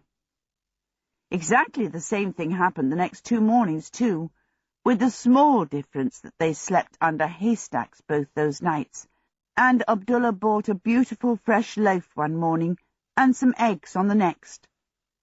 On the way back to the haystack that 3rd morning, he tried to work out just why he was feeling increasingly bad-tempered and put upon. It was not just that he was stiff and tired and damp all the time. It was not just that he seemed to spend such a lot of time running errands for the soldiers' cats, though that had something to do with it. Some of it was Midnight's fault. Abdullah knew he ought to be grateful to her for defending them from the constables. He was grateful, but he still did not get on with Midnight. She rode his shoulder disdainfully every day and contrived to make it quite clear that as far as she was concerned, Abdullah was only a sort of horse.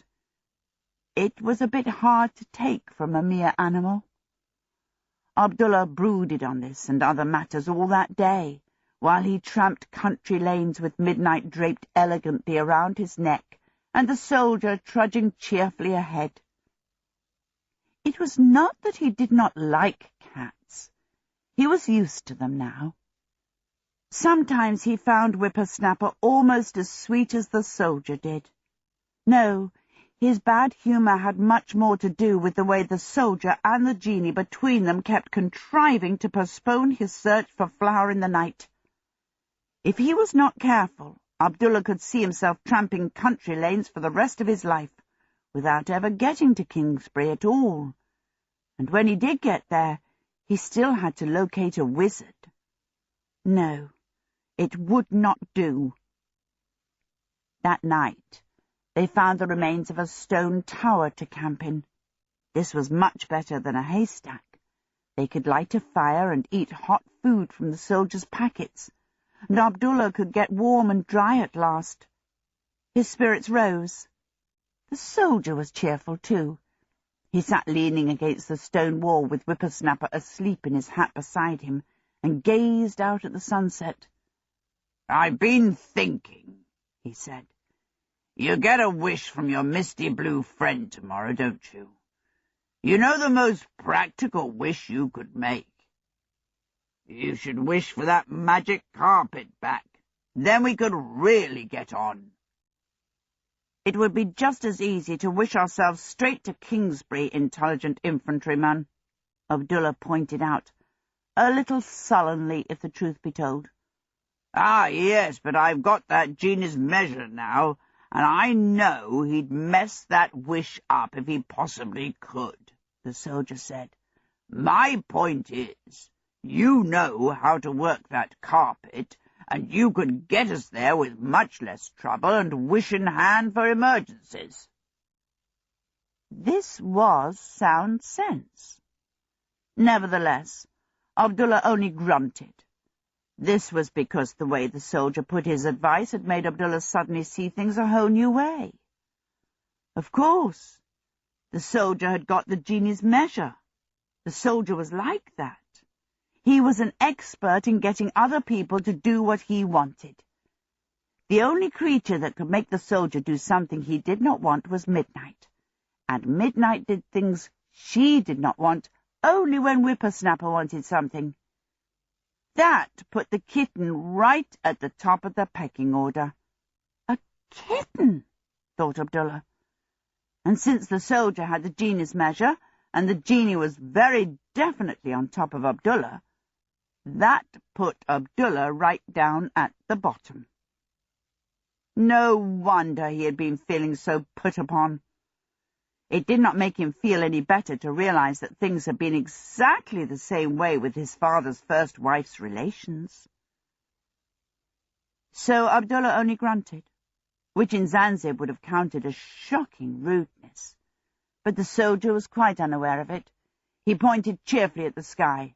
"Lovely sunset again. Look, there's another castle." The soldier was right. There was a glory of yellow lakes in the sky, and islands and promontories, and one long indigo headland of cloud with a frowning square cloud like a fortress on it. "It is not the same as the other castle," Abdullah said. He felt it was time he asserted himself. "Of course not. You never get the same cloud twice," said the soldier. Abdullah contrived to be the first one awake the next morning. Dawn was still flaring across the sky when he sprang up, seized the genie bottle, and took it some distance away from the ruins where their camp was. "Genie," he said, "appear." A flutter of steam appeared at the mouth of the bottle, grudging and ghostly. "What's this?" it said. "Where's all the talk about jewels and flowers and so forth?" "You told me you did not like it. I have discontinued it," said Abdullah. "I have now become a realist. The wish I want to make is in accordance with my new outlook." "Ah," said the wisp of genie. "You're going to ask for the magic carpet back." "Not at all," said Abdullah. This so surprised the genie that he rose right out of the bottle and regarded Abdullah with wide eyes, which in the dawnlight looked solid and shiny and almost like human eyes. "I shall explain," said Abdullah. "Thus. Fate is clearly determined to delay my search for Flower in the Night. This is in spite of the fact that Fate has also decreed that I shall marry her. Any attempt I make to go against Fate causes you to make sure that my wish does no good to anyone, and usually only ensures that I get pursued by persons on camels or horses, or else the soldier causes me to waste a wish. Since I am tired both of your malice and of the soldier so continually getting his own way, I have decided to challenge Fate instead. I intend to waste every wish deliberately from now on. fate will then be forced to take a hand, or else the prophecy concerning Flower in the Night will never be fulfilled." "You're being childish," said the genie, "or heroic, or possibly mad." "No, realistic," said Abdullah. "Furthermore, I shall challenge you by wasting the wishes in a way that might do good somewhere to someone." The genie looked decidedly sarcastic at this. "And what is your wish today? Homes for orphans? Sight for the blind? Or do you simply want all the money in the world taken away from the rich and given to the poor?" "I was thinking," said Abdullah, "that I might wish that those 2 bandits whom you transformed into toads should be restored to their own shape." A look of malicious glee spread over the genie's face. "You might do worse. I could grant you that one with pleasure." "What is the drawback to that wish?" asked Abdullah. "Oh, not much," said the genie. "Simply that the Sultan's soldiers are camped in that oasis at the moment. The Sultan is convinced that you are still somewhere in the desert. His men are quartering the entire region for you.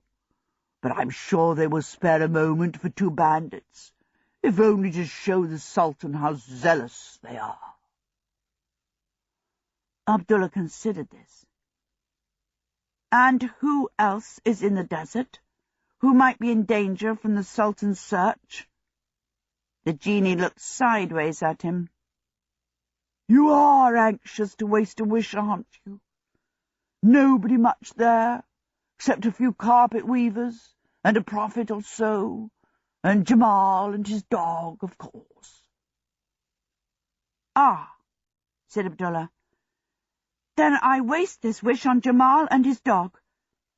I wish that Jamal and his dog both be instantly transported to a life of ease and prosperity as, let me see, yes, as palace cook and guard dog in the nearest royal palace apart from Zanzib."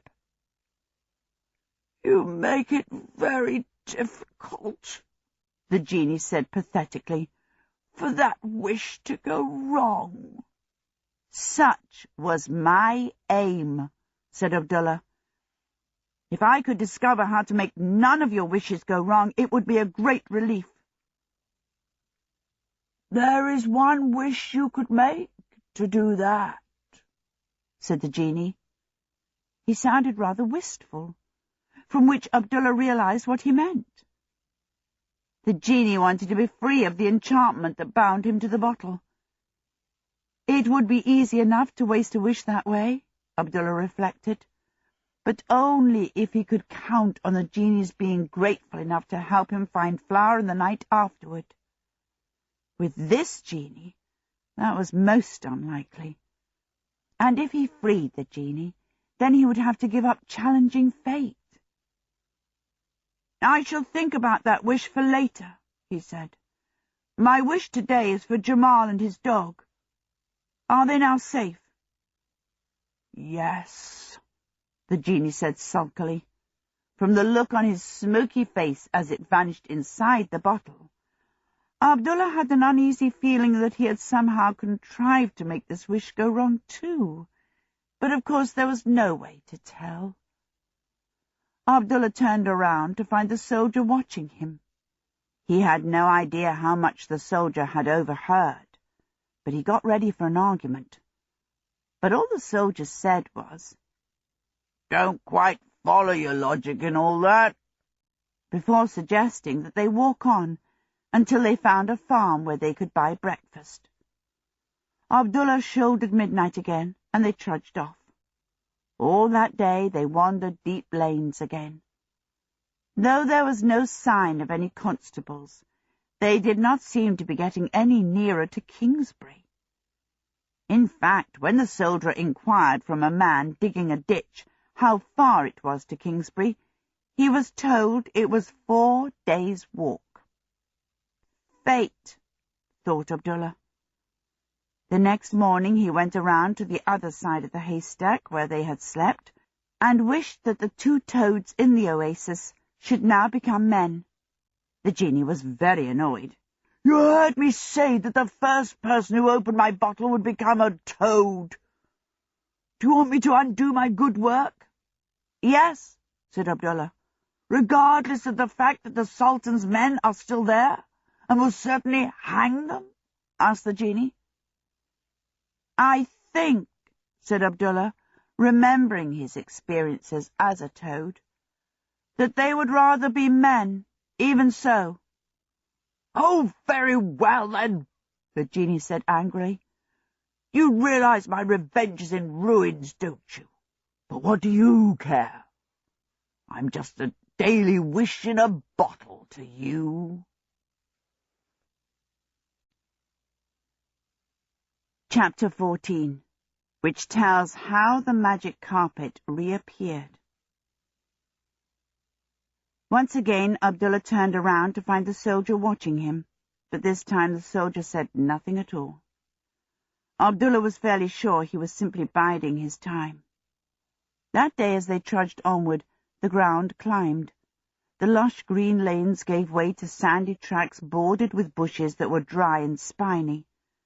The soldier remarked cheerfully that they seemed to be getting somewhere different at last. Abdullah only grunted. He was determined not to give the soldier an opening. By nightfall they were high on an open heath, looking over a new stretch of the plain. A faint pimple on the horizon was, the soldier said, still very cheerful, certainly Kingsbury. As they settled down to camp, he invited Abdullah even more cheerfully to see how charmingly Whippersnapper was playing with the buckles on his pack.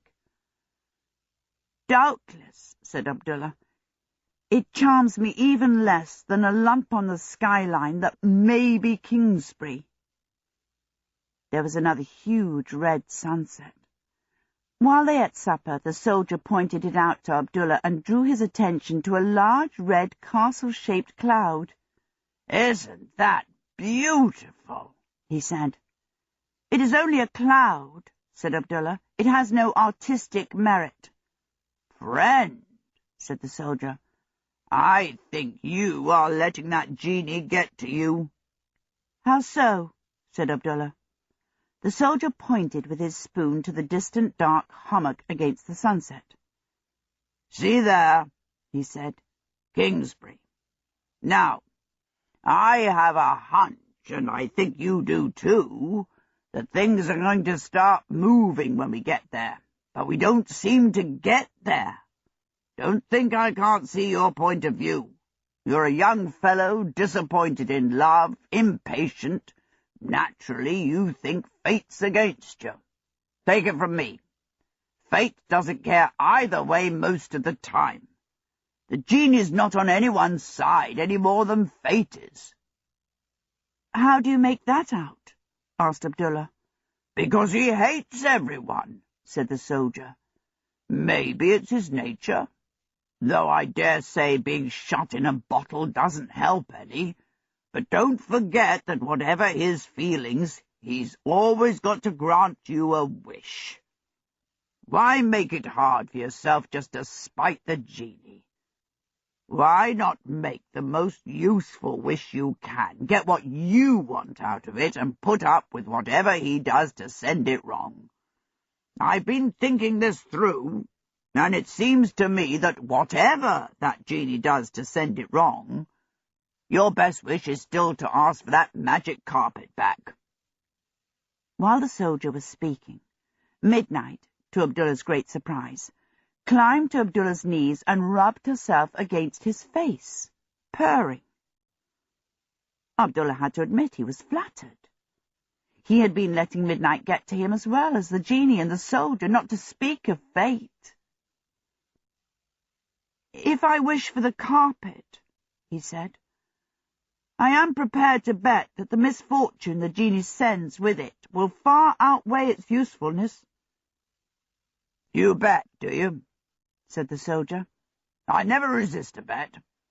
Bet you a gold piece the carpet will be more use than trouble." "Done," said Abdullah. "And now you have your own way again. It perplexes me, my friend, that you never rose to command that army of yours." "Me too," said the soldier. "I'd have made a good general." Next morning, they woke into a thick mist. Everywhere was white and wet, and it was impossible to see beyond the nearest bushes. Midnight coiled against Abdullah, shivering. The genie's bottle, when Abdullah put it down in front of them, had a distinctly sulky look. "Come out," said Abdullah. "I need to make a wish." "I can grant it quite as well from in here," the genie retorted hollowly. "I don't like this damp." "Very well," said Abdullah. "I wish for my magic carpet back again." "Done," said the genie. "And let that teach you to make silly bets." For a while, Abdullah looked up and around expectantly, but nothing seemed to happen. Then Midnight sprang to her feet. Whippersnapper's face came out of the soldier's pack, ears cocked sideways to the south. When Abdullah gazed that way, he thought he could just hear a slight whispering, which could have been the wind or something moving through the mist. Shortly, the mist swirled and swirled harder. The grey oblong of the carpet slid into sight overhead and glided to the ground beside Abdullah. It had a passenger. Curled up on the carpet, peacefully asleep, was a villainous man with a large moustache. His beak of a nose was pressed into the carpet, but Abdullah could just see the gold ring in it, half hidden by the moustache and a dirty drape of headcloth. One of the man's hands clutched a silver-mounted pistol. There was no question that this was Kabul Akbar again. "I think I win the bet," Abdullah murmured. Even that murmur, or maybe the chilliness of the mist, set the bandit stirring and muttering fretfully. The soldier put his finger to his lips and shook his head. Abdullah nodded. If he had been on his own, he would have been wondering what on earth to do now, but with the soldier there he felt almost equal to Kabul Akbar. As quietly as he could, he made a gentle snoring noise and whispered to the carpet. "Come out from underneath that man and hover in front of me." Ripples ran down the edge of the carpet. Abdullah could see it was trying to obey. It gave a strong wriggle, but Kabul Akbar's weight was evidently just too much to allow it to slide out from under him. So it tried another way. It rose an inch into the air, and before Abdullah realized what it intended to do, it had darted out from under the sleeping bandit. "No," said Abdullah, but he said it too late. Kabul Akbar thumped down onto the ground and woke. He sat up, waving his pistol and howling in a strange language. In an alert, leisurely sort of way, the soldier picked up the hovering carpet and wrapped it around Kabul Akbar's head. "Get his pistol," he said, holding the struggling bandit in both brawny arms. Abdullah plunged to one knee and grasped the strong hand waving the pistol. It was a very strong hand. Abdullah could do nothing about taking the pistol away. He could only hang on and go crushing to and fro as the hand tried to shake him off. Beside him, the soldier was also crashing to and fro. Kabul Akbar seemed quite amazingly strong. Abdullah, as he was battered about, tried to take hold of one of the bandit's fingers and uncurl it from around the pistol. But at this, Kabul Akbar roared and rose upward, and Abdullah was flung off backward with the carpet somehow wrapped around him instead of around Kabul Akbar. The soldier hung on. He hung on even though Kabul Akbar went on rising upward, roaring now like the sky falling, and the soldier, from gripping him around the arms, went to gripping him around the waist, and then around the top of the legs. Kabul Akbar shouted as if his voice were the thunder itself, and rose up bigger yet, until both his legs were too big to hold at once, and the soldier slid down until he was grimly clutching one of them, just below its vast knee. That leg tried to kick the soldier loose and failed, whereupon Kabul Akbar spread enormous leathery wings and tried to fly away. But the soldier, though he slid downward again, hung on still. Abdullah saw all this while he was struggling out from under the carpet. He also caught a glimpse of Midnight standing protectively over Whippersnapper, larger even than she had been when she faced the constables, but not large enough. What stood there now was one of the mightiest of mighty jinns. Half of him was lost upward in the mist, which he was beating into swirling smoke with his wings, unable to fly because the soldier was anchoring one of his enormous talon feet to the ground. "Explain yourself, mightiest of mighty ones," Abdullah shouted up into the mist. "By the 7 great seals, I conjure you to cease your struggling and explain." The jinn stopped roaring and halted the violent fanning of his wings. "You conjure me, do you, mortal?" The great sullen voice came down. "I do indeed," said Abdullah. "Say what you were doing with my carpet, and in the form of that most ignoble of nomads. You have wronged me at least twice." "Very well," said the jinn. He began ponderously to kneel down. "You can let go now," Abdullah said to the soldier, who, not knowing the laws that govern jinns, was still hanging on to the vast foot. "He has to stay and answer me now." Warily the soldier let go and mopped sweat from his face. He did not seem reassured when the jinn simply folded his wings and knelt. This was not surprising, because the jinn was high as a house, even kneeling, and the face coming into view through the mist was hideous. Abdullah had another glimpse of Midnight, now normal size again, scurrying for the bushes with Whippersnapper dangling from her mouth. But the face of the jinn took up most of his attention. He had seen that blank brown glare and the gold ring through that hooked nose, albeit briefly, before, when Flower in the Night was carried off from the garden. "Correction," Abdullah said. "You have wronged me 3 times. "Oh, more than that," the jinn rumbled blandly. "So many times that I have lost count." At this, Abdullah found himself angrily folding his arms. "Explain." "Willingly," said the jinn. "I was indeed hoping to be asked by someone, although I had supposed the questions most likely to come from the Duke of Faktan or the 3 rival princes of Thayak, rather than from you.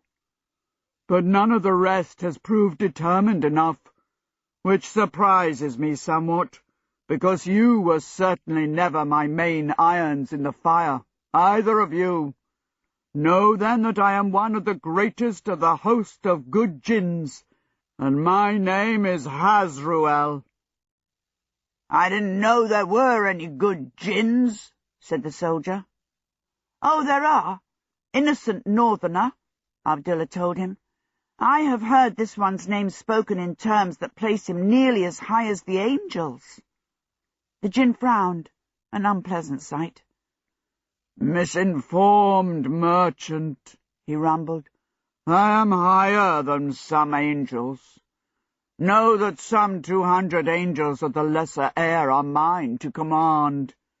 They serve as guards to the entrance of my castle." Abdullah kept his arms folded and tapped with his foot. "This being the case," he said, "explain why you have seen fit to behave toward me in a manner so far from angelic." "The blame is not mine, mortal," said the jinn. "Need spurred me on. Understand all and forgive. Know that my mother, the great spirit Dasra, in a moment of oversight, allowed herself to be ravished by a jinn of the host of evil some 20 years ago. She then gave birth to my brother Dalzell, who, since good and evil do not breed well together, proved weak and white and undersized. My mother could not tolerate Dalzell, and gave him to me to bring up. I lavished every care upon him as he grew, so you can imagine my horror and sorrow when he proved to inherit the nature of his evil sire. His first act, when he came of age, was to steal my life and hide it, thereby making me his slave. "Come again?" said the soldier. "You mean you're dead?" "Not at all," said Hasruel. "We jinns are not as you mortals, ignorant man. We can die only if one small portion of us is destroyed.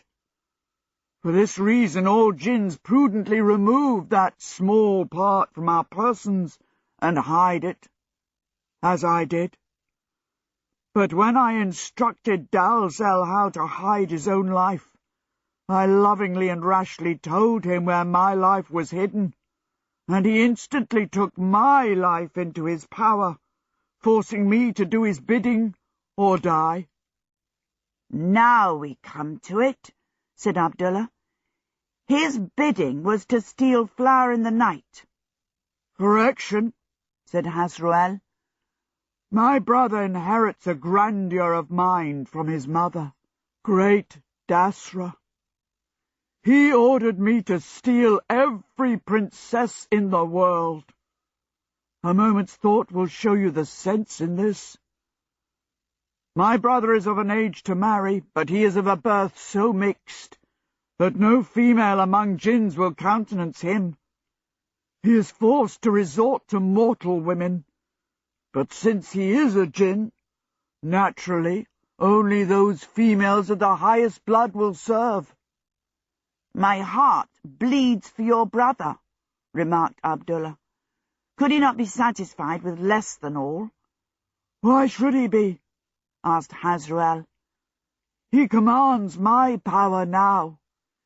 He gave the matter careful thought, and seeing clearly that his princesses would not be able to walk on air, as we jinns do, he first ordered me to steal a certain moving castle belonging to a wizard in this land of Ingary, in which to house his brides, and then he ordered me to commence stealing princesses.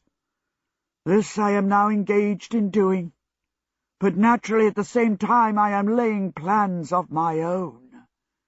For each princess that I take, I arrange to leave behind at least one injured lover or disappointed prince, who might be persuaded to attempt to rescue her.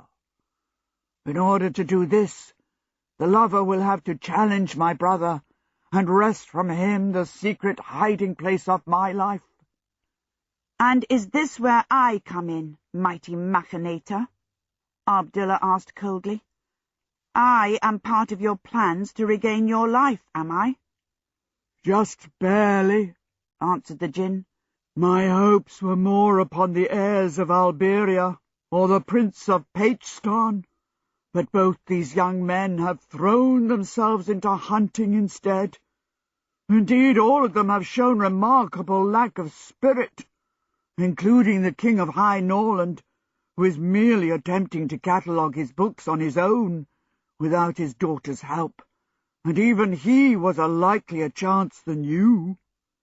You were, you might say, an outside bet of mine. The prophecy at your birth was highly ambiguous after all. I confess to selling you that magic carpet almost purely out of amusement." "You did?" Abdullah exclaimed. "Yes, amusement at the number and nature of the daydreams proceeding from your booth," said Hasruel. Abdullah, despite the cold of the mist, found his face was heating up. "Then," continued Hasruel, "when you surprised me by escaping from the Sultan of Zanzib, It amused me to take on your character of Kabul Akbar, and to force you to live out some of your daydreams. I usually try to make appropriate adventures befall each suitor." Despite his embarrassment, Abdullah could have sworn that the jinn's great gold-brown eyes slanted toward the soldier here. "And how many disappointed princes have you so far put in motion, O subtle and jesting jinn?" he asked. "Very nearly 30, Hasruel said. "but as I said, most of them are not in motion at all. This strikes me as strange, for their birth and qualifications are all far better than yours. However, I console myself with the thought that there are still 132 princesses left to steal." "I think you might have to be satisfied with me," Abdullah said, "low as my birth is. Fate seems to want it so. I am in a position to assure you of this, since I have recently challenged fate on this very point." The jinn smiled, a sight as unpleasant as his frown, and nodded. "This I know," he said. "This is the reason I have stooped to appear before you. 2 of my servant angels returned to me yesterday, having just been hanged in the shape of men. Neither was wholly pleased by this, and both claimed it was your doing." Abdullah bowed. "Doubtless when they consider, they will find it preferable to being immortal toads," he said. "Now tell me one last thing, O thoughtful thief of princesses. Say where Flower in the Night, not to speak of your brother Dalzell, may be found." The jinn's smile broadened, making it even more unpleasant, for this revealed a number of extremely long fangs. He pointed upward with a vast spiked thumb.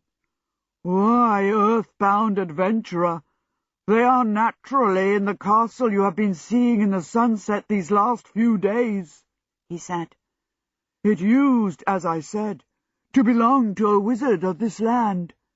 You will not find it easy to get there, and if you do, you will do well to remember that I am my brother's slave, and forced to act against you." "Understood," said Abdullah. The jinn planted his enormous taloned hands on the ground and began to lever himself up. "I must also observe," he said, "that the carpet is under orders not to follow me. May I depart now?" "No! Wait!" cried the soldier. Abdullah at the same moment remembered one thing he had forgotten and asked, "And what of the genie?" But the soldier's voice was louder and drowned Abdullah's. "Wait, you monster! Is that castle hanging around in the sky here for any particular reason, monster?"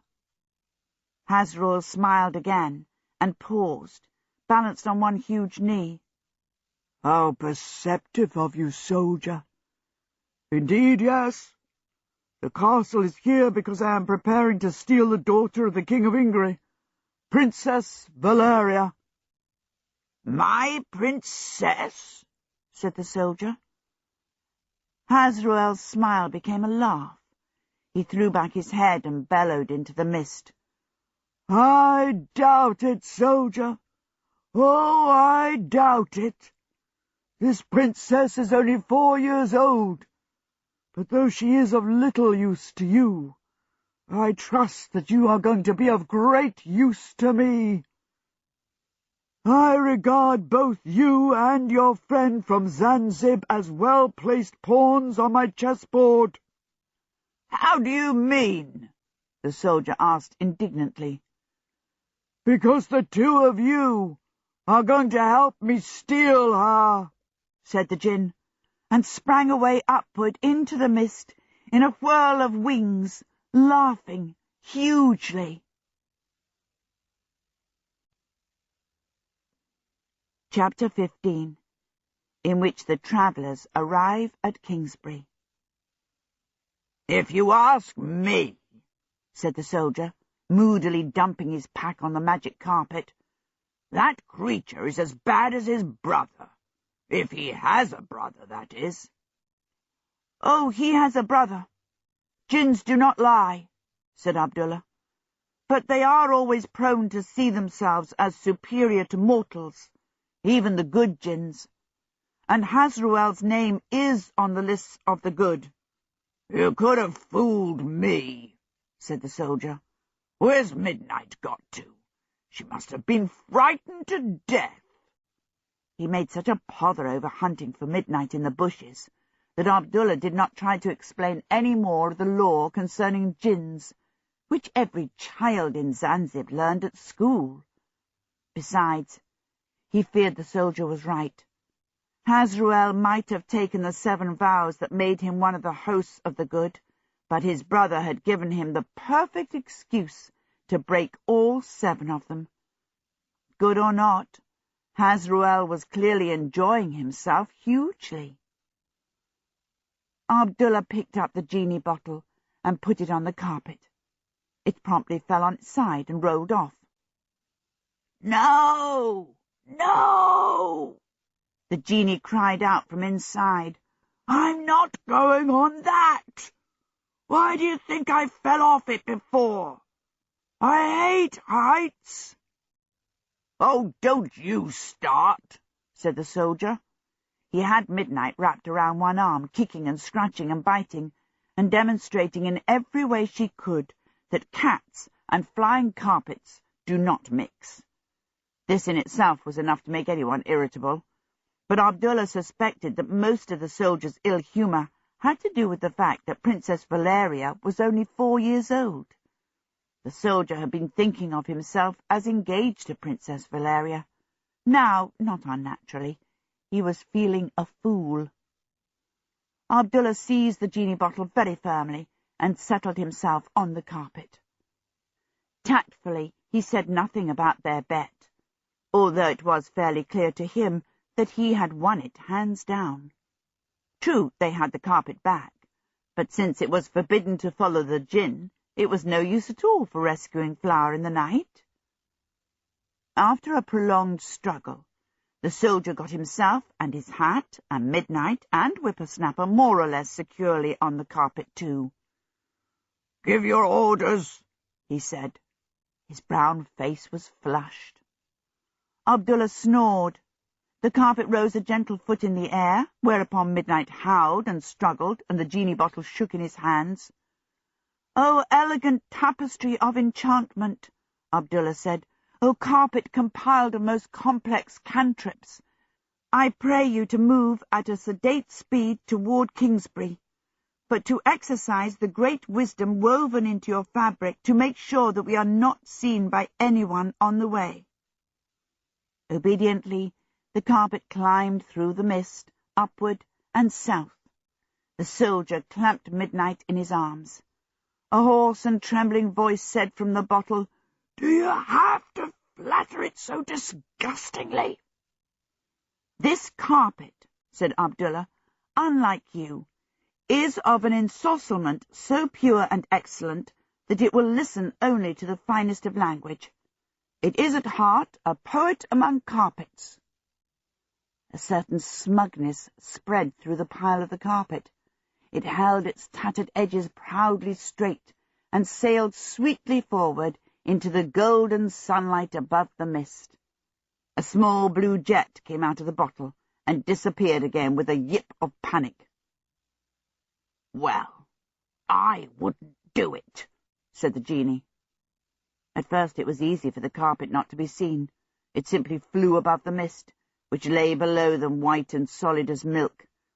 But as the sun climbed, golden-green fields began to appear shimmeringly through it, then white roads and occasional houses. Whippersnapper was frankly fascinated.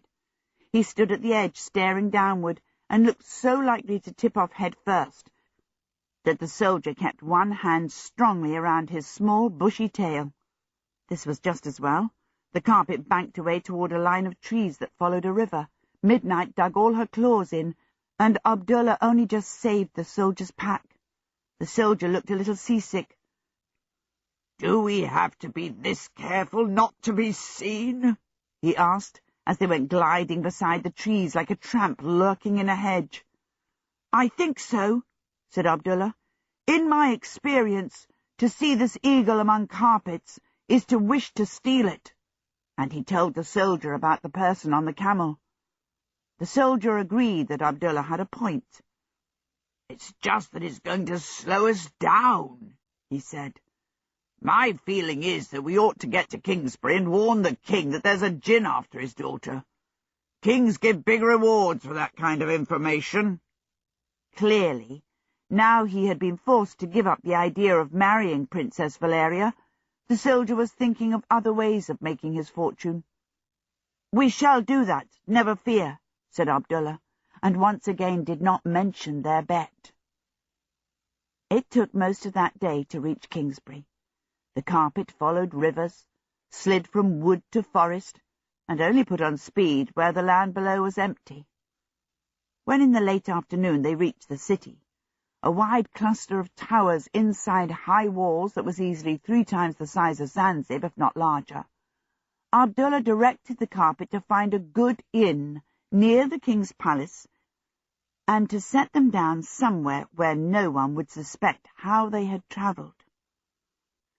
The carpet obeyed by sliding over the great walls like a snake. After that, it kept to the roofs, following the shape of each roof the way a flounder follows the sea bottom. Abdullah and the soldier, and the cats too, stared down and around in wonder. The streets, wide or narrow, were choked with richly dressed people and expensive carriages. Every house seemed to Abdullah like a palace.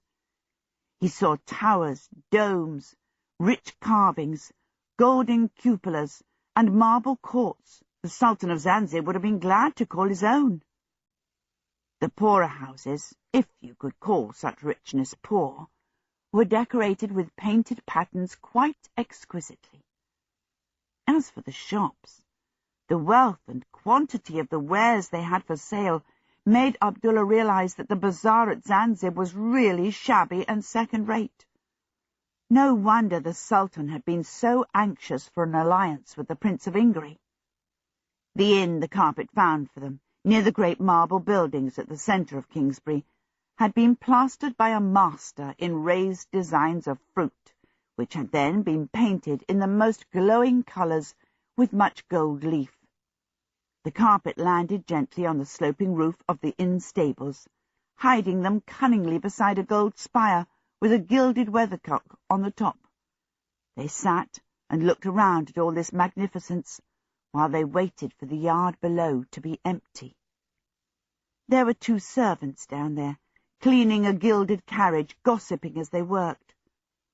Most of what they said was about the landlord of this inn, who was clearly a man who loved money. But when they had finished complaining how little they were paid, one man said, "Any news of that Strangian soldier who robbed all those people up north? Someone told me he was heading this way."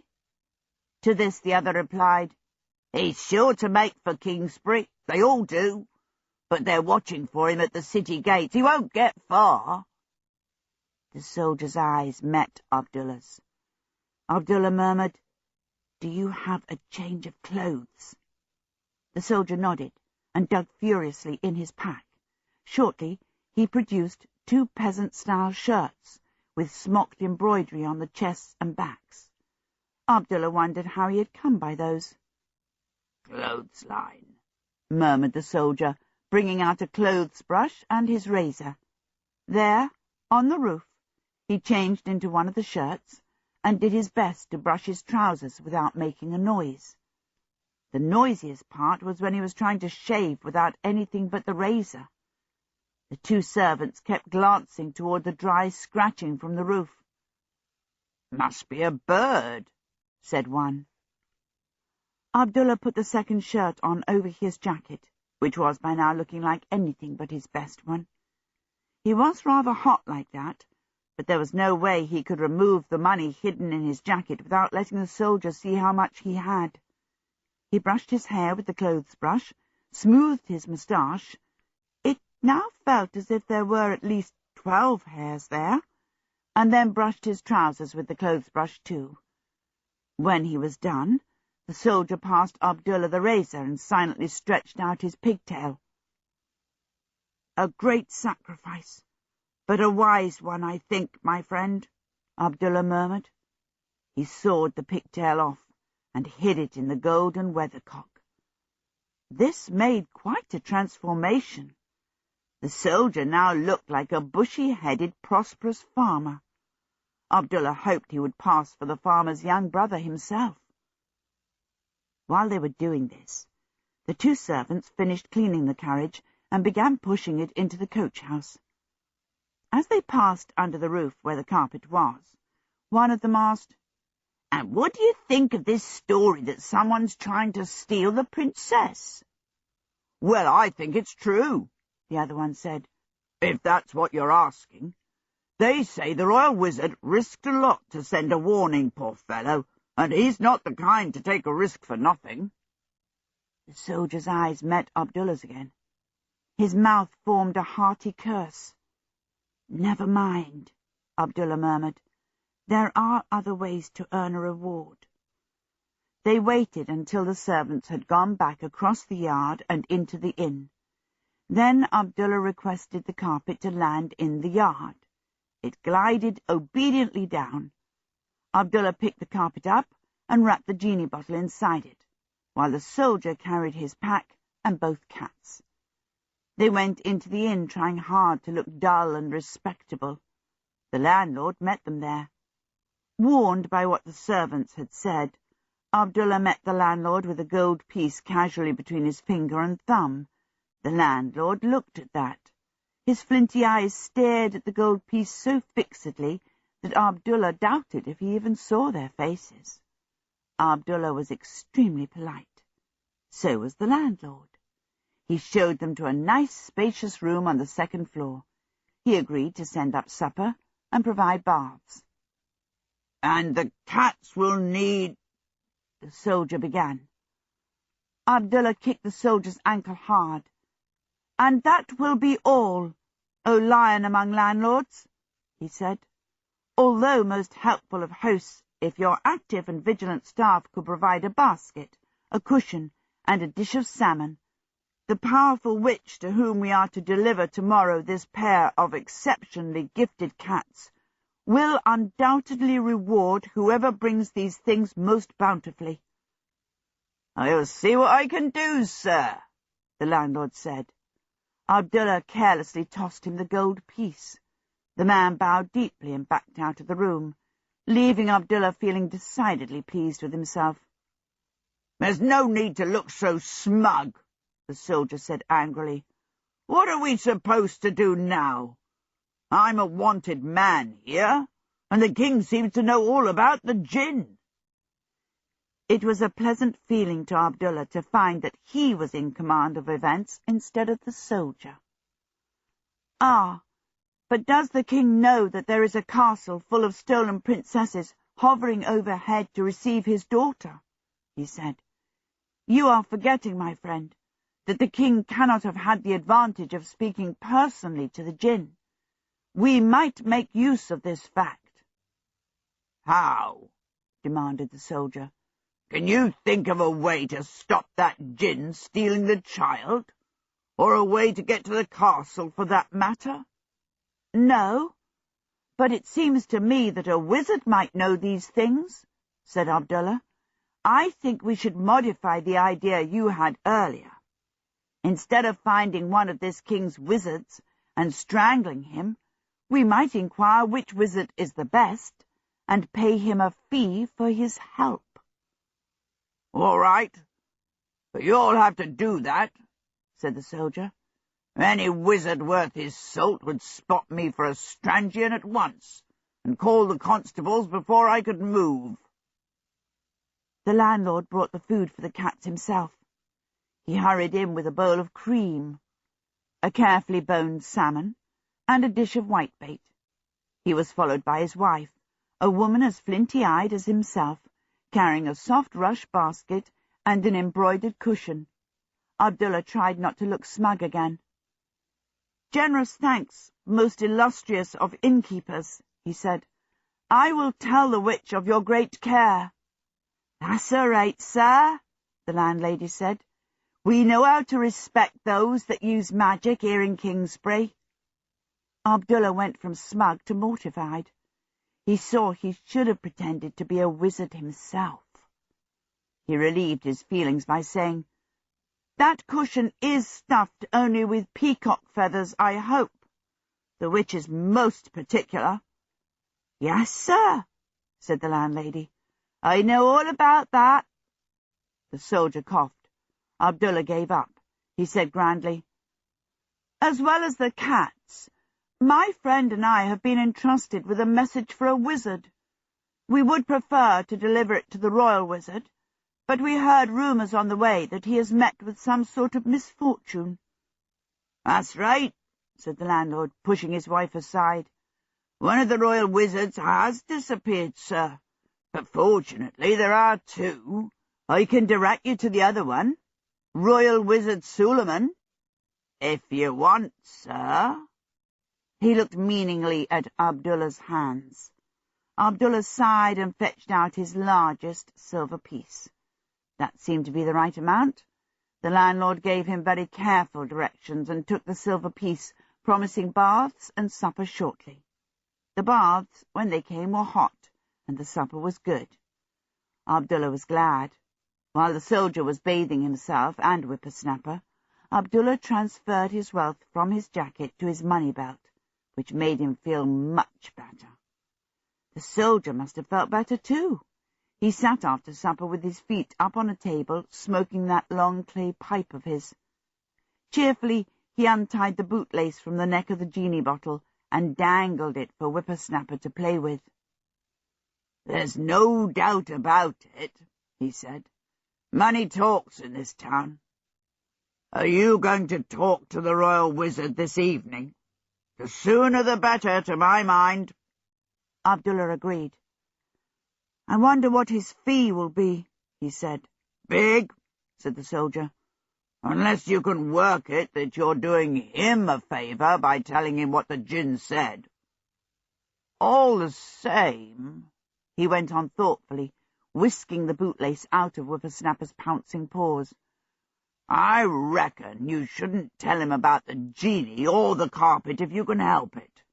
These magical gentlemen love magical items, the way this innkeeper loves gold. You don't want him asking for those for his fee. Why don't you leave them here when you go? I'll look after them for you." Abdullah hesitated.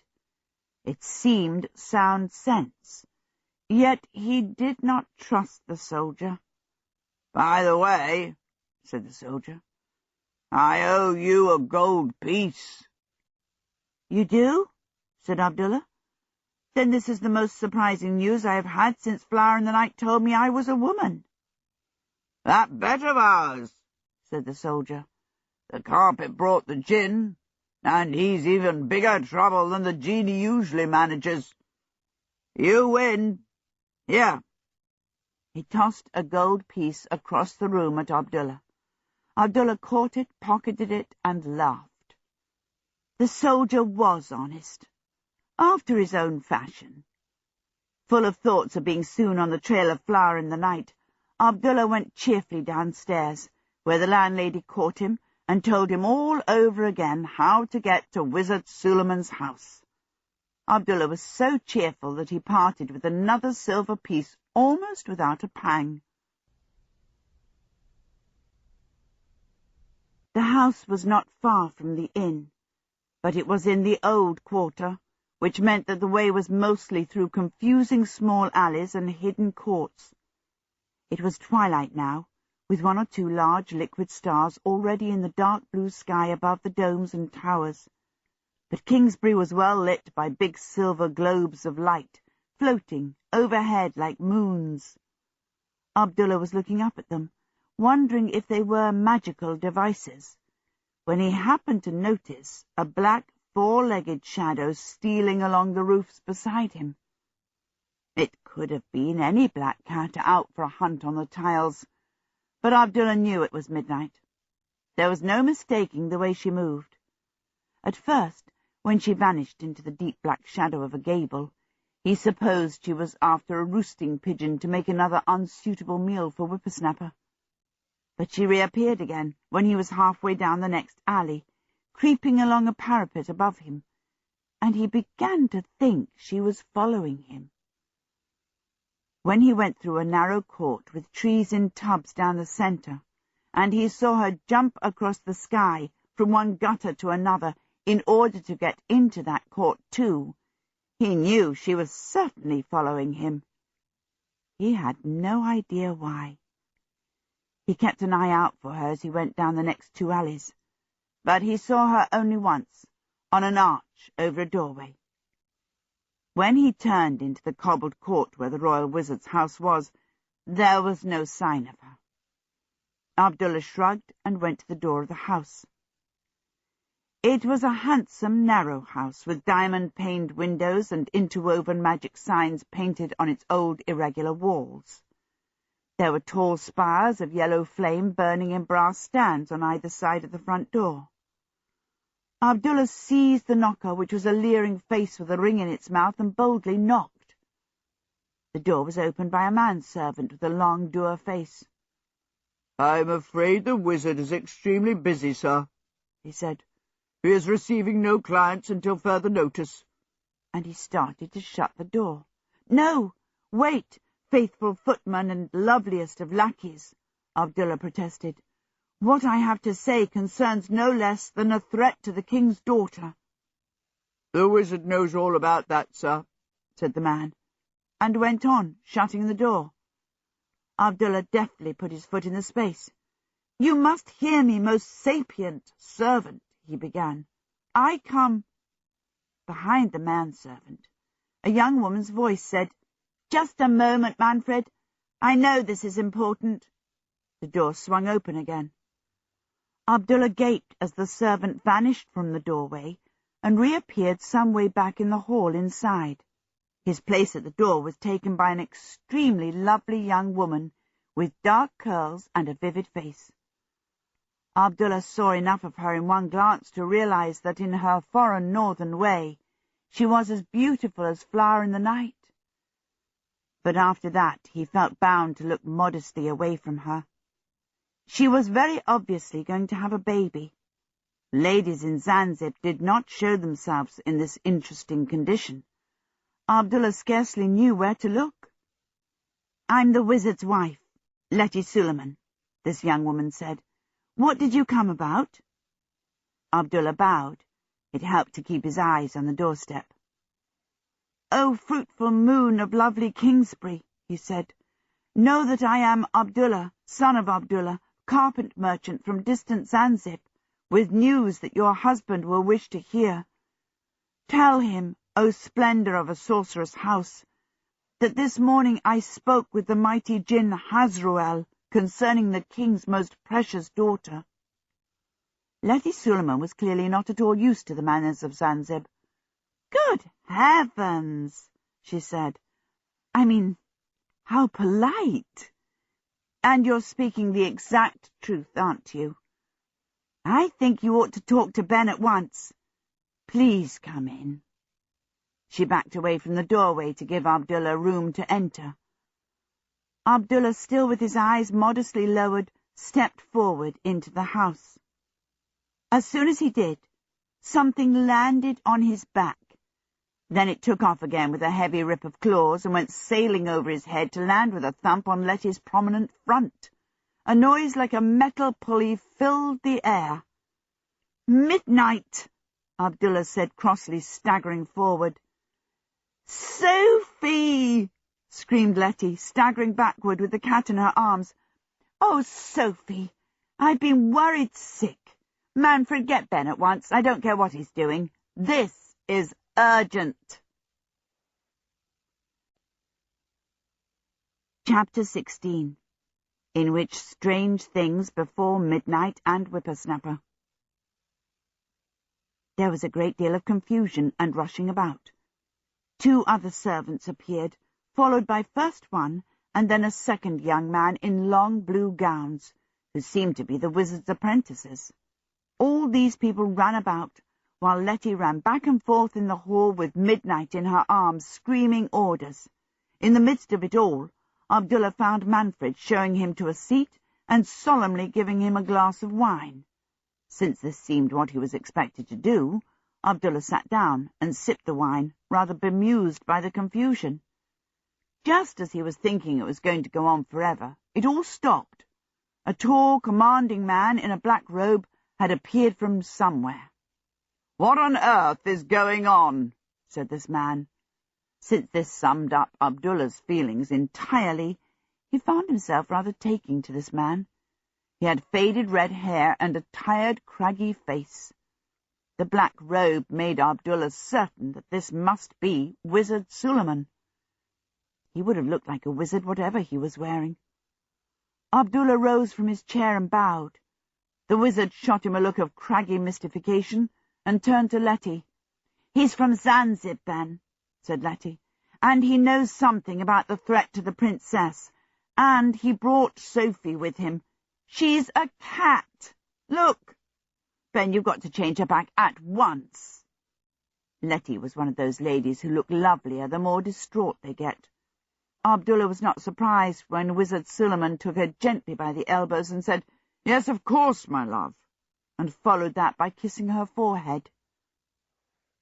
It made Abdullah wonder miserably whether he would ever have a chance to kiss Flower in the night like that, or to add, as the wizard added, "Calm down. Remember the baby." After this, the wizard said over his shoulder, "And can't someone shut the front door? Half Kingsbury must know what's happened by now." This endeared the wizard to Abdullah more than ever. The one thing that had prevented him getting up and shutting the door was a fear that it might be the custom here to leave your front door open in a crisis. He bowed again and found the wizard swinging around to face him. "And what has happened, young man?" asked the wizard. "How did you know this cat was my wife's sister?" Abdullah was somewhat taken aback by this question. He explained several times that he had had no idea Midnight was human, let alone that she was the royal wizard's sister-in-law, but he was not at all sure that anyone listened. They all seemed so glad to see Midnight that they simply assumed that Abdullah had brought her to the house out of pure friendship. Far from demanding a large fee, Wizard Suleiman seemed to think that he owed Abdullah something, and when Abdullah protested that this was not so, he said, "Well, come along and see her changed back anyway." He said this in such a friendly and trusting way that Abdullah warmed to him even more and let himself be swept along with everyone else to a large room that seemed to be at the back of the house, except that Abdullah had a feeling that it was somehow somewhere else entirely. The floor and the walls sloped in a way that was not usual. Abdullah had never seen any working wizardry before. He gazed around with interest, for the room was crowded with intricate magical devices. Nearest to him were filigree shapes with delicate smokes wreathing about them. Beside that, large and peculiar candles stood inside complicated signs, and beyond those were strange images made of wet clay. Farther off, he saw a fountain of 5 jets that fell in odd geometric patterns, and that half hid many much odder things crowded into the distance beyond. "No room to work in here," Wizard Suleiman said, sweeping through. "These should hold by themselves while we set up in the next room. Hurry, all of you." Everyone whirled on into a smaller room beyond, which was empty apart from some round mirrors hanging on the walls. Here Letty set Midnight carefully down on a blue-green stone in the middle, where she sat, seriously washing the inside of her front legs and looking totally unconcerned, while everyone else, including Letty and the servants, worked away feverishly at building a sort of tent around her out of long silver rods. Abdullah stood prudently against the wall, watching. By now he was rather regretting assuring the wizard that he owed him nothing. He should have taken the opportunity to ask how to reach the castle in the sky, but he reckoned that since nobody seemed to have listened to him then, it was better to wait until things calmed down. Meanwhile, the silver rods grew into a pattern of skeletal silver stars, and Abdullah watched the bustle, somewhat confused at the way the scene was reflected in all the mirrors, small and busy and bulging. The mirrors bent as oddly as the walls and floors did. At length, Wizard Suleiman clapped his large bony hands. "Right," he said. "Letty can help me here. The rest of you, get to the other room and make sure the wards for the princess stay in place." The apprentices and the servants hurried away. Wizard Suleiman spread his arms. Abdullah intended to watch closely and remember clearly what happened. But somehow, as soon as the magic working started, he was not at all sure what was going on. He knew things were happening, but they did not seem to happen. It was like listening to music when you were tone deaf. Every so often, Wizard Suleiman uttered a deep, strange word that blurred the room and the inside of Abdullah's head with it, which made it even harder to see what was happening. But most of Abdullah's difficulty came from the mirrors on the walls. They kept showing small round pictures that looked like reflections, but were not, or not quite. Every time one of the mirrors caught Abdullah's eyes, it showed the framework of rods glowing with silvery light in a new pattern, a star, a triangle, a hexagon, or some other symbol, angular and secret, while the real rods in front of him did not glow at all. Once or twice a mirror showed Wizard Suleiman with his arms spread when, in the room, his arms were by his sides. Several times a mirror showed Letty standing still with her hands clasped, looking vividly nervous. But each time Abdullah looked at the real Letty, she was moving about, making strange gestures and perfectly calm. Midnight never appeared in the mirrors at all. A small black shape in the middle of the rods was oddly hard to see in reality too. Then all the rods suddenly glowed misty silver, and the space inside filled with a haze. The wizard spoke a final deep word and stepped back. "Confound it," said someone inside the rods. "I can't smell you at all now." This made the wizard grin and Letty laugh outright. Abdullah looked for the person who was amusing them so, and was forced to look away almost at once. The young woman crouching inside the framework, understandably enough, had no clothes on at all. The glimpse he caught told him that the young woman was as fair as Letty was dark, but otherwise quite like her. Letty ran to the side of the room and came back with a wizardly green gown. When Abdullah dared to look, the young woman was wearing the gown like a dressing gown, and Letty was trying to hug her and help her out of the framework at the same time. "Oh, Sophie, what happened?" she kept saying. "One moment," gasped Sophie.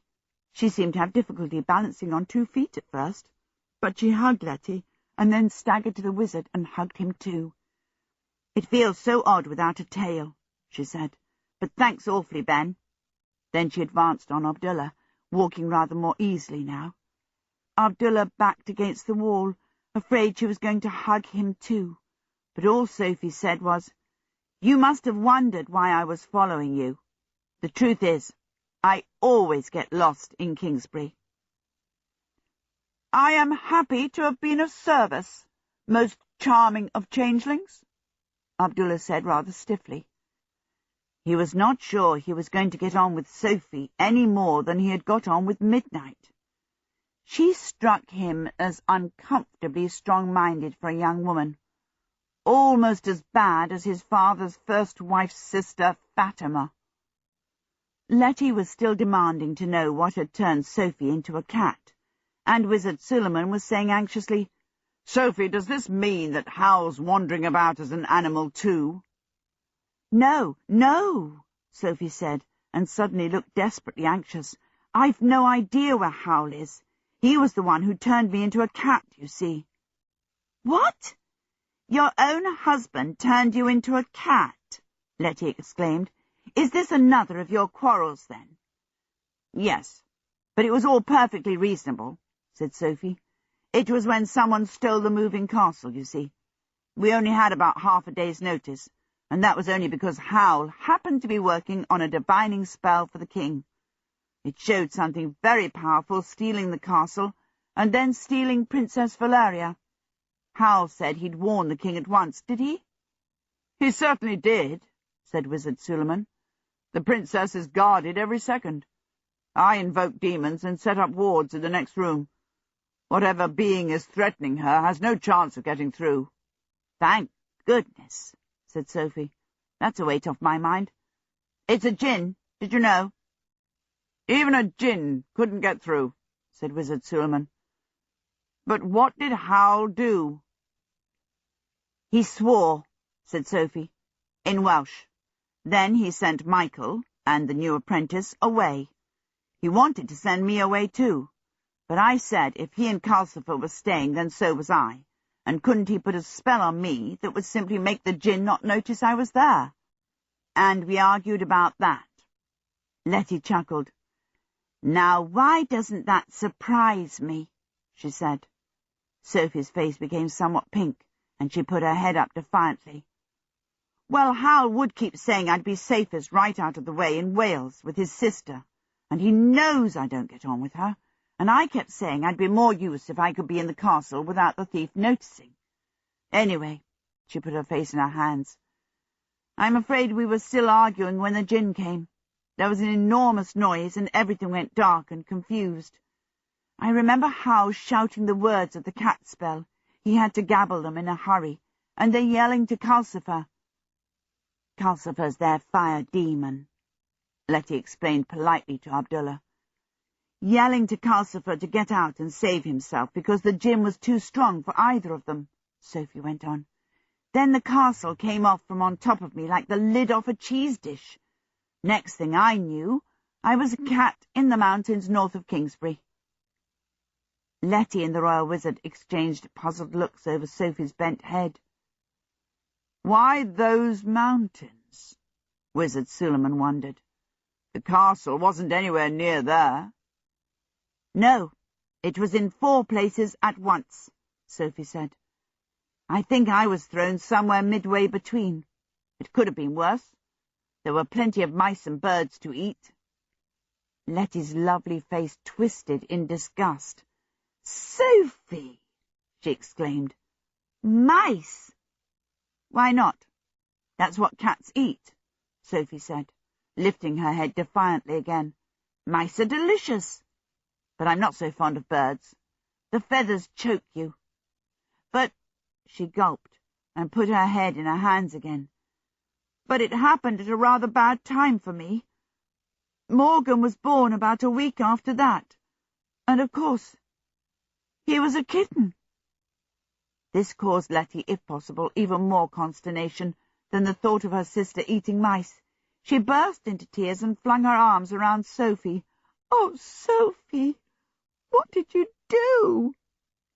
"What cats always do, of course," Sophie said. "Fed him and washed him a lot. Don't worry, Letty. I left him with Abdullah's friend, the soldier. That man would kill anyone who harmed his kitten. But," she said to Wizard Suleiman, "I think I ought to fetch Morgan now, so that you can turn him back too." Wizard Suleiman was looking almost as distraught as Letty. "I wish I'd known," he said. "If he was born a cat as part of the same spell, he may be changed back already. We'd better find out." He strode to one of the round mirrors and made circular gestures with both hands. The mirror, all the mirrors, at once seemed to be reflecting the room at the inn, each from a different viewpoint, as if they were hanging on the wall there. Abdullah stared from one to the other, and was as alarmed at what he saw as the other three were. The magic carpet had, for some reason, been unrolled upon the floor. On it lay a plump, naked pink baby. Young as this baby was, Abdullah could see he had a personality as strong as Sophie's, and he was asserting that personality. His legs and arms were punching the air, his face was contorted with fury, and his mouth was a square, angry hole. Though the pictures in the mirrors were silent, it was clear that Morgan was being very noisy indeed. "Who is that man?" said Wizard Suleiman. "I've seen him before." "A Strangian soldier, worker of wonders," Abdullah said helplessly. "Then he must remind me of someone I know," said the wizard. The soldier was standing beside the screaming baby, looking horrified and useless. Perhaps he was hoping the genie would do something. At any rate, he had the genie bottle in one hand, but the genie was hanging out of the bottle in several spouts of distracted blue smoke, each spout a face with its hand over its ears, as helpless as the soldier. "Oh, the poor darling child," said Letty. "The poor blessed soldier, you mean," said Sophie. "Morgan's furious. He's never been anything but a kitten, and kittens can do so much more than babies can. He's angry because he can't walk. Ben, do you think you can—" The rest of Sophie's question was drowned in a noise like a giant piece of silk tearing. The room shook. Wizard Suleiman exclaimed something and made for the door, and then had to dodge hastily. A whole crowd of screaming, wailing somethings swept through the wall beside the door, swooped across the room, and vanished through the opposite wall. They were going too fast to be seen clearly, but none of them seemed to be human. Abdullah had a blurred glimpse of multiple clawed legs, of something streaming along on no legs at all, of beings with one wild eye, and of others with many eyes in clusters. He saw fanged heads, flowing tongues, flaming tails. One, moving swiftest of all, was a rolling ball of mud. Then they were gone. The door was thrown open by an agitated apprentice. "Sir! Sir, the wards are down! We couldn't hold—" Wizard Suleiman seized the young man's arm and hurried him back into the next room, calling over his shoulder, "I'll be back when I can. The princess is in danger."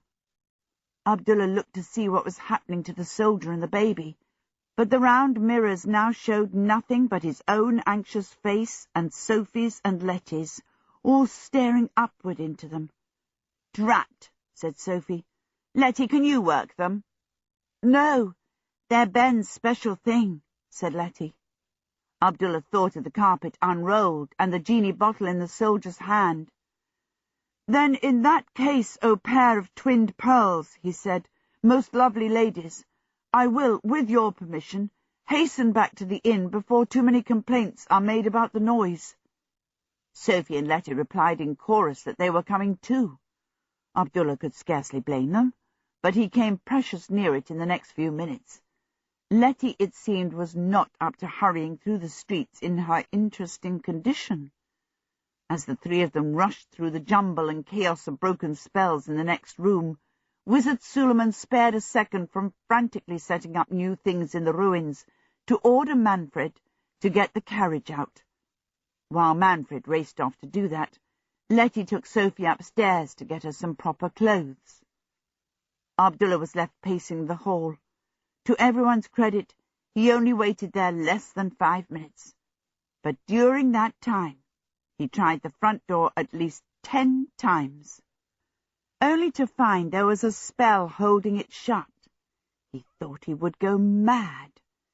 It seemed like a century before Sophie and Letty came downstairs, both in elegant going-out clothes, and Manfred opened the front door to show a small open carriage drawn by a nice bay gelding waiting outside on the cobbles.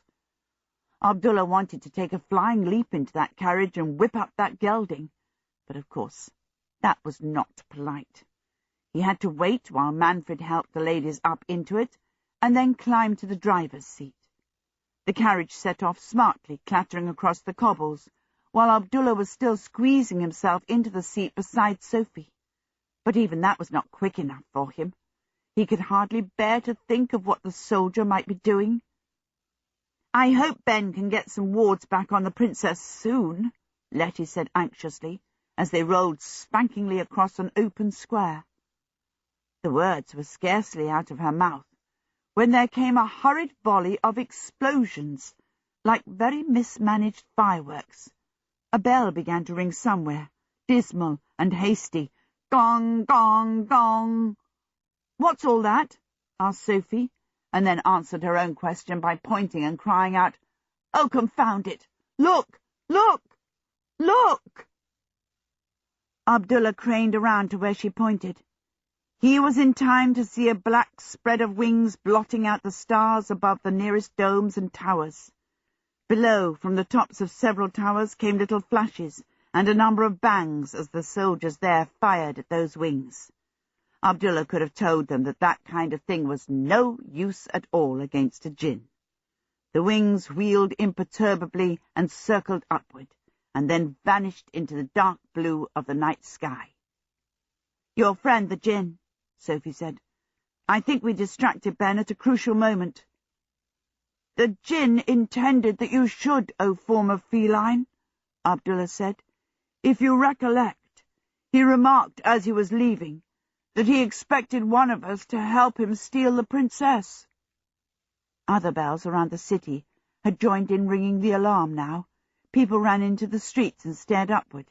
The carriage jingled on through an increasing clamour, and was forced to go more and more slowly as more people gathered in the streets. Everyone seemed to know exactly what had happened. "The princess is gone," Abdullah heard. "The devil has stolen Princess Valeria." Most people seemed awed and frightened, but one or two were saying, "That royal wizard ought to be hanged. What's he paid for?" "Oh, dear," said Letty. "The king won't believe for a moment how hard Ben's been working to stop this from happening." "Don't worry," said Sophie. "As soon as we've fetched Morgan, I'll go and tell the king. I'm good at telling the king things." Abdullah believed her. He sat and jittered with impatience. After what seemed another century, but was probably only 5 minutes, the carriage pushed its way into the crowded inn-yard. It was full of people, all staring upward. "Saw its wings," he heard a man saying. "It was a monstrous bird with the princess clutched in its talons." The carriage stopped. Abdullah could give way to his impatience at last. He sprang down, shouting, "Clear the way! Clear the way, O people! Here are 2 witches on important business." By repeated shouting and pushing, he managed to get Sophie and Letty to the inn door and shove them inside. Letty was very embarrassed. "I wish you wouldn't say that," she said. "Ben doesn't like people to know I'm a witch." "He will have no time to think of it just now," Abdullah said. He pushed the 2 of them past the staring landlord and to the stairs. "Here are the witches I spoke to you about, most heavenly host," he told the man. "They are anxious about their cats." He leapt up the stairs. He overtook Letty, then Sophie, and raced on up the next flight. He flung open the door of the room. "Do nothing rash!" He began, and then stopped, as he realized there was complete silence inside. The room was empty. Chapter 17, in which Abdullah at last reaches the castle in the air. There was a cushion in a basket among the remains of supper on the table. There was a rumpled dent in one of the beds, and a cloud of tobacco smoke above it, as if the soldier had been lying there smoking until very recently. The window was closed. Abdullah rushed toward it, intending to fling it open and look out, for no real reason except that it was all he could think of, and found himself tripping over a saucer full of cream. The saucer overturned, slewing thick yellow-white cream in a long streak across the magic carpet. Abdullah stood staring down at it. At least the carpet was still there. What did that mean? There was no sign of the soldier, and certainly no sign of a noisy baby anywhere in the room. Nor, he realized, turning his eyes rapidly toward every place he could think of, was there any sign of the genie bottle. "Oh, no," Sophie said, arriving at the door. "Where is he? He can't have gone far if the carpet's still here." Abdullah wished he could be so certain of that. "Without desiring to alarm you, mother of a most mobile baby," he said, "I have to observe that the genie appears to be missing also." A small, vague frown creased the skin of Sophie's forehead. What genie? While Abdullah was remembering that as midnight, Sophie had always seemed quite unaware that the genie existed. Letty arrived in the room too, panting, with one hand pressed to her side. "What's the matter?" she gasped. "They're not here," said Sophie. "I suppose the soldier must have taken Morgan to the landlady. She must know about babies." With a feeling of grasping at straws, Abdullah said, "I will go and see." It was always just possible that Sophie was right, he thought as he sped down the first flight of stairs. It was what most men would do faced with a screaming baby suddenly, always supposing that man did not have a genie bottle in his hand. The lower flight of stairs was full of people coming up, men wearing tramping boots and some kind of uniform. The landlord was leading them upwards, saying, "On the second floor, gentlemen. Your description fits the Strangian if he had cut off his pigtail, and the younger fellow is obviously the accomplice you speak of." Abdullah turned and ran back upstairs on tiptoe, 2 stairs at a time. "There is general disaster, most bewitching pair of women," he gasped to Sophie and Letty. "The landlord, a perfidious publican, is bringing constables to arrest myself and the soldier. Now what can we do?" It was time for a strong-minded woman to take charge. Abdullah was quite glad that Sophie was one. She acted at once. She shut the door and shot its bolts. "Lend me your handkerchief," she said to Letty, and when Letty passed it over, Sophie knelt and mopped the cream off the magic carpet with it. "You come over here," she told Abdullah. "Get on this carpet with me and tell it to take us to wherever Morgan is. You stay here, Letty, and hold the constables up. I don't think the carpet would carry you." "Fine," said Letty. "I want to get back to Ben before the king starts blaming him anyway. But I'll give that landlord a piece of my mind first. It'll be good practice for the king." As strong-minded as her sister, she squared her shoulders and stuck out her elbows in a way that promised a bad time for the landlord and the constables as well. Abdullah was glad about Letty too. He crouched on the carpet and snored gently. The carpet quivered. It was a reluctant quiver. "Oh, fabulous fabric, carbuncle and chrysolite among carpets," Abdullah said. "This miserable, clumsy churl apologizes profoundly for spilling cream upon your priceless surface." Heavy knocking came at the door. "Open, in the king's name," bellowed someone outside. There was no time to flatter the carpet any further. "Carpet, I implore you," Abdullah whispered, "transport myself and this lady to the place where the soldier has taken the baby." The carpet shook itself irritably, but it obeyed. It shot forward in its usual way, straight through the closed window. Abdullah was alert enough this time actually to see the glass and the dark frame of the window for an instant, like the surface of water, as they passed through it, and then soared above the silver globes that lit the street. But he doubted if Sophie was. She clutched Abdullah's arm with both hands, and he rather thought her eyes were shut. "I hate heights," she said. "It had better not be far." "This excellent carpet will carry us with all possible speed, worshipful witch," Abdullah said, trying to reassure her and the carpet together. He was not sure it worked with either of them. Sophie continued to cling painfully to his arm, uttering little short gasps of panic, while the carpet, having made one brisk, giddy sweep just above the towers and lights of Kingsbury, swung dizzily around what seemed to be the domes of the palace, and began on another circuit of the city. "What is it doing?" gasped Sophie. Evidently her eyes were not quite shut. "Peace, most serene sorceress," Abdullah reassured her. "It does but circle to gain height as birds do." Privately, he was sure the carpet had lost the trail. But as the lights and domes of Kingsbury went by underneath for the third time, he saw he had accidentally guessed right. They were now several 100 feet higher. On the fourth circuit, which was wider than the third, though quite as giddy, Kingsbury was a little jewelled cluster of lights far, far below. Sophie's head bobbed as she took a downward peep. Her grip on Abdullah became even tighter, if that was possible. "Oh, goodness and awfulness," she said. "We're still going up. I do believe that wretched soldier has taken Morgan after the djinn." They were now so high that Abdullah feared she was right. "He no doubt wished to rescue the princess," he said, "in hope of a large reward."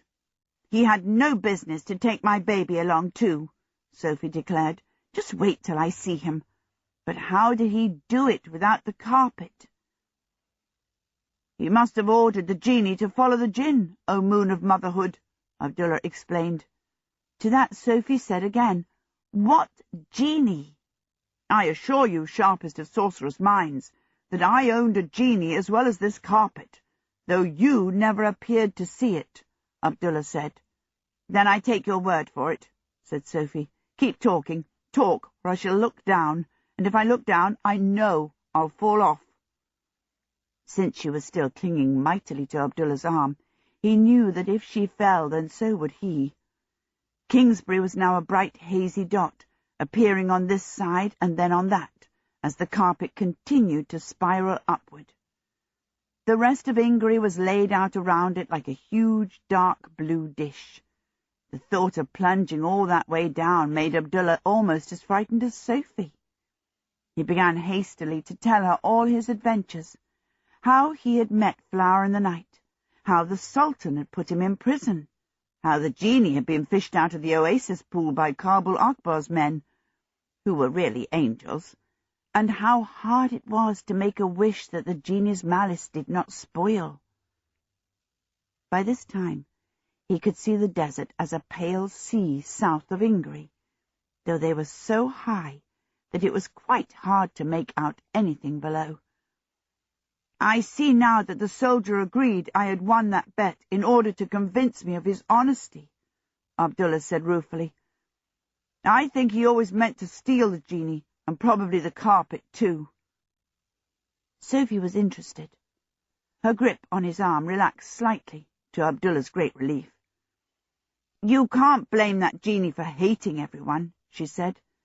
"Think how you felt shut in that dungeon." "But the soldier," said Abdullah. "Is another matter," Sophie declared. "Just wait till I get my hands on him. I can't abide people who go soft over animals and then cheat every human they come across.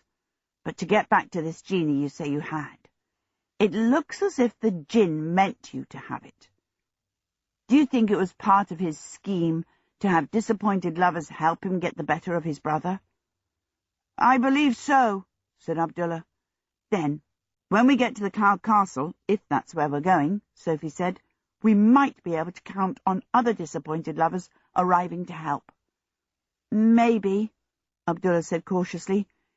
"But I recollect, most curious of cats, that you were fleeing to the bushes while the djinn spoke, and the djinn expected only myself." Nevertheless, he looked upward. It was growing chilly now, and the stars seemed uncomfortably close. There was a sort of silveriness to the dark blue of the sky, which suggested moonlight trying to break through from somewhere. It was very beautiful. Abdullah's heart swelled with the thought that he might be at last on the way to rescue Flower in the night. Unfortunately, Sophie looked up too. Her grip on his arm tightened. "Talk," she said. I'm terrified." "Then you must talk too, courageous caster of spells," said Abdullah. "Close your eyes and tell me of the Prince of Auchinstein, to whom Flower in the Night was betrothed." "I don't think she could have been," Sophie said, almost babbling. She was truly terrified. "The king's son is only a baby. Of course, there's the king's brother, Prince Justin, but he was supposed to be marrying Princess Beatrice of Strangia, except that she refused to hear of it and ran away. Do you think the jinn's got her? I think your sultan was just after some of the weapons our wizards have been making here, and he wouldn't have got them. They don't let the mercenaries take them south when they go. In fact, Hal says they shouldn't even send mercenaries." "How?" Her voice faded. Her hands on Abdullah's arm shook. "Talk," she croaked. It was getting harder to breathe. "I barely can, strong-handed Sultana," Abdullah gasped. "I think the air is thin here. Can you not make some witchly weaving that might help us to breathe?" "Probably not. You keep calling me a witch, but I'm really quite new to it," Sophie protested. "You saw. When I was a cat, all I could do was get larger."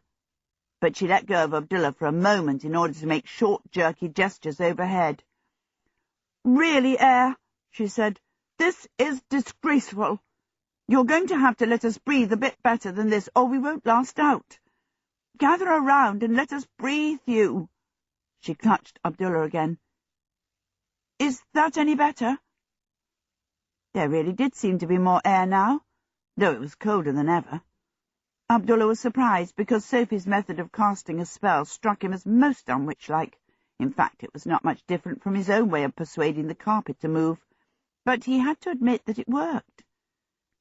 "Yes, many thanks, speaker of spells."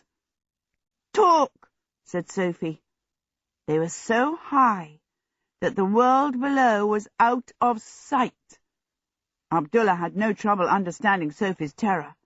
The carpet was sailing through dark emptiness, up and up, and Abdullah knew that if he had been alone he might have been screaming. "You talk, mighty mistress of magics," he quavered. "Tell me of this wizard Howl of yours."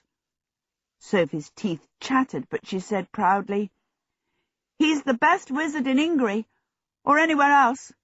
If he'd only had time, he would have defeated that jinn. And he's sly and selfish and vain as a peacock and cowardly, and you can't pin him down to anything." "Indeed?" asked Abdullah. "Strange that you should speak so proudly, such a list of vices, most loving of ladies." "What do you mean, vices?" Sophie asked angrily. "I was just describing Howl. He comes from another world entirely, you know, called Wales. And I refuse to believe he's dead." "Oh!" She ended in a moan as the carpet plunged upward into what had seemed to be a gauzy veil of cloud. Inside the cloud, the gauziness proved to be flakes of ice, which peppered them in slivers and chunks and rounds like a hailstorm. They were both gasping as the carpet burst upward out of it. Then they both gasped again, in wonder. They were in a new country, which was bathed in moonlight that had the golden tinge of a harvest moon to it. But when Abdullah spared an instant to look for the moon, he could not see it anywhere. The light seemed to come from the silver-blue sky itself, studded with great limpid golden stars. But he could only spare that one glance. The carpet had come out beside a hazy, transparent sea, and was labouring alongside soft rollers breaking on cloudy rocks. Regardless of the fact that they could see through each wave as if it were gold-green silk, its water was wet and threatened to overwhelm the carpet. The air was warm, and the carpet, not to speak of their own clothes and hair, was loaded with piles of melting ice.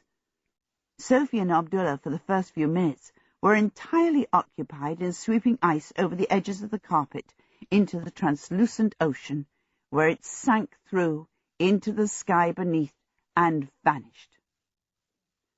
When the carpet bobbed up lighter, and they had a chance to look around, they gasped again. For here were the islands and promontories and bays of dim gold that Abdullah had seen in the sunset, spreading out from beside them into the far silver distance, where they lay hushed and still and enchanted like a vista of paradise itself. The pellucid waves broke on the cloud shore with only the faintest of whispers, which seemed to add to the silence. It seemed wrong to speak in such a place. Sophie nudged Abdullah and pointed. There, on the nearest cloudy headland, stood a castle, a mass of proud, soaring towers with dim silvery windows showing in them. It was made of cloud. As they looked, several of the taller towers streamed sideways and shredded out of existence, while others shrank and broadened. Under their eyes, it grew like a blot into a massive, frowning fortress, and then began to change again. But it was still there, and still a castle, and it seemed to be the place where the carpet was taking them. The carpet was going at a swift walking pace, but gently, keeping to the shoreline, as if it were not at all anxious to be seen. There were cloudy bushes beyond the waves, tinged red and silver like the aftermath of sunset. The carpet lurked in the cover of these, just as it had lurked behind trees in Kingsbury Plain, while it circled the bay to come to the promontory. As it went, there were new vistas of golden seas, where far-off smoky shapes moved that could have been ships, or may have been cloudy creatures on business of their own. Still, in utter whispering silence, the carpet crept out onto the headland, where there were no more bushes. Here it slunk close to the cloudy ground, much as it had followed the shapes of the roofs in Kingsbury. Abdullah did not blame it. Ahead of them the castle was changing again, stretching out, until it had become a mighty pavilion. As the carpet entered the long avenue leading to its gates, domes were rising and bulging, and it had protruded a dim gold minaret as if it were watching them coming. The avenue was lined with cloudy shapes, which also seemed to watch them coming. The shapes grew out of the cloud ground in the way that one often sees a tuft of cloud curl upward out of the main mass. But unlike the castle, they did not change shape. Each one ramped proudly upward, somewhat in the shape of a seahorse or the knights in a game of chess, except that their faces were blanker and flatter than the faces of horses, and surrounded by curling tendrils that were neither cloud nor hair. Sophie looked at each one as they passed it with increasing disfavour. "I don't think much of his taste in statues," she said. "Oh, hush, most outspoken lady," Abdullah whispered. "These are no statues, but the 200 attendant angels spoken of by the jinn." The sound of their voices attracted the attention of the nearest cloudy shape. It stirred mistily, opened a pair of immense moonstone eyes, and bent to survey the carpet as it slunk past it. "Don't you dare try to stop us," Sophie said to it. "We're only coming to get my baby." Huge eyes blinked. Evidently the angel was not used to being spoken to so sharply. Cloudy white wings began to spread from its sides. Hastily, Abdullah stood up on the carpet and bowed. "Greetings, most noble messenger of the heavens," he said. "What the lady says so bluntly is the truth. Pray forgive her. She is from the north, but she, like me, comes in peace. The jinns are minding her child, and we do but come to collect him and render them our most humble and devout thanks." This seemed to placate the angel. Its wings melted back into its cloudy sides, and though its strange head turned to watch them as the carpet slunk on, it did not try to stop them. But by now the angel across the way had its eyes open too, and the two next returned to stare as well. Abdullah did not dare sit down again. He braced his feet for balance and bowed to each pair of angels as they came to it. This was not easy to do. The carpet knew how dangerous the angels could be as well as Abdullah did, and it was moving faster and faster. Even Sophie realized that a little politeness would help. She nodded to each angel as they whipped past. "Evening," she said. "Lovely sunset today." "Evening." She had not time for more because the carpet was fairly scuttling up the last stretch of avenue. When it reached the castle gates, which were shut, it dived through like a rat up a drainpipe. Abdullah and Sophie were suffused with foggy damp, and then out into calm goldish light. They found they were in a garden. Here the carpet fell to the floor, limp as a dish rag, where it stayed. It had little shivers running through the length of it, as a carpet might that was shaking with fear or panting with effort, or both. Since the ground in the garden was solid and did not seem to be made of cloud, Sophie and Abdullah cautiously stepped onto it. It was firm turf, growing silver-green grass. In the distance, among formal hedges, a marble fountain played. Sophie looked at this, and looked around, and began to frown. Abdullah stooped and considerately rolled the carpet up, patting it and speaking soothingly. "Bravely done, most daring of damasks," he told it. "There, there. Never fear. I will not allow any jinn, however mighty, to harm so much as a thread of your treasured fabric or a fringe from your border." "You sound like that soldier making a fuss of Morgan when he was whippersnapper," Sophie said. "The castle's over there." They set off toward it, Sophie staring alertly around and uttering one or two snorts, Abdullah with the carpet tenderly over his shoulder. He patted it from time to time and felt the quivers die out of it as they went. They walked for some time, for the garden, although it was not made of cloud, changed and enlarged around them. The hedges became artistic banks of pale pink flowers, and the fountain, which they could see clearly in the distance all the time, now appeared to be crystal, or possibly crystallite. A few steps more, and everything was in jewelled pots and frondy, with creepers trained up lacquered pillars. Sophie's snorts became louder. The fountain, as far as they could tell, was of silver inset with sapphires. "That jinn has taken liberties with a person's castle," Sophie said. "Unless I'm entirely turned around, this used to be our bathroom." Abdullah felt his face heat up.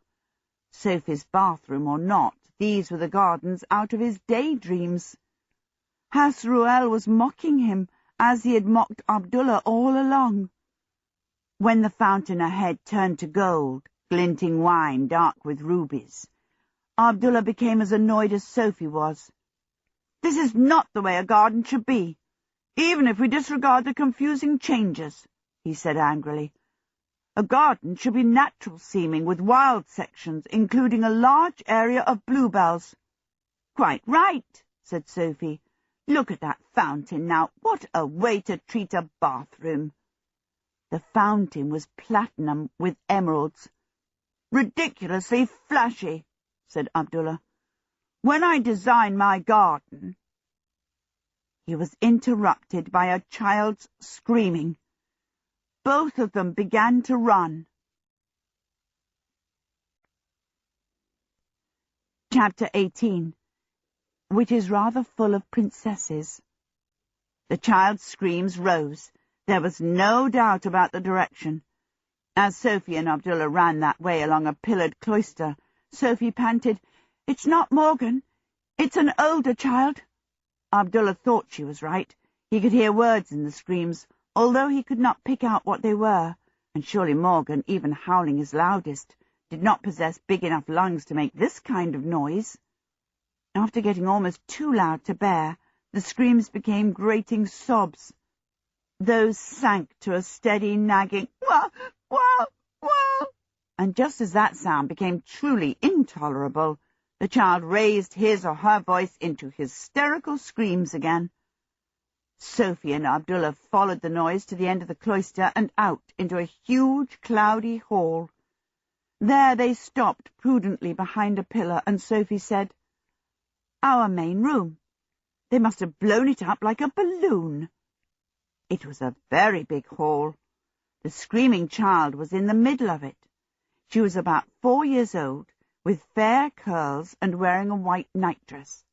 Her face was red, her mouth was a black square, and she was alternately throwing herself down on the green porphyry floor and standing up in order to throw herself down again. If ever there was a child in a temper, it was this one. The echoes in the huge hall yelled with it. "It's Princess Valeria," Sophie murmured to Abdullah. "I thought it might be." Hovering over the howling princess was the huge dark shape of Hasruel. Another djinn, much smaller and paler, was dodging about behind him. "Do something!" this small djinn shouted. Only the fact that he had a voice like silver trumpets made him audible. "She's driving me insane!" Hasruel bent his great visage down to Valeria's screaming face. "Little princess," he boomingly cooed, "stop crying. You will not be hurt." Princess Valeria's answer was first to stand up and scream in Hasruel's face, then to throw herself flat on the floor and roll and kick there. "Wah! Wah! Wah!" she vociferated. "I want home! I want my dad! I want my nurse! I want my Uncle Justin! Wah!" "Little princess," Hasruel cooed desperately. "Don't just coo at her," trumpeted the other djinn, who was clearly Dalzell. "Work some magic! Sweet dreams! A spell of silence! 1,000 teddies! A ton of toffee! Anything!" Hasruel turned around on his brother. His spread wings fanned agitated gales, which flapped Valeria's hair and fluttered her nightdress. Sophie and Abdullah had to cling to the pillar, or the force of the wind would have blown them backward. But it made no difference to Princess Valeria's tantrum. If anything, she screamed harder. "I have tried all that, brother of mine," Hasruel boomed. Princess Valeria was now producing steady yells of, "Mother! Mother! They're being horrid to me!" Hasruel had to raise his voice to a perfect thunder. "Don't you know," he thundered, "that there is almost no magic that will stop a child in this kind of temper?" Dalzell clapped his pale hands across his ears, pointed ears, with a look of fungus to them. "Well, I can't stand it!" he shrilled. "Put her to sleep for 100 years!" Hasruel nodded. He turned back to Princess Valeria as she screamed and thrashed upon the floor, and spread his huge hand above her. "Oh dear," said Sophie to Abdullah, "do something!" Since Abdullah had no idea what to do, and since he privately felt that anything that stopped this horrible noise was a good idea, he did nothing but edge uncertainly away from the pillar, and fortunately, before Hasruel's magic had any noticeable effect on Princess Valeria, a crowd of other people arrived. A loud, rather rasping voice cut through the din. "What is all this noise about?" Both djinns started backward. The new arrivals were all female, and they all looked extremely displeased. But when you had said that, you seemed to have said the only two things they had in common. They stood in a row, 30 or so of them, glaring accusingly at the two djinns, and they were tall, short, stout, skinny, young and old, and of every colour the human race produces. Abdullah's eyes scudded along the row in amazement. These must be the kidnapped princesses. That was the third thing they had in common. They ranged from a tiny, frail, yellow princess nearest to him to an elderly bent princess in the mid-distance. And they were wearing every possible kind of clothing, from a ball dress to tweeds. The one who had called out was a solidly built, middle-sized princess standing slightly in front of the rest. She was wearing riding clothes. Her face, besides being tanned and a little lined from outdoor activity, was downright and sensible. She looked at the two djinns with utter contempt. "Of all the ridiculous things," she said, "two great powerful creatures like you, and you can't even stop a child crying." And she stepped up to Valeria and gave her a sharp slap on her thrashing behind, Shut up!" It worked. Valeria had never been slapped in her life before. She rolled over and sat up as if she'd been shot. She stared at the downright princess out of astonished, swollen eyes. "You hit me, and I shall hit you again if you ask for it," said the downright princess. "I shall scream," said Valeria. Her mouth went square again. She drew a deep breath. "No, you won't," said the downright princess. She picked Valeria up and bundled her briskly into the arms of the two princesses behind her. They, and several more, closed around Valeria in a huddle, making soothing noises. From the midst of the huddle, Valeria began screaming again, but in a way that was not quite convinced. The downright princess put her hands on her hips and turned contemptuously to the gins. "See," she said, "all you need is a bit of firmness and some kindness, but neither of you can be expected to understand that." Dalzell stepped toward her. Now that he was not so anguished, Abdullah saw with surprise that Dalzell was beautiful. Apart from his fungoid ears and taloned feet, he could have been a tall, angelic man.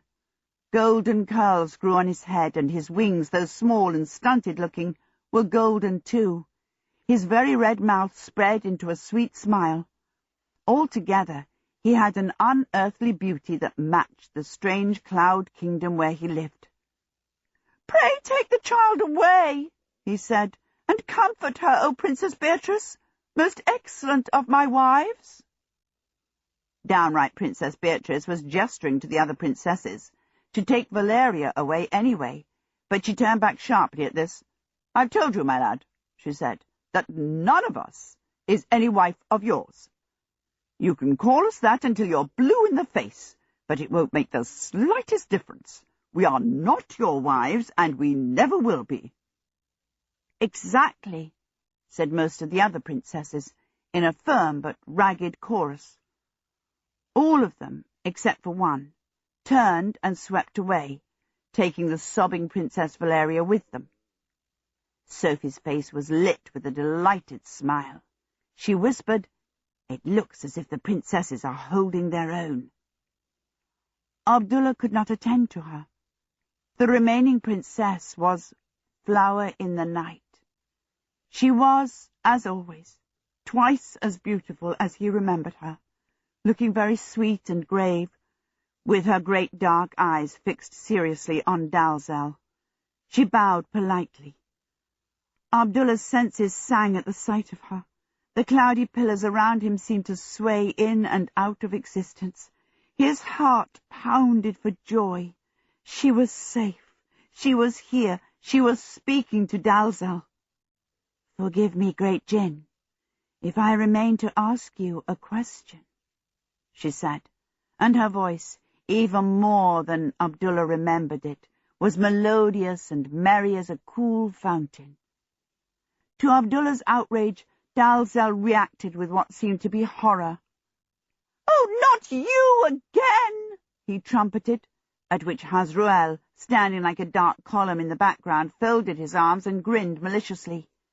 "Yes, it is I, stern stealer of the daughters of sultans," Flower in the Night said, with her head bowed politely.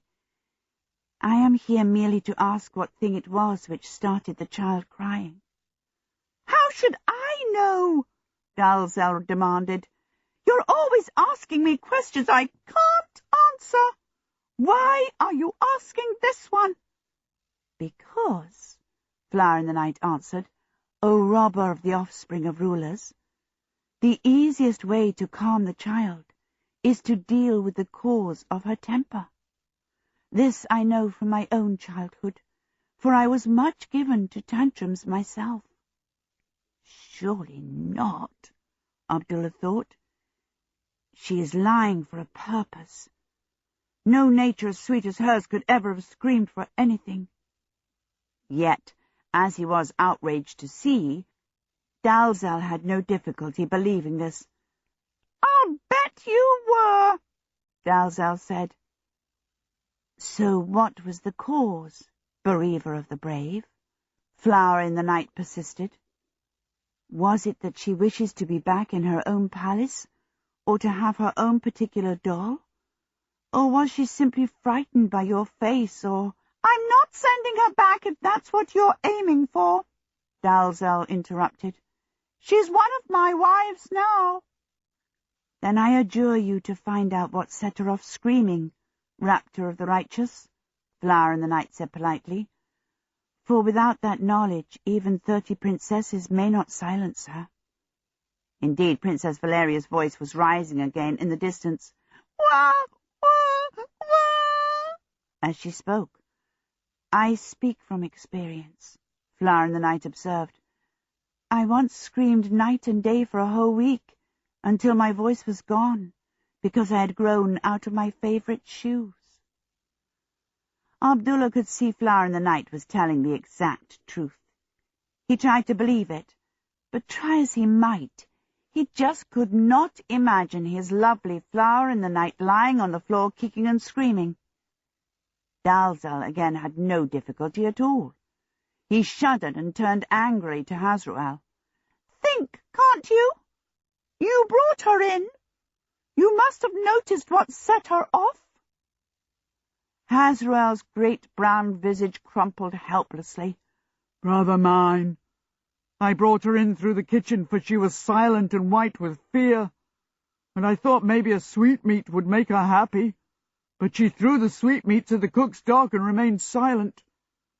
Her cries only began, as you know, after I placed her among the other princesses, and her screams only when you had her brought—" Flower in the Night raised a finger.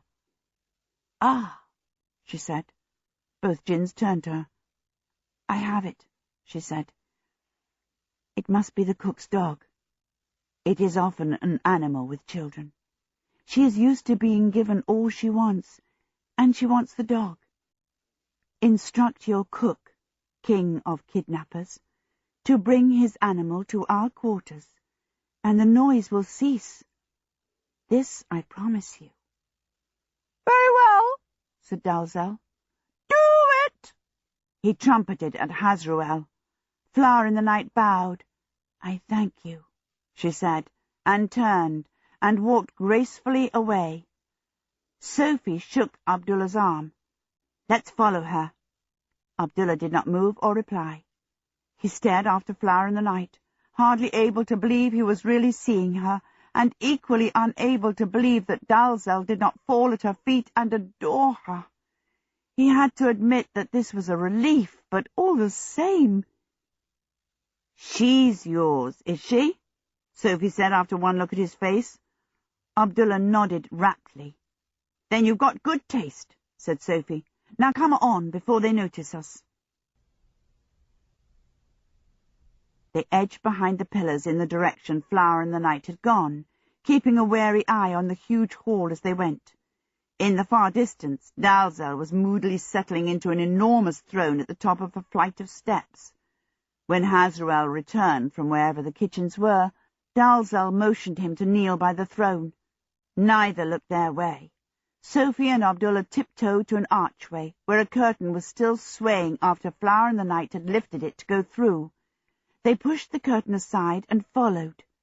There was a large, well-lit room beyond, confusingly full of princesses.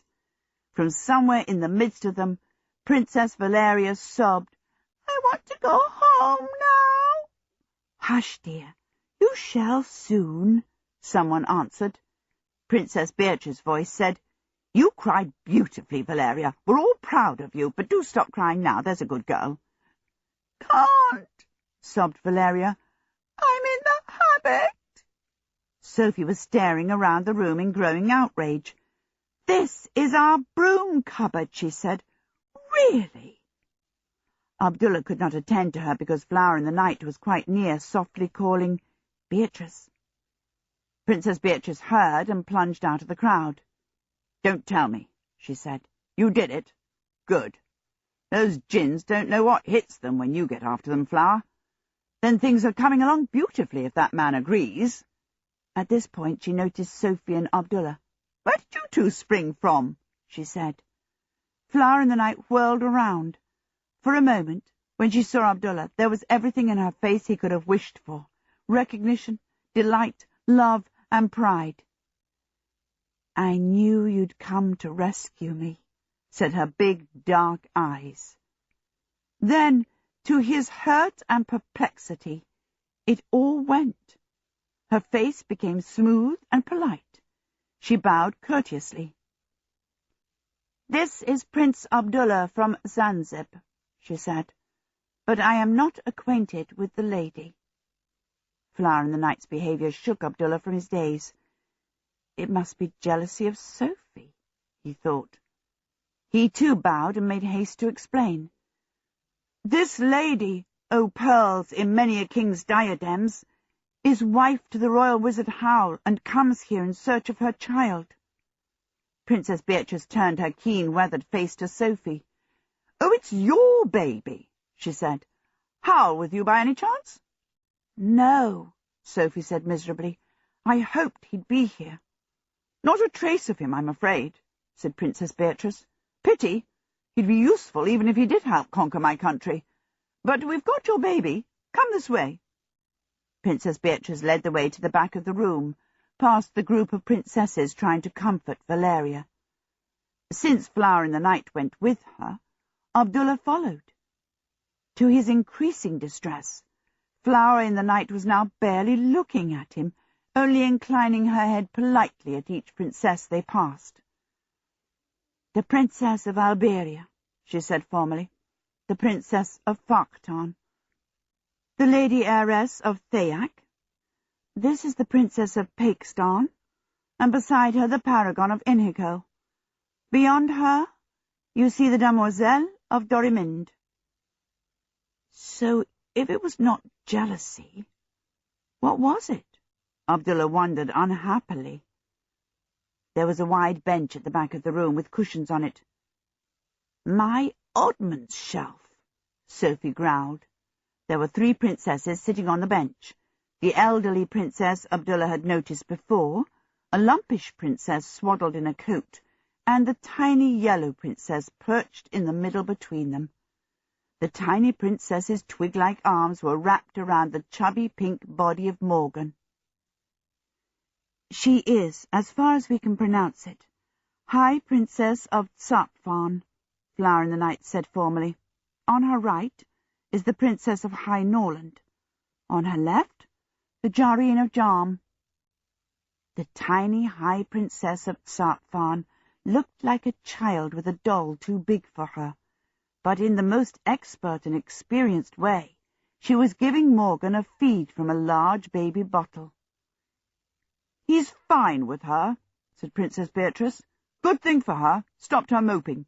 She says she's had 14 babies of her own." The tiny princess glanced up with a shy smile. "Boys, all," she said in a small, lisping voice. Morgan's toes and hands were curling and uncurling. He looked the picture of a satisfied baby. Sophie gazed for a moment. "Where did she get that bottle?" she asked, as if she were afraid it might be poisoned. The tiny princess looked up again. She smiled and spared a minute finger to point. "Doesn't speak our language very well," Princess Beatrice explained, "but that genie seemed to understand her."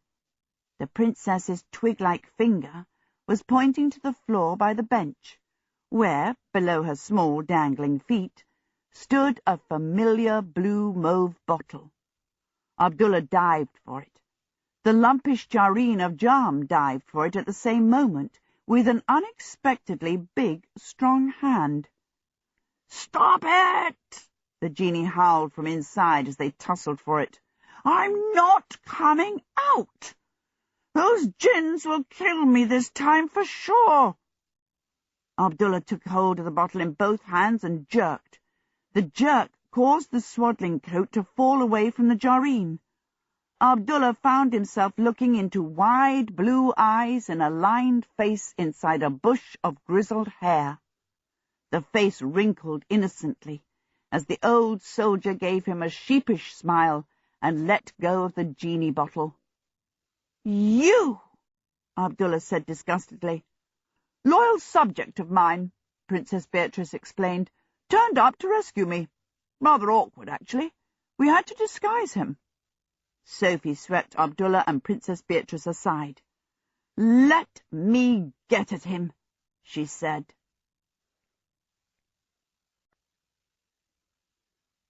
Chapter 19, in which a soldier, a cook, and a carpet seller all state their price. There was a brief time of noise so loud that it drowned Princess Valeria completely. Most of it came from Sophie, who started with mild words like thief and liar, and worked up to screaming accusations at the soldier of crimes Abdullah had never heard of, and perhaps even the soldier had never thought to commit. Listening, Abdullah thought the metal pulley noise Sophie used to make as midnight was actually nicer than the noise she was making now. But some of the noise came from the soldier, who had one knee up and both hands in front of his face, and was bellowing louder and louder. "Midnight! I mean, madam! Let me explain! Midnight! Madam!" To this Princess Beatrice kept adding raspingly, "No, let me explain!" And various princesses added to the clamour by crying out, "Oh, please be quiet or the jinns will hear!" Abdullah tried to stop Sophie by shaking imploringly at her arm, but probably nothing would have stopped her had not Morgan taken his mouth from the bottle, gazed around in distress, and started to cry too.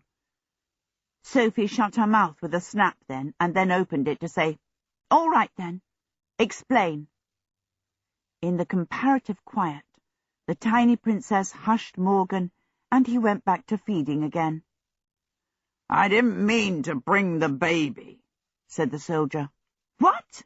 said Sophie. "You were going to desert my—" No, said the soldier. "I told the genie to put him where someone would look after him and take me after the Princess of Ingary. I won't deny I was after a reward." He appealed to Abdullah. "But you know what that genie's like, don't you? Next thing I knew, we were both here." Abdullah held the genie bottle up and looked at it. "He got his wish," the genie said sulkily from inside. "And the infant was yelling blue murder," said Princess Beatrice. Dalzell sent Hasruel to find out what the noise was, and all I could think of to say was that Princess Valeria was having a tantrum. Then, of course, we had to get Valeria to scream. That was when Flower here started to make plans. She turned to Flower in the night, who was obviously thinking of something else. And that something else had nothing to do with Abdullah, Abdullah noted dismally. She was staring across the room. "Beatrice, I think the cook is here with the dog," she said. "Oh, good," said Beatrice. "Come along, all of you." She strode toward the middle of the room. A man in a tall chef's hat was standing there. He was a seamed and hoary fellow with only one eye. His dog was pressed close to his legs, growling at any princess who came near. This probably expressed the way the cook was feeling, too. He looked thoroughly suspicious of everything. "Jamal!" shouted Abdullah. Then he held the genie bottle up and looked at it again. "Well, it was the nearest palace that wasn't Zanzib," the genie protested. Abdullah was so delighted to see his old friend safe that he did not argue with the genie. He barged past 10 princesses, entirely forgetting his manners, and seized Jamal by the hand. "My friend!" Jamal's one eye stared. A tear came out of it as he wrung Abdullah's hand hard in return. "You are safe," he said.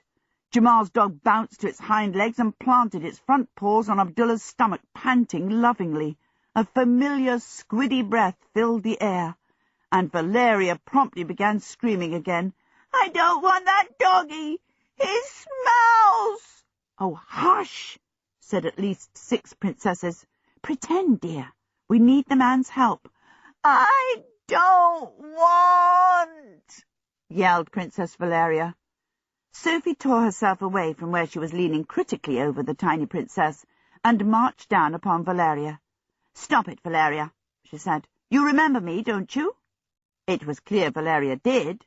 She rushed at Sophie and wrapped her arms around her legs, where she burst into much more genuine tears. "Sophie, Sophie, Sophie, take me home." Sophie sat down on the floor and hugged her. There, of course we'll take you home. We've just got to arrange it first." "It's very odd," she remarked to the surrounding princesses. "I feel quite expert with Valeria, but I'm scared stiff of dropping Morgan." "You'll learn," said the elderly Princess of High Norland, sitting stiffly down beside her. "I'm told they all do." Flower in the Night stepped to the centre of the room. "My friends," she said, "and all three kind gentlemen, we must now put our heads together to discuss the plight in which we find ourselves, and make plans for our early release. First, however, it would be prudent to put a spell of silence upon the doorway. It would not do for our kidnappers to overhear." Her eyes, in the most thoughtful and neutral way, went to the genie bottle in Abdullah's hand. "No," said the genie. "Try to make me do anything and you're all toads." "I'll do it," said Sophie. She scrambled up with Valeria still clinging to her skirts and went over to the doorway, where she took hold of a handful of the curtain there. "Now, you're not the kind of cloth to let any sound through, are you?" she remarked to the curtain. "I suggest you have a word with the walls and make that quite clear. Tell them no one's going to be able to hear a word we say inside this room." A murmur of relief and approval came from most of the princesses at this, but Flower in the Night said, "My pardon for being critical, skilful sorceress, but I think the jinns should be able to hear something, or else they will become suspicious." The tiny princess from Tsarp Farm wandered up with Morgan looking huge in her arms. Carefully, she passed the baby to Sophie. Sophie looked terrified and held Morgan as if he were a bomb about to blow up. This seemed to displease Morgan. He waved his arms. While the tiny princess was laying both small hands on the curtain, several looks of utter distaste chased themselves across his face. "Bleh!" he remarked. Sophie jumped and all but dropped Morgan. "Heavens!" she said. "I'd no idea they did that." Valeria laughed heartily. "My brother does, all the time." The tiny princess made gestures to show that she had now dealt with Flower in the Night's objection. Everyone listened closely. In the distance somewhere they could now hear the pleasant ringing hum of princesses chatting together. There was even an occasional yell that sounded like Valeria. "Most perfect," said Flower in the Night. She smiled warmly at the tiny princess, and Abdullah wished she would only smile like that at him. "Now, if every person could sit down, we can lay some plans to escape." Everyone obeyed in his or her own way. Jamal squatted with his dog in his arms, looking suspicious. Sophie sat on the floor with Morgan clumsily in her arms, and Valeria leaning against her. Valeria was quite happy now. Abdullah sat cross-legged beside Jamal. The soldier came and sat about 2 places away, whereupon Abdullah took tight hold of the genie bottle and gripped the carpet over his shoulder with the other hand. "That girl, Flower in the Night, is a real marvel," Princess Beatrice remarked as she sat herself between Abdullah and the soldier.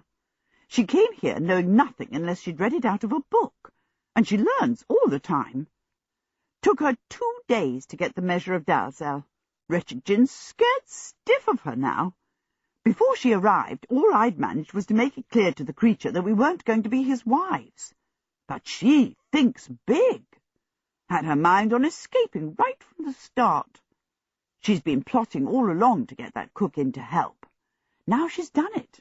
Look at her. Looks fit to rule an empire, doesn't she?"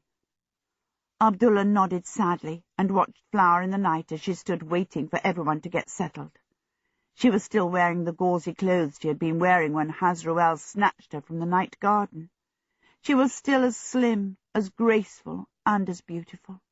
Her clothes were now crushed and a little tattered. Abdullah had no doubt that every crease, every three-cornered tear, and every hanging thread meant some new thing that Flower in the Night had learned. Fit to rule an empire indeed, he thought. If he compared Flower in the Night with Sophie, who had displeased him for being so strong-minded, he knew Flower in the Night had twice Sophie's strength of mind. And as far as Abdullah was concerned, this only made Flower in the Night more excellent. What made him wretched was the way she carefully and politely avoided singling him out in any way, and he wished he knew why. "The problem we face," Flower in the Night was saying when Abdullah started to attend, "is that we are in a place where it does no good simply to get out. If we could sneak out of the castle without the jinns becoming aware of it, or the angels of Hazruel's preventing us, we should only sink through the clouds and fall heavily to earth, which is a very long way below. Even if we can overcome those difficulties in some way—" Here her eyes turned to the bottle in Abdullah's hand and thoughtfully to the carpet over his shoulder, but not, alas, to Abdullah himself. "There seems nothing to stop Dalzal from sending his brother to bring us all back. Therefore, the essence of any plan we make has to be the defeat of Dalzal. We know that his chief power derives from the fact that he has stolen the life of his brother Hazruel, so that Hazruel must obey him or die. So it follows that in order to escape, we must find Hazruel's life and restore it to him. Noble ladies, excellent gentlemen, and esteemed dog, I invite your ideas on this matter."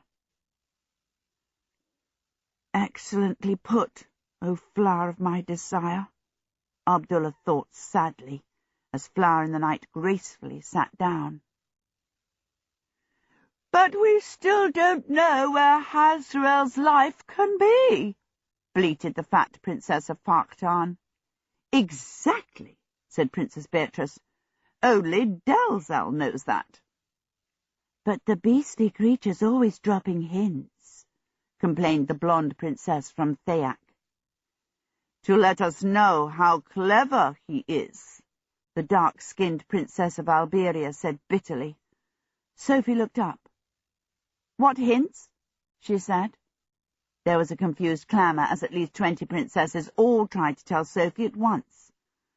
Abdullah was straining his ears to catch at least one of the hints, and Flower in the Night was getting up to restore order when the soldier said loudly, "Oh, shut up, the lot of you!" This caused complete silence. The eyes of every single princess turned to him in freezing royal outrage. The soldier found this very amusing. "Hoity-toity," he said. "Look at me how you please, ladies. But while you do, think whether I ever agreed to help you escape. I did not. Why should I? Dalzal never did me any harm." "That," said the elderly Princess of High Norland, "is because he's not found you yet, my good man. Do you wish to wait and see what happens when he does?" "I'll risk it," said the soldier. "On the other hand, I might help, and I reckon you won't get too far if I don't, provided one of you can make it worth my while." Flower in the Night, poised on her knees ready to stand, said with beautiful haughtiness, "Worth your while? In what way, menial mercenary? All of us have fathers who are very rich. Rewards will shower on you once they have us back. Do you wish to be assured of a certain sum from each? That can be arranged." "And I wouldn't say no," said the soldier, "but that's not what I meant, my pretty. When I started on this caper, I was promised I'd get a princess of me own out of it. That's what I want, a princess to marry. One of you ought to be able to accommodate me, and if you can't or won't, then you can count me out and I'll be off to make my peace with Dalzal.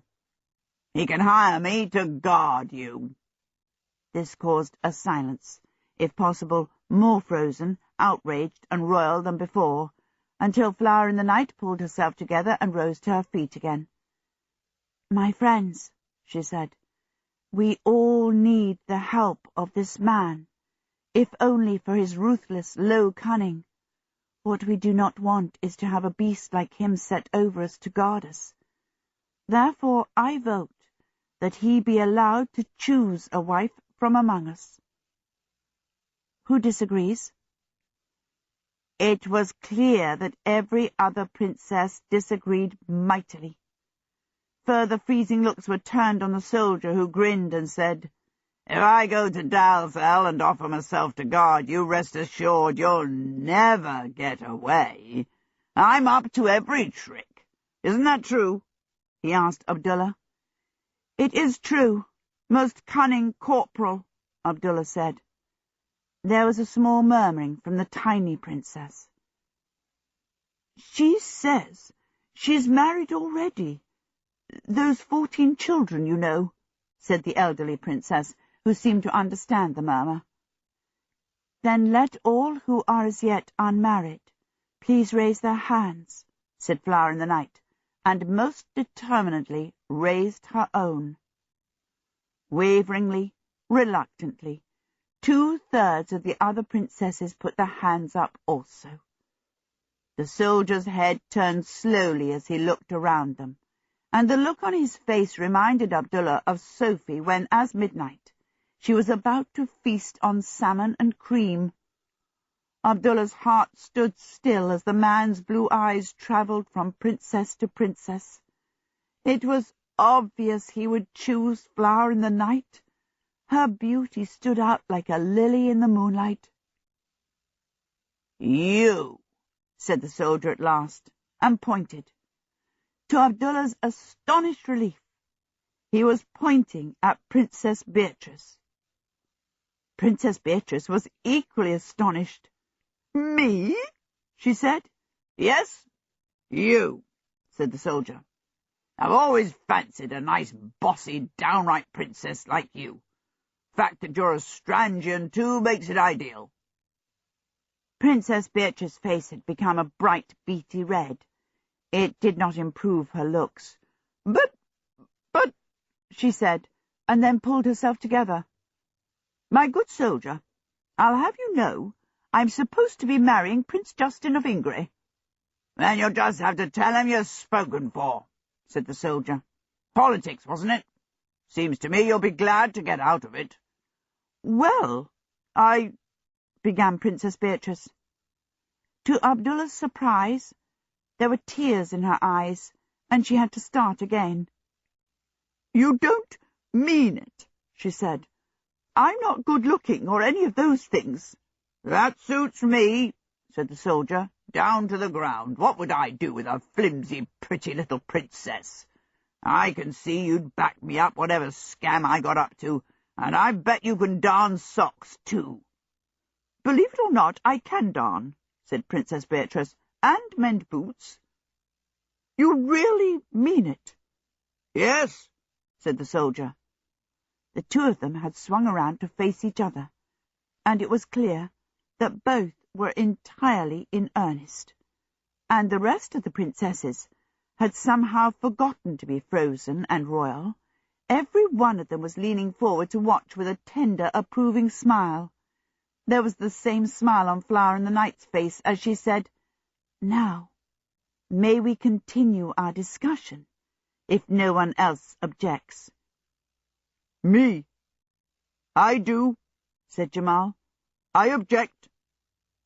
All the princesses groaned. Jamal's face was almost as red as Princess Beatrice, and his one eye was screwed up, but the soldier's example had made him bold. "Lovely ladies," he said, "we are frightened, me and my dog. Until we got snatched away up here to do your cooking for you, we were on the run in the desert with the Sultan's camels at our heels. We don't want to be sent back to that. But if all you perfect princesses get away from here, what do we do? Jinns don't eat the kind of food I can cook, meaning no disrespect to anyone. If I help you to get away, my dog and I are out of a job. It's as simple as that." "Oh dear," said Flower in the Night, and seemed not to know what else to say. "Such a shame. He's a very good cook," remarked a plump princess in a loose red gown, who was probably the paragon of Inhico. "He certainly is," said the elderly Princess of High Norland. "I shudder to remember the food those gins kept stealing for us until he came." She turned to Jamal. "My grandfather once had a cook from Rajput," she said, "and until you got here I'd never tasted anything like that man's fried squid, and yours is even better. You help us to escape, my man, and I'll employ you like a shot, dog and all. But," she added, as a grin brightened on Jamal's leathery face, "please remember that my old father only rules a very small principality.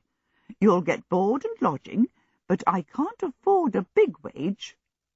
The grin remained broadly fixed on Jamal's features. "My great lady," he said, "it is not wages I want, only safety. For this I will cook you food fit for angels." Said the elderly princess. "I'm not at all sure what those angels eat, but that's settled then. Does either of you other two want anything before you'll help?" Everyone looked at Sophie. "Not really," Sophie said rather sadly. "I've got Morgan, and since Hal doesn't seem to be here, there's nothing else I need. I'll help you anyway." Everyone looked at Abdullah then. He rose to his feet and bowed. "O moons of many monarchs' eyes," he said, "far be it from one as unworthy as me to impose any kind of condition for my help on such as you. Help freely given is best, as the books tell us." He had got this far in his magnificent and generous speech, when he realized it was all nonsense. There was something he did want, very much indeed. He hastily changed his tack. "And freely given my help will be," he said, "as free as air blows or rain bedews the flowers. I will work myself to extinction for your noble sakes, and crave only in return one small boon, most simply granted." "Get on with it, young man," said the Princess of High Norland. "What do you want?" 5 minutes' talk in private with Flower in the Night," Abdullah admitted. Everyone looked at Flower in the Night. Her head went up rather dangerously. "Come off it, Flower," said Princess Beatrice. 5 minutes won't kill you." Flower in the Night seemed fairly clear that it might kill her. She said, like a princess going to her execution, "Very well." And, with a more than usually freezing look in the direction of Abdullah, she asked, "Now?" "Or sooner, dove of my desire," he said, bowing firmly. Flower in the Night nodded frigidly and stalked away to the side of the room, looking positively martyred. "Here," she said, as Abdullah followed her. He bowed again, even more firmly. "I said in private, O starry subject of my sighs," he pointed out. Flower in the Night irritably twitched aside one of the curtains hanging beside her. "They can probably still hear," she said coldly, beckoning him after her. "But not see, princess of my passion," Abdullah said, edging behind the curtain. He found himself in a tiny alcove. Sophie's voice came to him clearly. "That's the loose brick where I used to hide money. I hope they have room." Whatever the place once had been, it now seemed to be the princess's wardrobe. There was a riding jacket hanging behind Flower in the Night as she folded her arms and faced Abdullah. Cloaks, coats, and a hooped petticoat that evidently went under the loose red garment worn by the paragon of Inigo dangled around Abdullah as he faced Flower in the Night. Still, Abdullah reflected, it was not much smaller or more crowded than his own booth in Zanzibar, and that was usually private enough. "What did you want to say?" Flower in the Night asked freezingly. "To ask the reason for this very coldness," Abdullah answered heatedly. What have I done that you will barely look at me and barely speak? Have I not come here expressly to rescue you? Have I not, alone of all the disappointed lovers, braved every peril in order to reach this castle? Have I not gone through the most strenuous adventures, allowing your father to threaten me, the soldier to cheat me, and the genie to mock me, solely in order to bring you my aid? What more do I have to do? Or should I conclude that you have fallen in love with Dalzell?" "Dalzell!" exclaimed Flower in the Night. "Now you insult me. Now you add insult to injury. Now I see Beatrice was right, and you do indeed not love me." "Beatrice!" thundered Abdullah. "What has she to say how I feel?" Flower in the Night hung her head a little, although she looked more sulky than ashamed. There was a dead silence. In fact, the silence was so very dead that Abdullah realized that the 60 years of all the other 30 princesses, no, 68 years if you counted Sophie, the soldier, Jamal and his dog, and assumed Morgan was asleep, anyway, that all these ears were at that moment focused entirely upon what he and Flower in the Night were saying. "Talk among yourselves," he shouted. The silence became uneasy. It was broken by the elderly princess saying, "The most distressing thing about being up here above the clouds is that there is no weather to make conversation out of." Abdullah waited until this statement was followed by a reluctant hum of other voices, and then turned back to Flower in the Night. "Well, what did Princess Beatrice say?" Flower in the Night raised her head haughtily. "She said that portraits of other men and pretty speeches were all very well, but she couldn't help noticing you'd never made the slightest attempt to kiss me." "Impertinent woman!" said Abdullah. "When I first saw you, I assumed you were a dream. I assumed you would only melt." "But," said Flower in the Night, "the second time you saw me, you seemed quite sure I was real." "Certainly," said Abdullah, "but then it would have been unfair, because, if you recall, you had then seen no other living men but your father and myself." "Beatrice," said Flower in the Night, "says that men who do nothing but make fine speeches make very poor husbands." "Bother Princess Beatrice," said Abdullah. "What do you think?" "I think," said Flower in the Night, "I think I want to know why you found me too unattractive to be worth kissing." "I didn't find you unattractive," bawled Abdullah. Then he remembered the 68 years beyond the curtain and added in a fierce whisper, "If you must know, I had never in my life kissed a young lady, and you are far too beautiful for me to want to get it wrong." A small smile, heralded by a deep dimple, stole across Flower in the Night's mouth. "And how many young ladies have you kissed by now?" "None," groaned Abdullah. "I am still a total amateur." "So am I," admitted Flower in the Night, "though at least I know enough not to mistake you for a woman now. That was very stupid." She gave a gurgle of laughter. Abdullah gave another gurgle. In no time at all both of them were laughing heartily, until Abdullah gasped, "I think we should practice." After that there was silence from behind the curtain. This silence went on so long that all the princesses ran out of small talk, except Princess Beatrice, who seemed to have a lot to say to the soldier. At length Sophie called out, "Are you two finished?" "Certainly," Flower in the Night and Abdullah called out. "Absolutely." "Then let's make some plans," said Sophie. Plans were no problem at all to Abdullah in the state of mind he was in just then. He came out from behind the curtain, holding Flower in the Night's hand, and if the castle had chanced to vanish at that moment, he knew he could have walked on the clouds beneath, or, failing that, on air. As it was, he walked across what seemed a very unworthy marble floor, and simply took charge. Chapter 20, in which a jinn's life is found and then hidden. 10 minutes later, Abdullah said, "There, most eminent and intelligent persons, are our plans laid. It only remains for the genie." Purple smoke poured from the bottle and trailed in agitated waves along the marble floor. "You do not use me," cried the genie. "I said toads, and I mean toads. Hasruel put me in this bottle, don't you understand? If I do anything against him, he'll put me somewhere even worse." Sophie looked up and frowned at the smoke. "There really is a genie."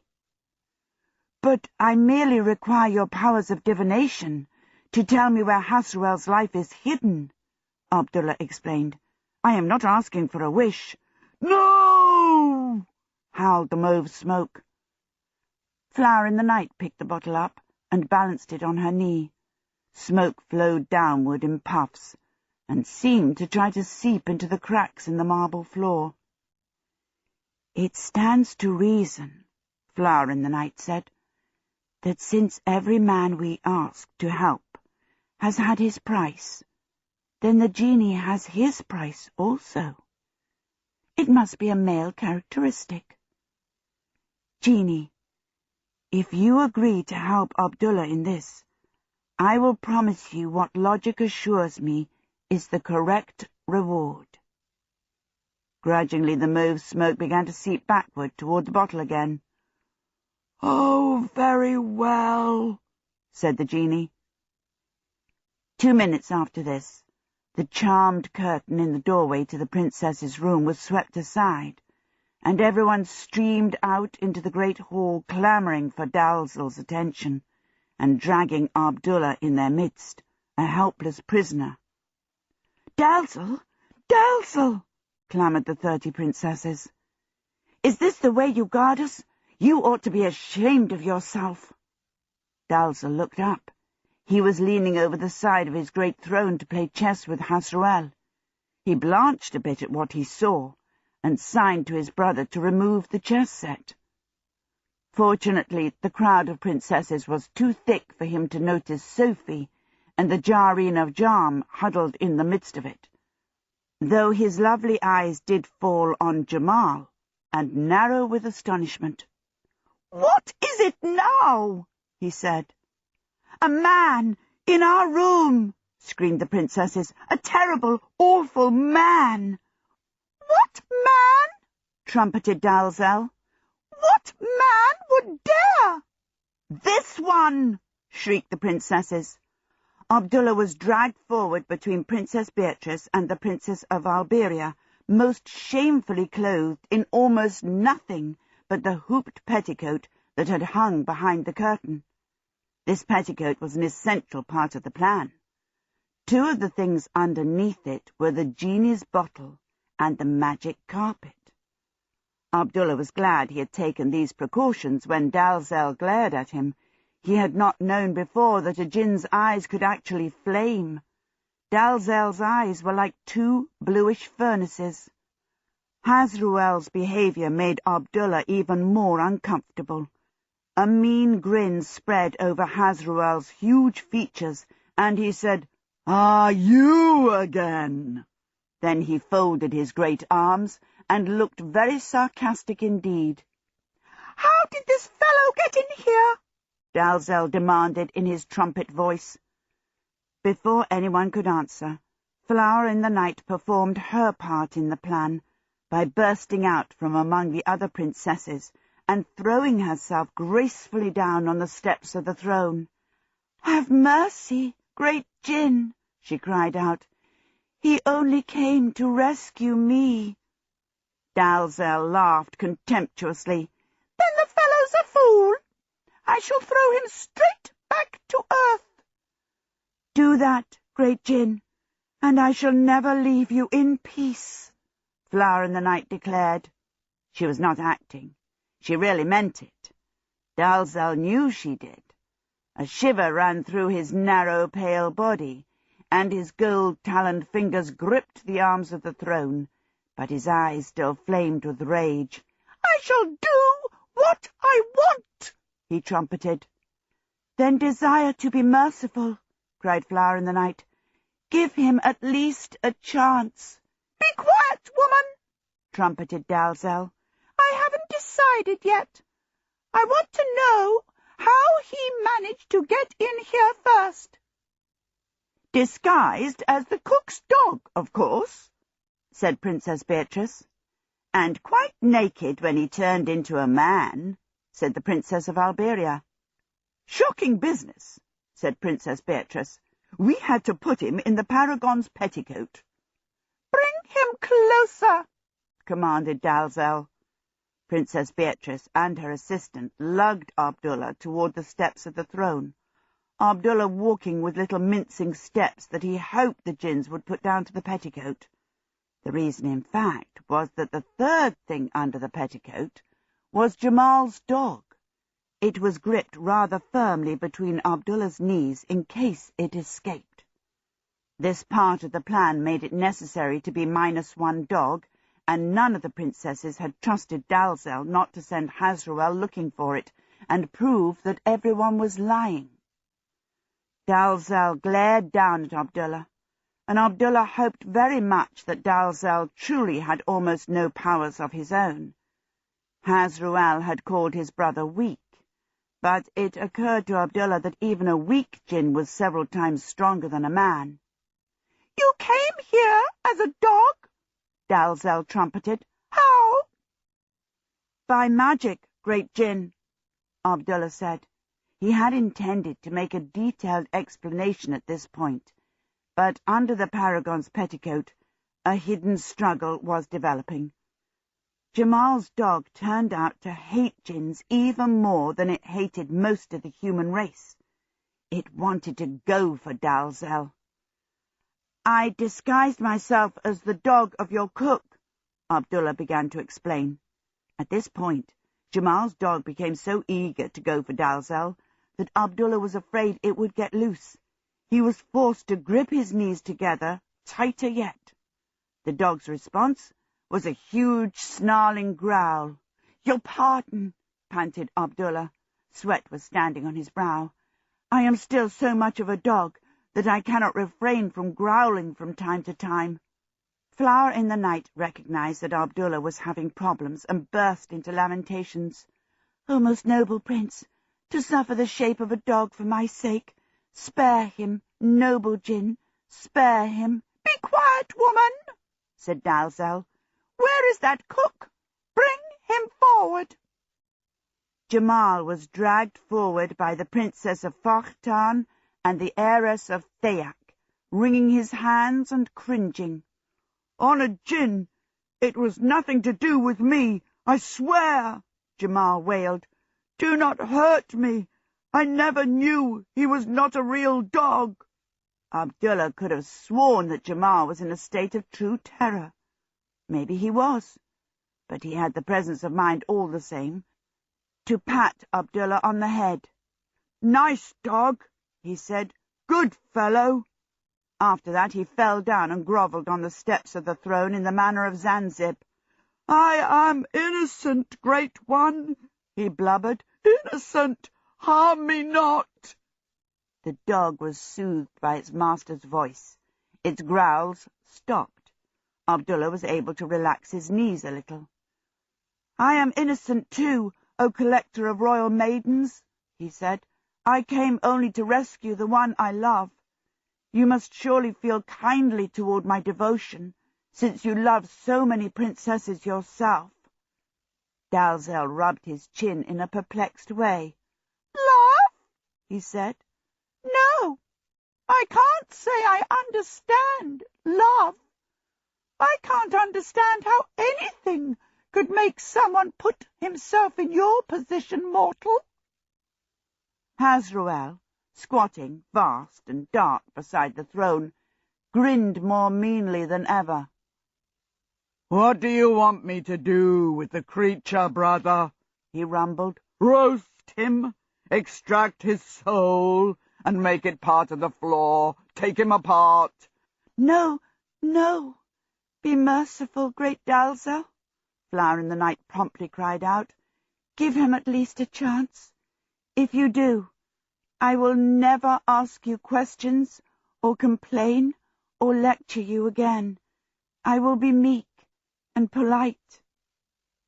Dalzell grasped his chin again and looked uncertain. Abdullah felt much relieved. Dalzell was indeed a weak jinn, weak in character anyway. "If I were to give him a chance," he began. "If you'll take my advice, brother," Hasruel cut in. "You won't. He's tricky, this one." At this, Flower in the Night raised another great wail and beat her breast. Abdullah cried out through the noise, "Let me try to guess where you hid your brother's life, great Dalzell. If I fail to guess, kill me. If I guess right, let me depart in peace." This amused Dalzell highly. His mouth opened, showing pointed silvery teeth, and his laughter rang around the cloudy hall like a fanfare of trumpets. "But you'll never guess, little mortal," he said as he laughed. Then, as the princesses had repeatedly assured Abdullah, Dalzell was unable to resist giving hints. "I've hidden that life so cleverly," he said gleefully, "that you can look at it and not see it. Hasruel can't see it, and he is a jinn, so what hope have you? But I think for the fun of it, I will give you 3 guesses before I kill you. Guess away. Where have I hidden my brother's life?" Abdullah shot a swift look at Hasruel in case Hasruel decided to interfere. But Hasruel was simply squatting there, looking inscrutable. So far, the plan was succeeding. It was in Hasruel's interest not to interfere. Abdullah had been counting on that. He took a firmer grip on the dog with his knees and hitched at the paragon's petticoat while he pretended to think. What he was really doing was jogging the genie bottle. "For my first guess, great Jinn," he said, and stared at the floor as if the green porphyry might inspire him. Would the genie go back on his word? For one scared and miserable moment, Abdullah thought that the genie had let him down as usual, and that he was going to have to risk guessing on his own. Then, to his great relief, he saw a tiny tendril of purple smoke creep out from under the paragon's petticoat, where it lay, still and watchful, beside Abdullah's bare foot. "My first guess is that you hid Hasruel's life on the moon," Abdullah said. Dalzell laughed delightedly. "Wrong! He would have found it there. No, it's much more obvious than that, and much less obvious. Consider the game of Hunt the Slipper, mortal." This told Abdullah that Hasruel's life was here in the castle, as most of the princesses had thought it was. He made a great show of thinking hard. "My second guess is that you gave it to one of the guardian angels to keep," he said.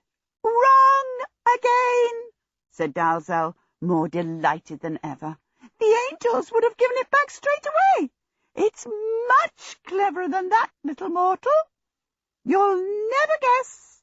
It's amazing how no one can see what's under his own nose." At this, in a burst of inspiration, Abdullah was sure he knew where Hasruel's life really was.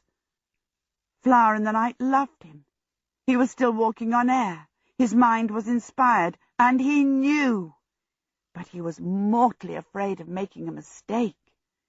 When the time shortly came when he had to take hold of Hasruel's life himself, he knew he would have to go straight to it, because Dalzell would give him no second chance. That was why he needed the genie to confirm his guess. The tendril of smoke was still lying there, near invisible, and if Abdullah had guessed, surely the genie knew too.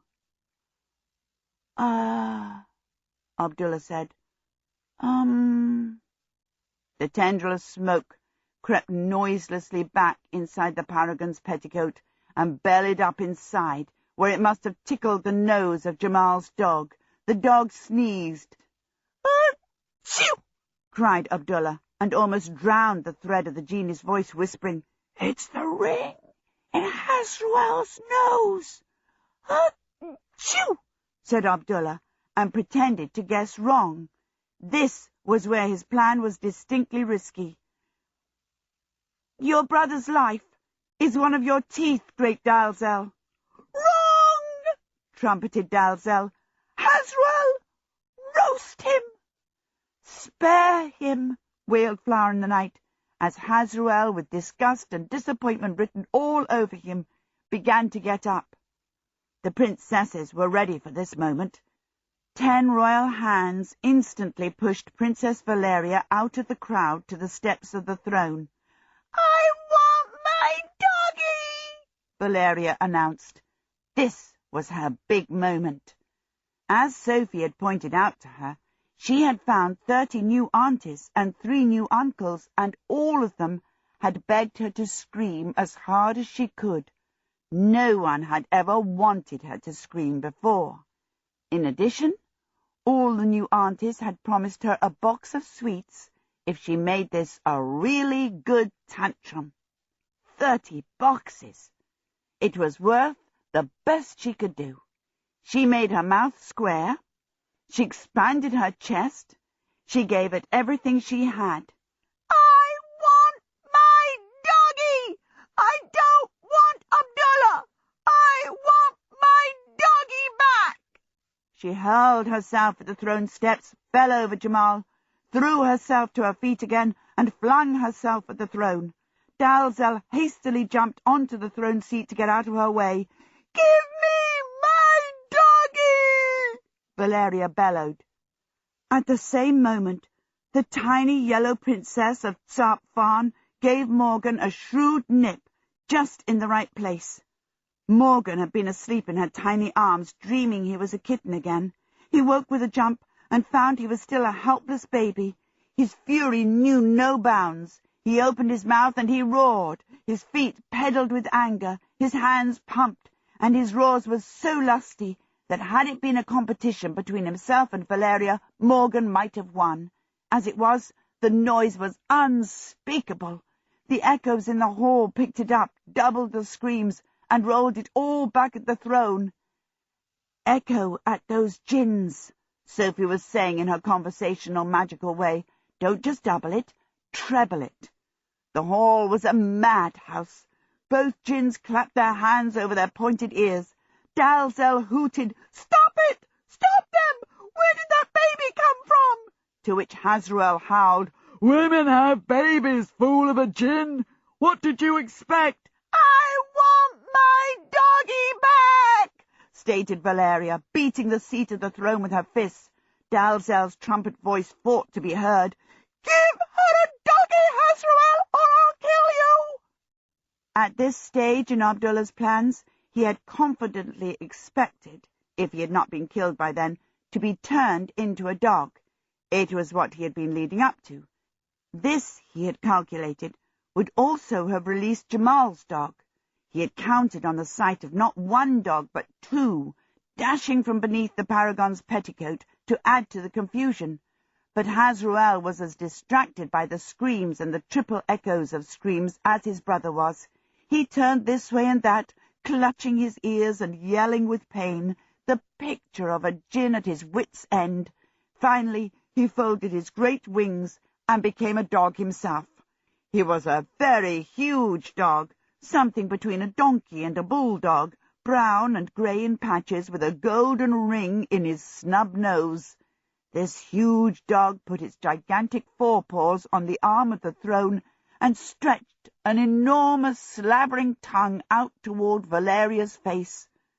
Hasruel was trying to seem friendly, but at the sight of something so big and so ugly, Valeria, not unnaturally, screamed harder than ever. The noise frightened Morgan. He screamed harder too. Abdullah had a moment when he was quite at a loss what to do, and then another moment when he was sure no one would hear him shout. "Soldier!" he roared. "Hold Hasruel! Someone hold Dalzell!" Luckily the soldier was alert. He was good at that. The Jareen of Jam vanished in a flurry of old clothes, and the soldier leapt up the steps of the throne. Sophie rushed after him, beckoning to the princesses. She threw her arms around Dalzell's slender white knees, while the soldier wrapped his brawny arms around the neck of the dog. The princesses stampeded up the steps behind them, and most of them threw themselves on Dalzell too, with the air of princesses badly in need of revenge. All except Princess Beatrice, who dragged Valeria out of the brawl and began the difficult task of shutting her up. The tiny princess of Tzarpfan, meanwhile, sat calmly on the porphyry floor, rocking Morgan back to sleep. Abdullah tried to run toward Hasruel, but no sooner did he move than Jamal's dog seized its chance and got away. It burst out from under the paragon's petticoat to see a fight in progress. It loved fights. It also saw another dog. If anything, it hated dogs even more than jinns or the human race, no matter what the size the dog was. It sped, snarling, to the attack. While Abdullah was still trying to kick his way out of the paragon's petticoat, Jamal's dog sprang for Hasruel's throat. This was too much for Hasruel, already beset by the soldier. He became a jinn again.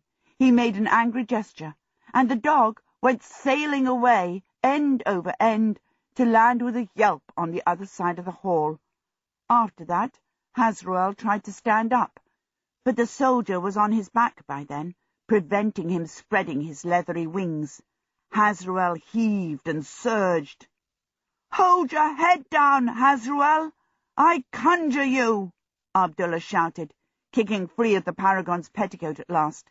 He leapt up the steps, wearing nothing but his loincloth, and seized hold of Hasruel's great left ear. At this, Flower in the Night understood where Hasruel's life was, and to Abdullah's great joy, she jumped up and hung on to Hasruel's right ear. And there they hung, raised in the air from time to time when Hasruel got the better of the soldier, and slammed to the floor when the soldier got the better of Hasruel, with the soldier's straining arms wrapped around the jinn's neck just beside them, and Hasruel's great snarling face between them. From time to time, Abdullah caught glimpses of Dalzell standing on the seat of his throne under a pile of princesses.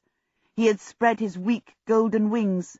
They did not seem much use for flying with, but he was battering at the princesses with them and shouting to Hasruel for help. Dalzell's trumpet shouts seemed to inspire Hasruel. He began to get the better of the soldier. Abdullah tried to get a hand loose so that he could reach out to the golden ring dangling just by his shoulder under Hasruel's hooked nose. Abdullah freed his left hand, but his right hand was sweating and slipping off Hasruel's ear. He grabbed desperately before he slipped off. He had reckoned without Jamal's dog.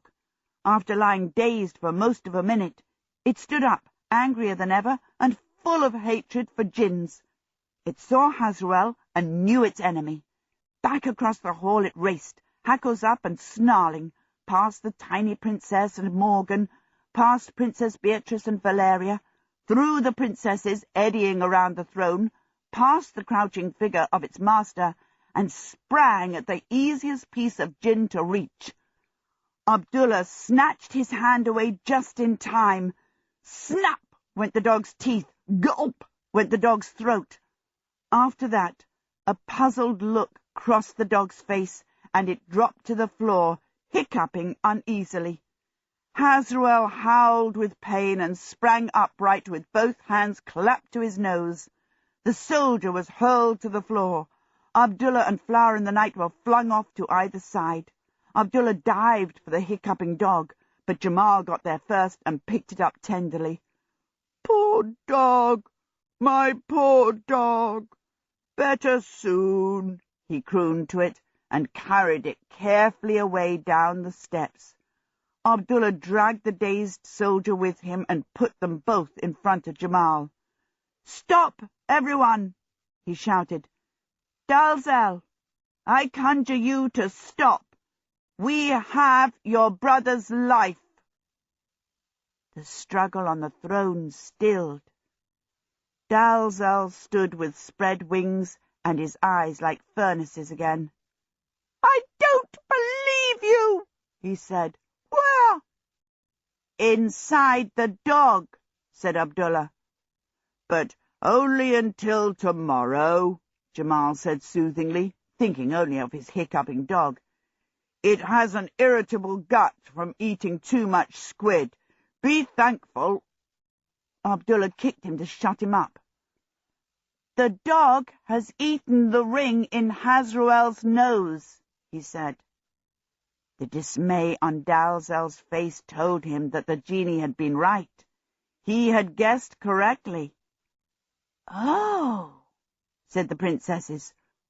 All eyes turned to Hasruel, huge and bowed over, with tears in his fiery eyes, and both hands clasped to his nose.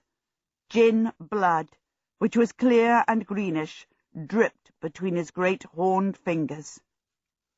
"I should have told," Hasruel said dismally.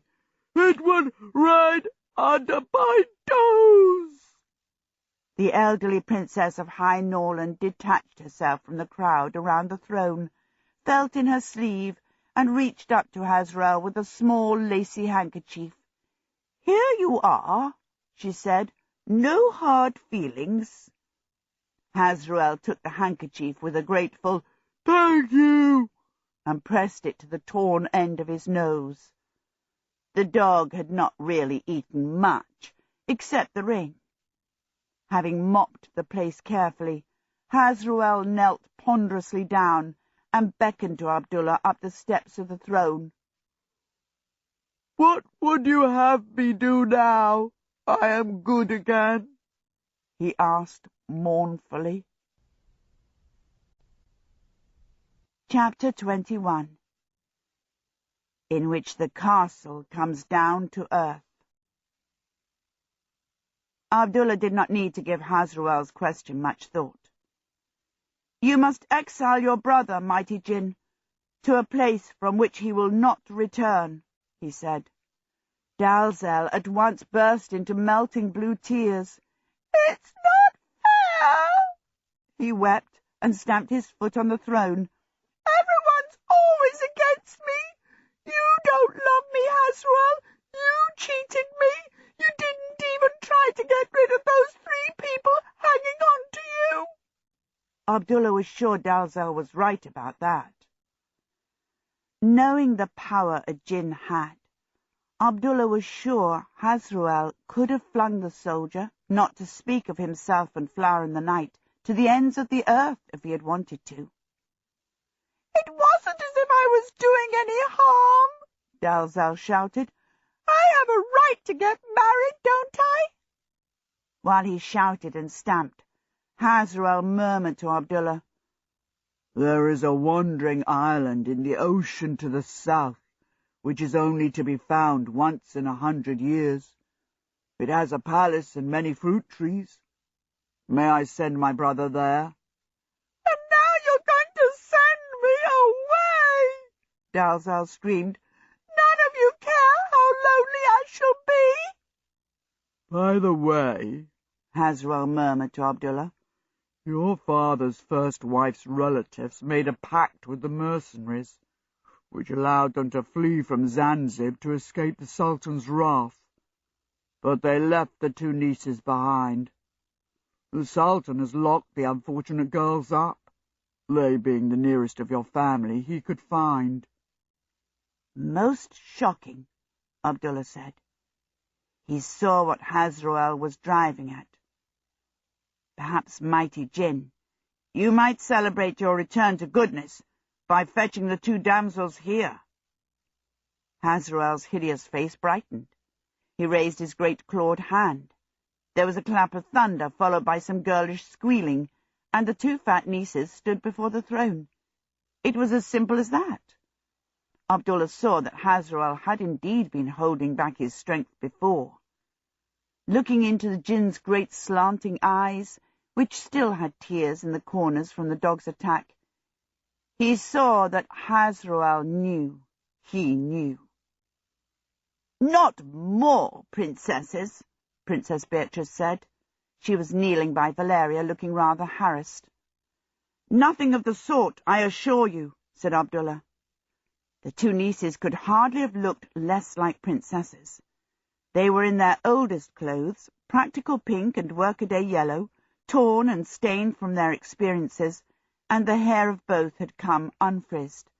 They took one look at Dalzell stamping and weeping above them on the throne, another look at the huge shape of Hazrael, and then a third look at Abdullah wearing nothing but a loincloth, and they screamed. Then each tried to hide her face in the other's plump shoulder. "Poor girls," stated the Princess of High Norland. "Hardly royal behaviour." "Dalzell!" Abdullah shouted up at the sobbing Jinn. "Beauteous Dalzell, poacher of princesses, be peaceful a moment, and look upon the gift I have given you to take with you into exile." Dalzell stopped in mid-sob. "Gift?" Abdullah pointed. "Behold two brides, young and succulent, and sorely in need of a bridegroom." Dalzell wiped luminous tears from his cheeks and surveyed the nieces in much the same way that Abdullah's cannier customers used to inspect his carpets. "A matching pair," he said, "and wonderfully fat. Where's the catch? Are they perhaps not yours to give away?" "No catch, shining Jinn," said Abdullah. It seemed to him that now the girls' other relatives had deserted them, they were surely his to dispose of. But to be on the safe side, he added, "They are yours for the stealing, mighty Dalzell." He went up to the nieces and patted each on her plump arm. "Ladies," he said, "fullest moons of Zanzib, pray forgive me that unfortunate vow which prevents me forever from enjoying your largeness. Look up instead, and behold the husband I have found you in my place." The heads of both nieces came up as soon as they heard the word husband. They gazed at Dalzell. "He's ever so handsome," said the pink one. "I like them with wings," said the yellow one. "It's different." "Fangs are rather sexy," mused the pink one. "So are claws, provided he's careful with them on the carpets." Dalzell beamed wider with each remark. "I shall steal these at once," he said. "I like them better than princesses.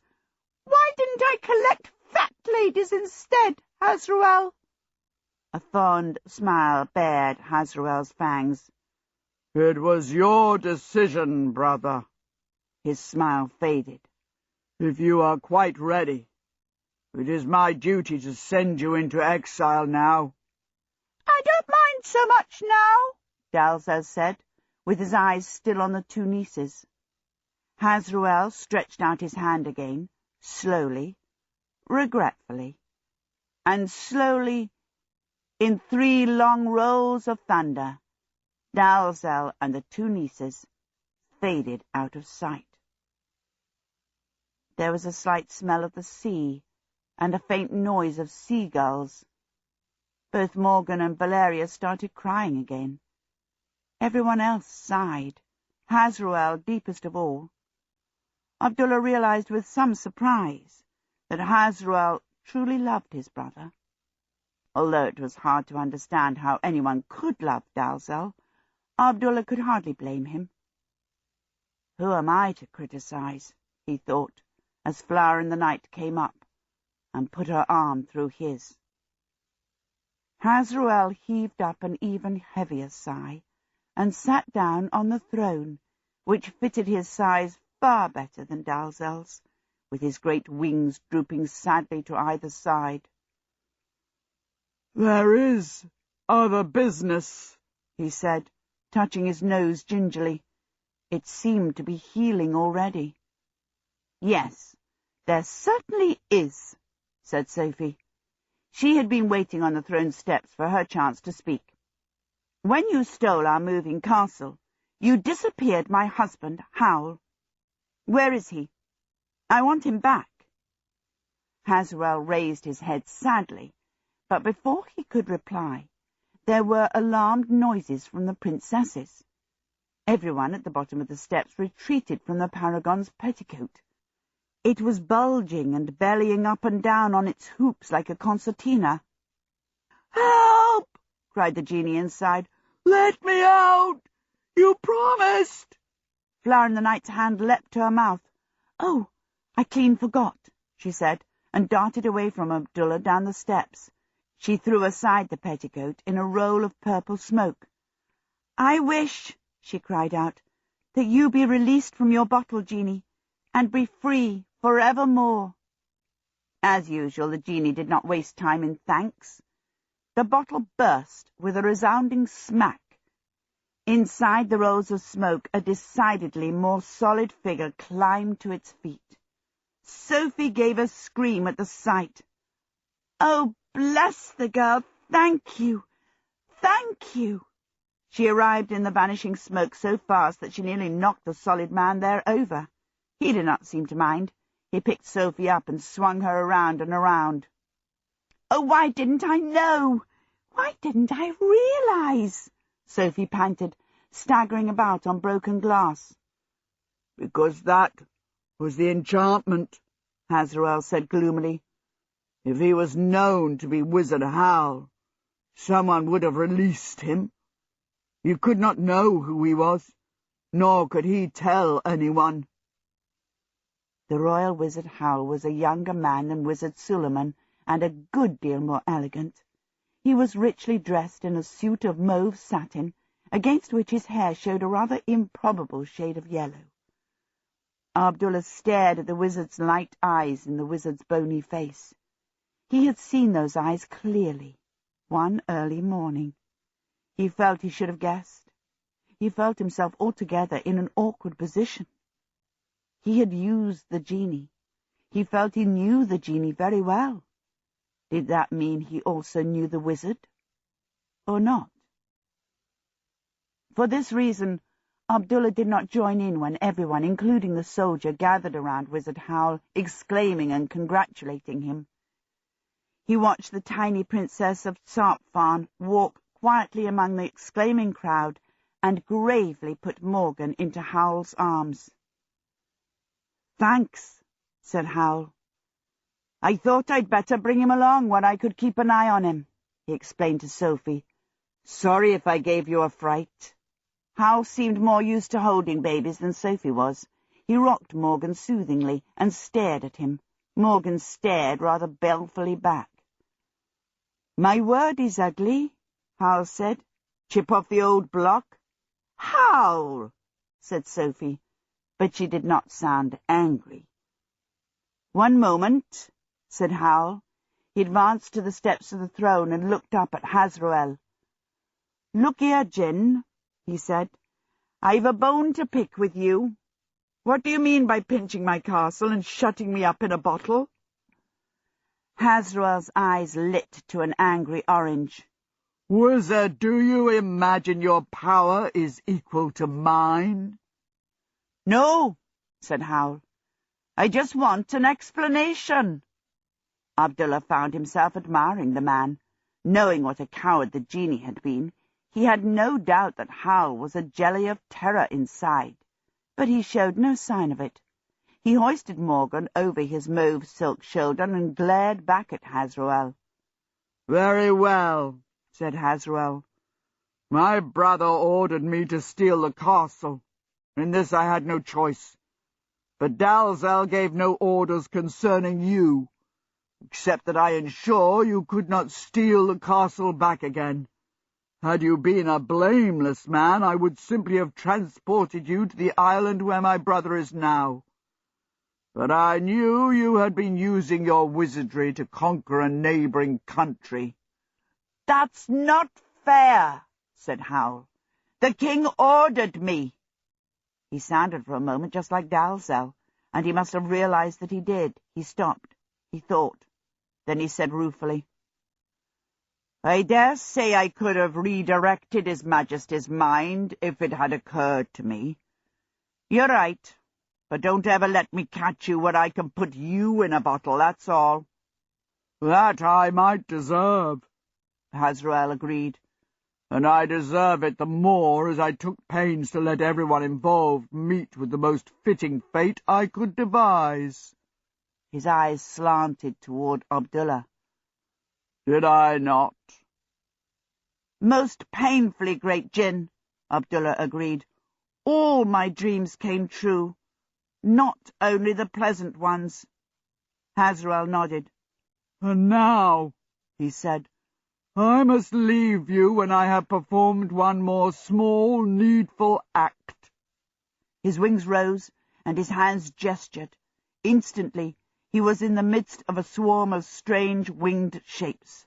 They hovered over his head and around the throne like transparent seahorses, completely silent, except for the faint whisper of their whirling wings. "His angels," Princess Beatrice explained to Princess Valeria. Hasruel whispered to the winged shapes, and they departed from him as suddenly as they had appeared, to reappear in the same swarm, whispering around Jamal's head. Jamal backed away from them, horrified, but it did no good. The swarm followed him, one after another. The winged shapes went to perch on different parts of Jamal's dog. As each landed, it shrank and disappeared among the hairs of the dog's coat until only two were left. Abdullah suddenly found these two shapes hovering level with his eyes. He ducked, but the shapes followed. Two small, cold voices spoke in a way that seemed for his ears alone. "After long thought," they said, "we find we prefer this shape to that of toads. We think in the light of eternity, and we therefore thank you." So saying, the two shapes darted away to perch on Jamal's dog, where they too shrank and disappeared into the gnarled skin of its ears.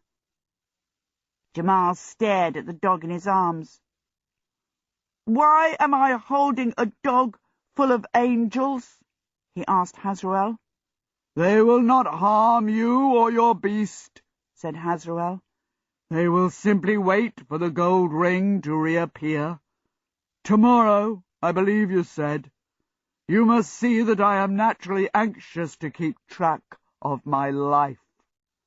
When my angels find it, they will bring it to me wherever I am." He sighed, heavily enough to stir everyone's hair. "And I do not know where I shall be," he said. "I shall have to find some place of exile in the far deeps. I have been wicked. I cannot again join the ranks of the good jinns." "Oh, come now, great Jinn," said Flower in the Night. "It was taught to me that goodness is forgiveness.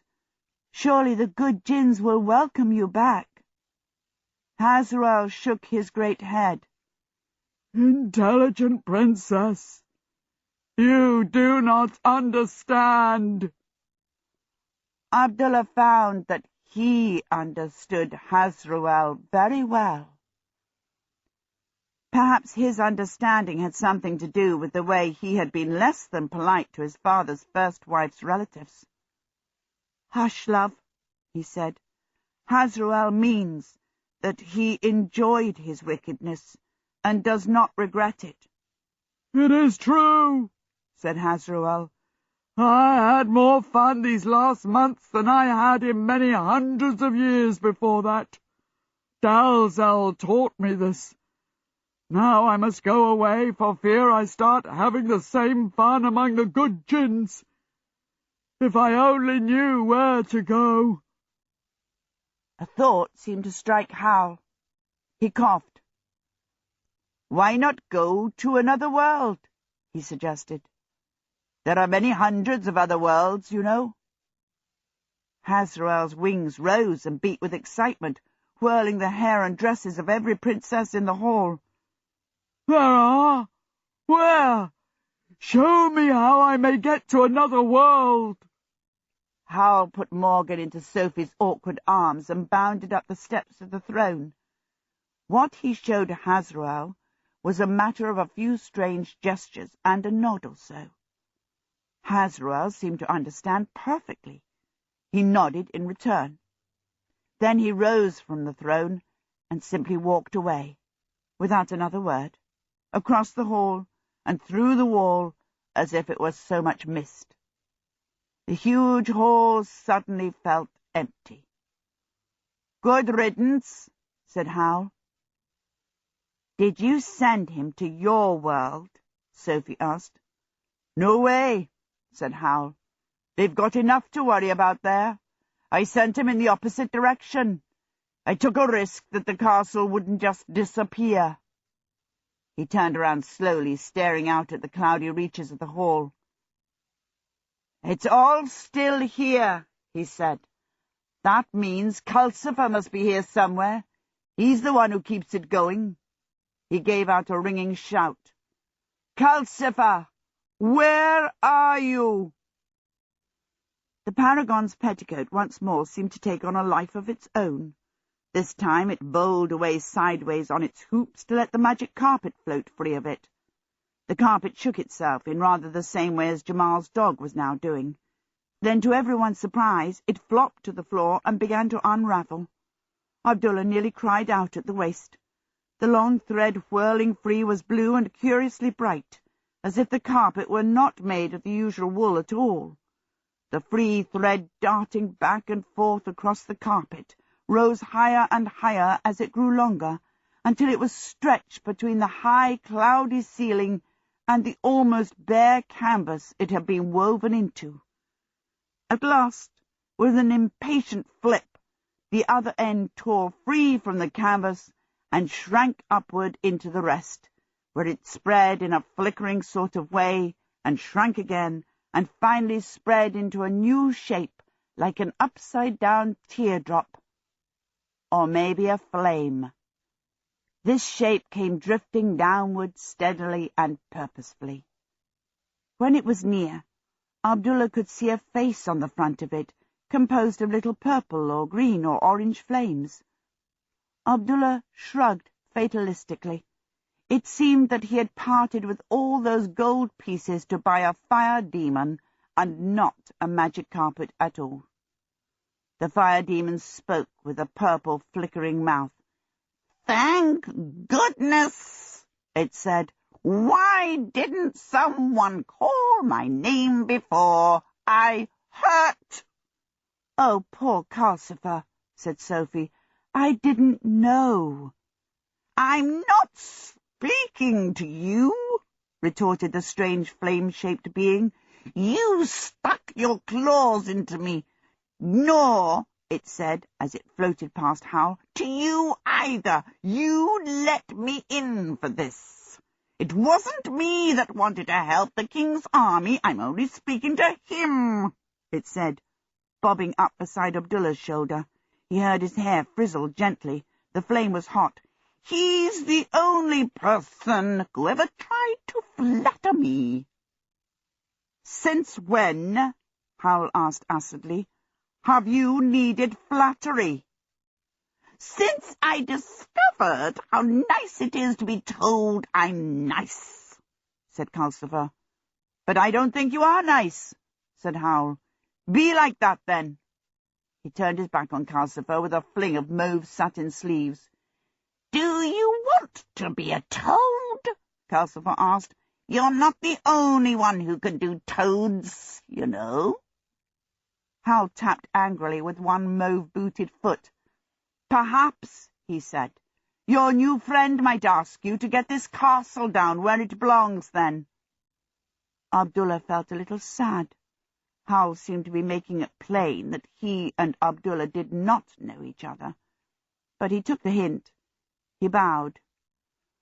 "O sapphire among sorcerous beings," he said, "flame of festivity, and candle among carpets, magnificent more by 100 times in your true form than ever you were as treasured tapestry." "Get on with it," muttered Hal. "Would you graciously consent to replace this castle on earth?" Abdullah finished. "With pleasure," said Calcifer. They all felt the castle going down. It went so fast at first that Sophie clutched Hal's arm, and a number of princesses cried out. For, as Valeria loudly said, a person's stomach got left behind in the sky. It was possible that Calcifer was out of practice after being in the wrong shape for so long. Whatever the reason was, the descent slowed after a minute, and became so gentle that everyone hardly noticed it. This was just as well, because as it descended, the castle became noticeably smaller. Everyone was jostled toward everyone else, and had to fight for room in which to balance. The walls moved inward, turning from cloudy porphyry to plain plaster as they came. The ceiling moved down, and its vaulting turned to large black beams, and a window appeared behind the place where the throne had been. It was shadowy at first. Abdullah turned toward it eagerly, hoping for one more glimpse of the transparent sea with its sunset islands. But by the time the window was a real solid window, there was only sky outside, flooding the cottage-sized room with clear yellow dawn. By this time, princess was crowded against princess. Sophie was squashed in a corner, grasping Hal in one arm and Morgan with the other, and Abdullah found himself squeezed between Flower in the Night and the soldier. The soldier, Abdullah realized, had not said a word in a very long time. In fact, he was behaving decidedly oddly. He had pulled his borrowed veils back over his head, and was sitting bowed over on a small stool which had appeared beside the hearth as the castle shrank. "Are you quite well?" Abdullah asked him. "Perfectly," said the soldier. Even his voice sounded odd. Princess Beatrice pushed her way through to him. "Oh, there you are," she said. "Whatever is the matter with you? Afraid I'm going to go back on my promise now we're getting back to normal? Is that it?" "No," said the soldier. "Or rather, yes. It'll bother you." "It will bother me not at all," snapped Princess Beatrice. "When I make a promise, I keep it. Prince Justin can just go to whistle." "But I am Prince Justin," said the soldier. "What?" said Princess Beatrice. Very slowly and sheepishly, the soldier put away his veils and looked up. It was still the same face, with the same blue eyes that were either utterly innocent or deeply dishonest, or both. But it was a smoother and more educated face. A different sort of soldierliness looked out of it. "That damned djinn enchanted me too," he said. "I remember it now. I was waiting in a wood for the search parties to report back." He looked rather apologetic. "We were hunting for Princess Beatrice. You know, without much luck. And suddenly my tent blew away, and there was the djinn squeezing himself in among the trees. 'I'm taking the princess,' he said, 'and since you defeated her country by unfair use of magic, you can be one of the defeated soldiers, and see how you like it.' And next thing I knew, I was wandering about on the battlefield thinking I was a Strangian soldier." "And did you hate it?" asked Princess Beatrice. "Well," said the prince, "it was hard, but I sort of got on with it and picked up everything useful I could and made a few plans. I see I shall have to do something for all those defeated soldiers, but A grin that was purely that of the old soldier spread across his face. To tell the truth, I enjoyed myself rather a lot wandering through Ingray. I had fun being wicked. I'm like that gin, really. It's getting back to ruling again that's depressing me. Well, I can help you there, said Princess Beatrice. I know the ropes, after all. Really? Said the prince, and he looked up at her in the same way that as the soldier he had looked at the kitten in his hat. Flower in the Night nudged Abdullah softly and delightedly. "The Prince of Auchenstan," she whispered. "No need to fear him." Shortly after that, the castle came to earth as lightly as a feather. Calcifer, floating against the low beams of the ceiling, announced that he had set it down in the fields outside Kingsbury. "And I sent a message to one of Suleiman's mirrors," he said smugly. This seemed to exasperate Hal. "So did I," he said angrily. "Take a lot on yourself, don't you?" "Then he got 2 messages," said Sophie. "What of it?" "How stupid," said Hal, and began to laugh. At that Calcifer sizzled with laughter too, and they seemed to be friends again. Thinking about it, Abdullah could see how Hal felt. He had been bursting with anger all the time he was a genie, and he was still bursting with anger now, with no one except Calcifer to take it out on. Probably Calcifer felt the same. Both of them had magic that was too powerful to risk being angry with ordinary people. Clearly both messages had arrived. Someone beside the window shouted, "Look!" and everyone crowded to it to watch the gates of Kingsbury opening to let the king's coach hasten out behind a squad of soldiers. In fact, it was a procession. The coaches of numerous ambassadors followed the king's, emblazoned with the arms of most of the countries where Hasruel had collected princesses. Hal turned toward Abdullah. "I feel I got to know you rather well," he said. They looked at each other awkwardly. "Do you know me?" Hal asked. Abdullah bowed. "At least as well as you know me." "That's what I was afraid of," Hal said ruefully. "Well then, I know I can rely on you to do some good fast talking when it's needed. When all those coaches get here, it may be necessary." It was. It was a most confusing time, during the course of which Abdullah grew rather hoarse, but the most confusing part, as far as Abdullah was concerned, was that every single princess, not to speak of Sophie, Hal, and Prince Justin, insisted on telling the king how brave and intelligent Abdullah had been. Abdullah kept wanting to put them right.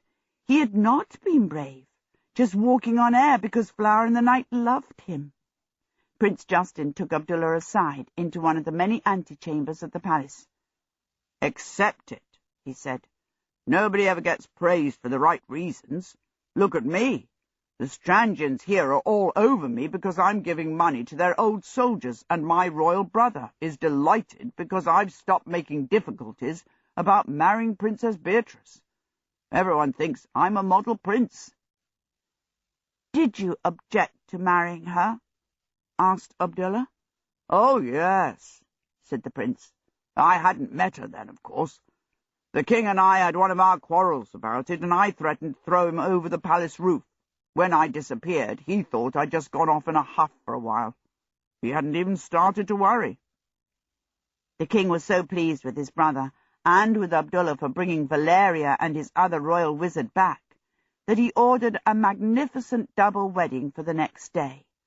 This added a great deal of urgency to the confusion. Hal hurriedly made a strange simulacrum, constructed mostly of parchment, of a king's messenger, which was sent by magic to the Sultan of Zanzibar to offer him transport to his daughter's wedding. This simulacrum came back half an hour later looking decidedly tattered, with the news that the Sultan had a 50-foot stake ready for Abdullah if he ever showed his face in Zanzibar again. This being so, Sophie and Hal went and talked to the king. the king created 2 new posts called Ambassadors Extraordinary for the realm of Ingri, and gave those posts to Abdullah and Flower in the Night that same evening. The wedding of the prince and the ambassador made history, for Princess Beatrice and Flower in the Night had 14 princesses each as bridesmaids, and the king himself gave the brides away. Jamal was Abdullah's best man. As he passed Abdullah the wedding ring, he reported in a whisper that the angels had departed earlier that morning, taking Hasruel's life with them. "And a good thing, too," Jamal said. "Now my poor dog will stop scratching." Almost the only persons of note who did not attend the wedding were Wizard Suleiman and his wife. This had only indirectly to do with the king's anger. It seemed that Letty had spoken so strong-mindedly to the king when the king wished to arrest Wizard Suleiman that she had gone into labour rather earlier than her time. Wizard Suleiman was afraid to leave her side, but on the very day of the wedding, Letty gave birth to a daughter with no ill effects at all. "Oh, good," said Sophie. "I knew I was cut out to be an aunt." The first task of the 2 new ambassadors was to conduct numbers of the kidnapped princesses to their homes. Some of them, like the tiny princess of Sartfan, lived so far away that their countries had barely been heard of. The ambassadors had instructions to make trading alliances, and also to note all other strange places on the way, with a view to later exploration. Howl had talked to the king. Now, for some reason, all Ingri was talking about mapping the globe. Exploring parties were being chosen and trained. What with journeying and pampering princesses and arguing with foreign kings, Abdullah was somehow always too busy to make his confession to Flower in the Night. It always seemed that there would be a more promising moment the next day. But at last, when they were about to arrive in far-distant Sartfan, he realized that he could delay no longer. He took a deep breath. He felt the colour leave his face. "I am not really a prince," he blurted out. There. It was said. Flower in the Night looked up from the map she was drawing. The shaded lamp in the tent made her face almost more beautiful than usual. "Oh, I know that," she said. "What?" whispered Abdullah. "Well, naturally.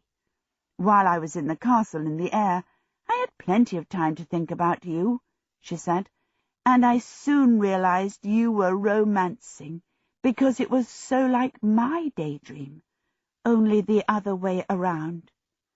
I used to dream that I was just an ordinary girl, you see, and that my father was a carpet merchant in the bazaar. I used to imagine that I managed the business for him." "You are a marvel," said Abdullah. "Then so are you," she said, and went back to her map.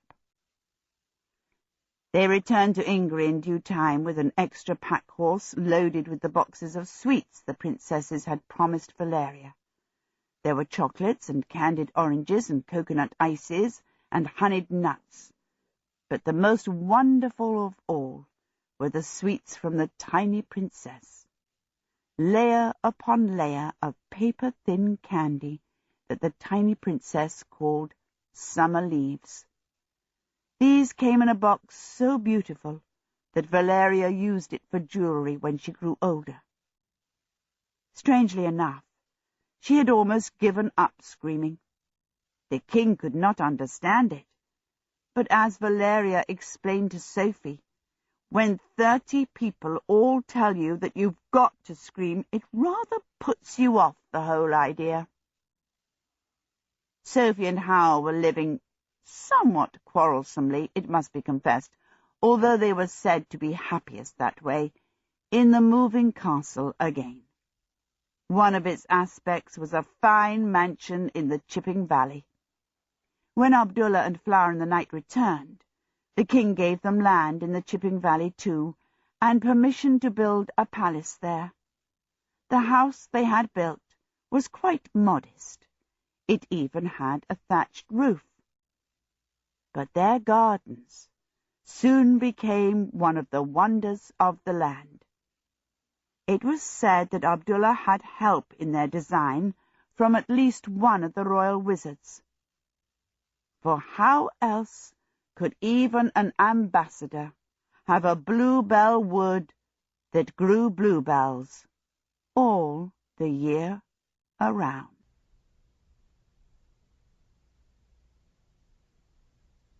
The end.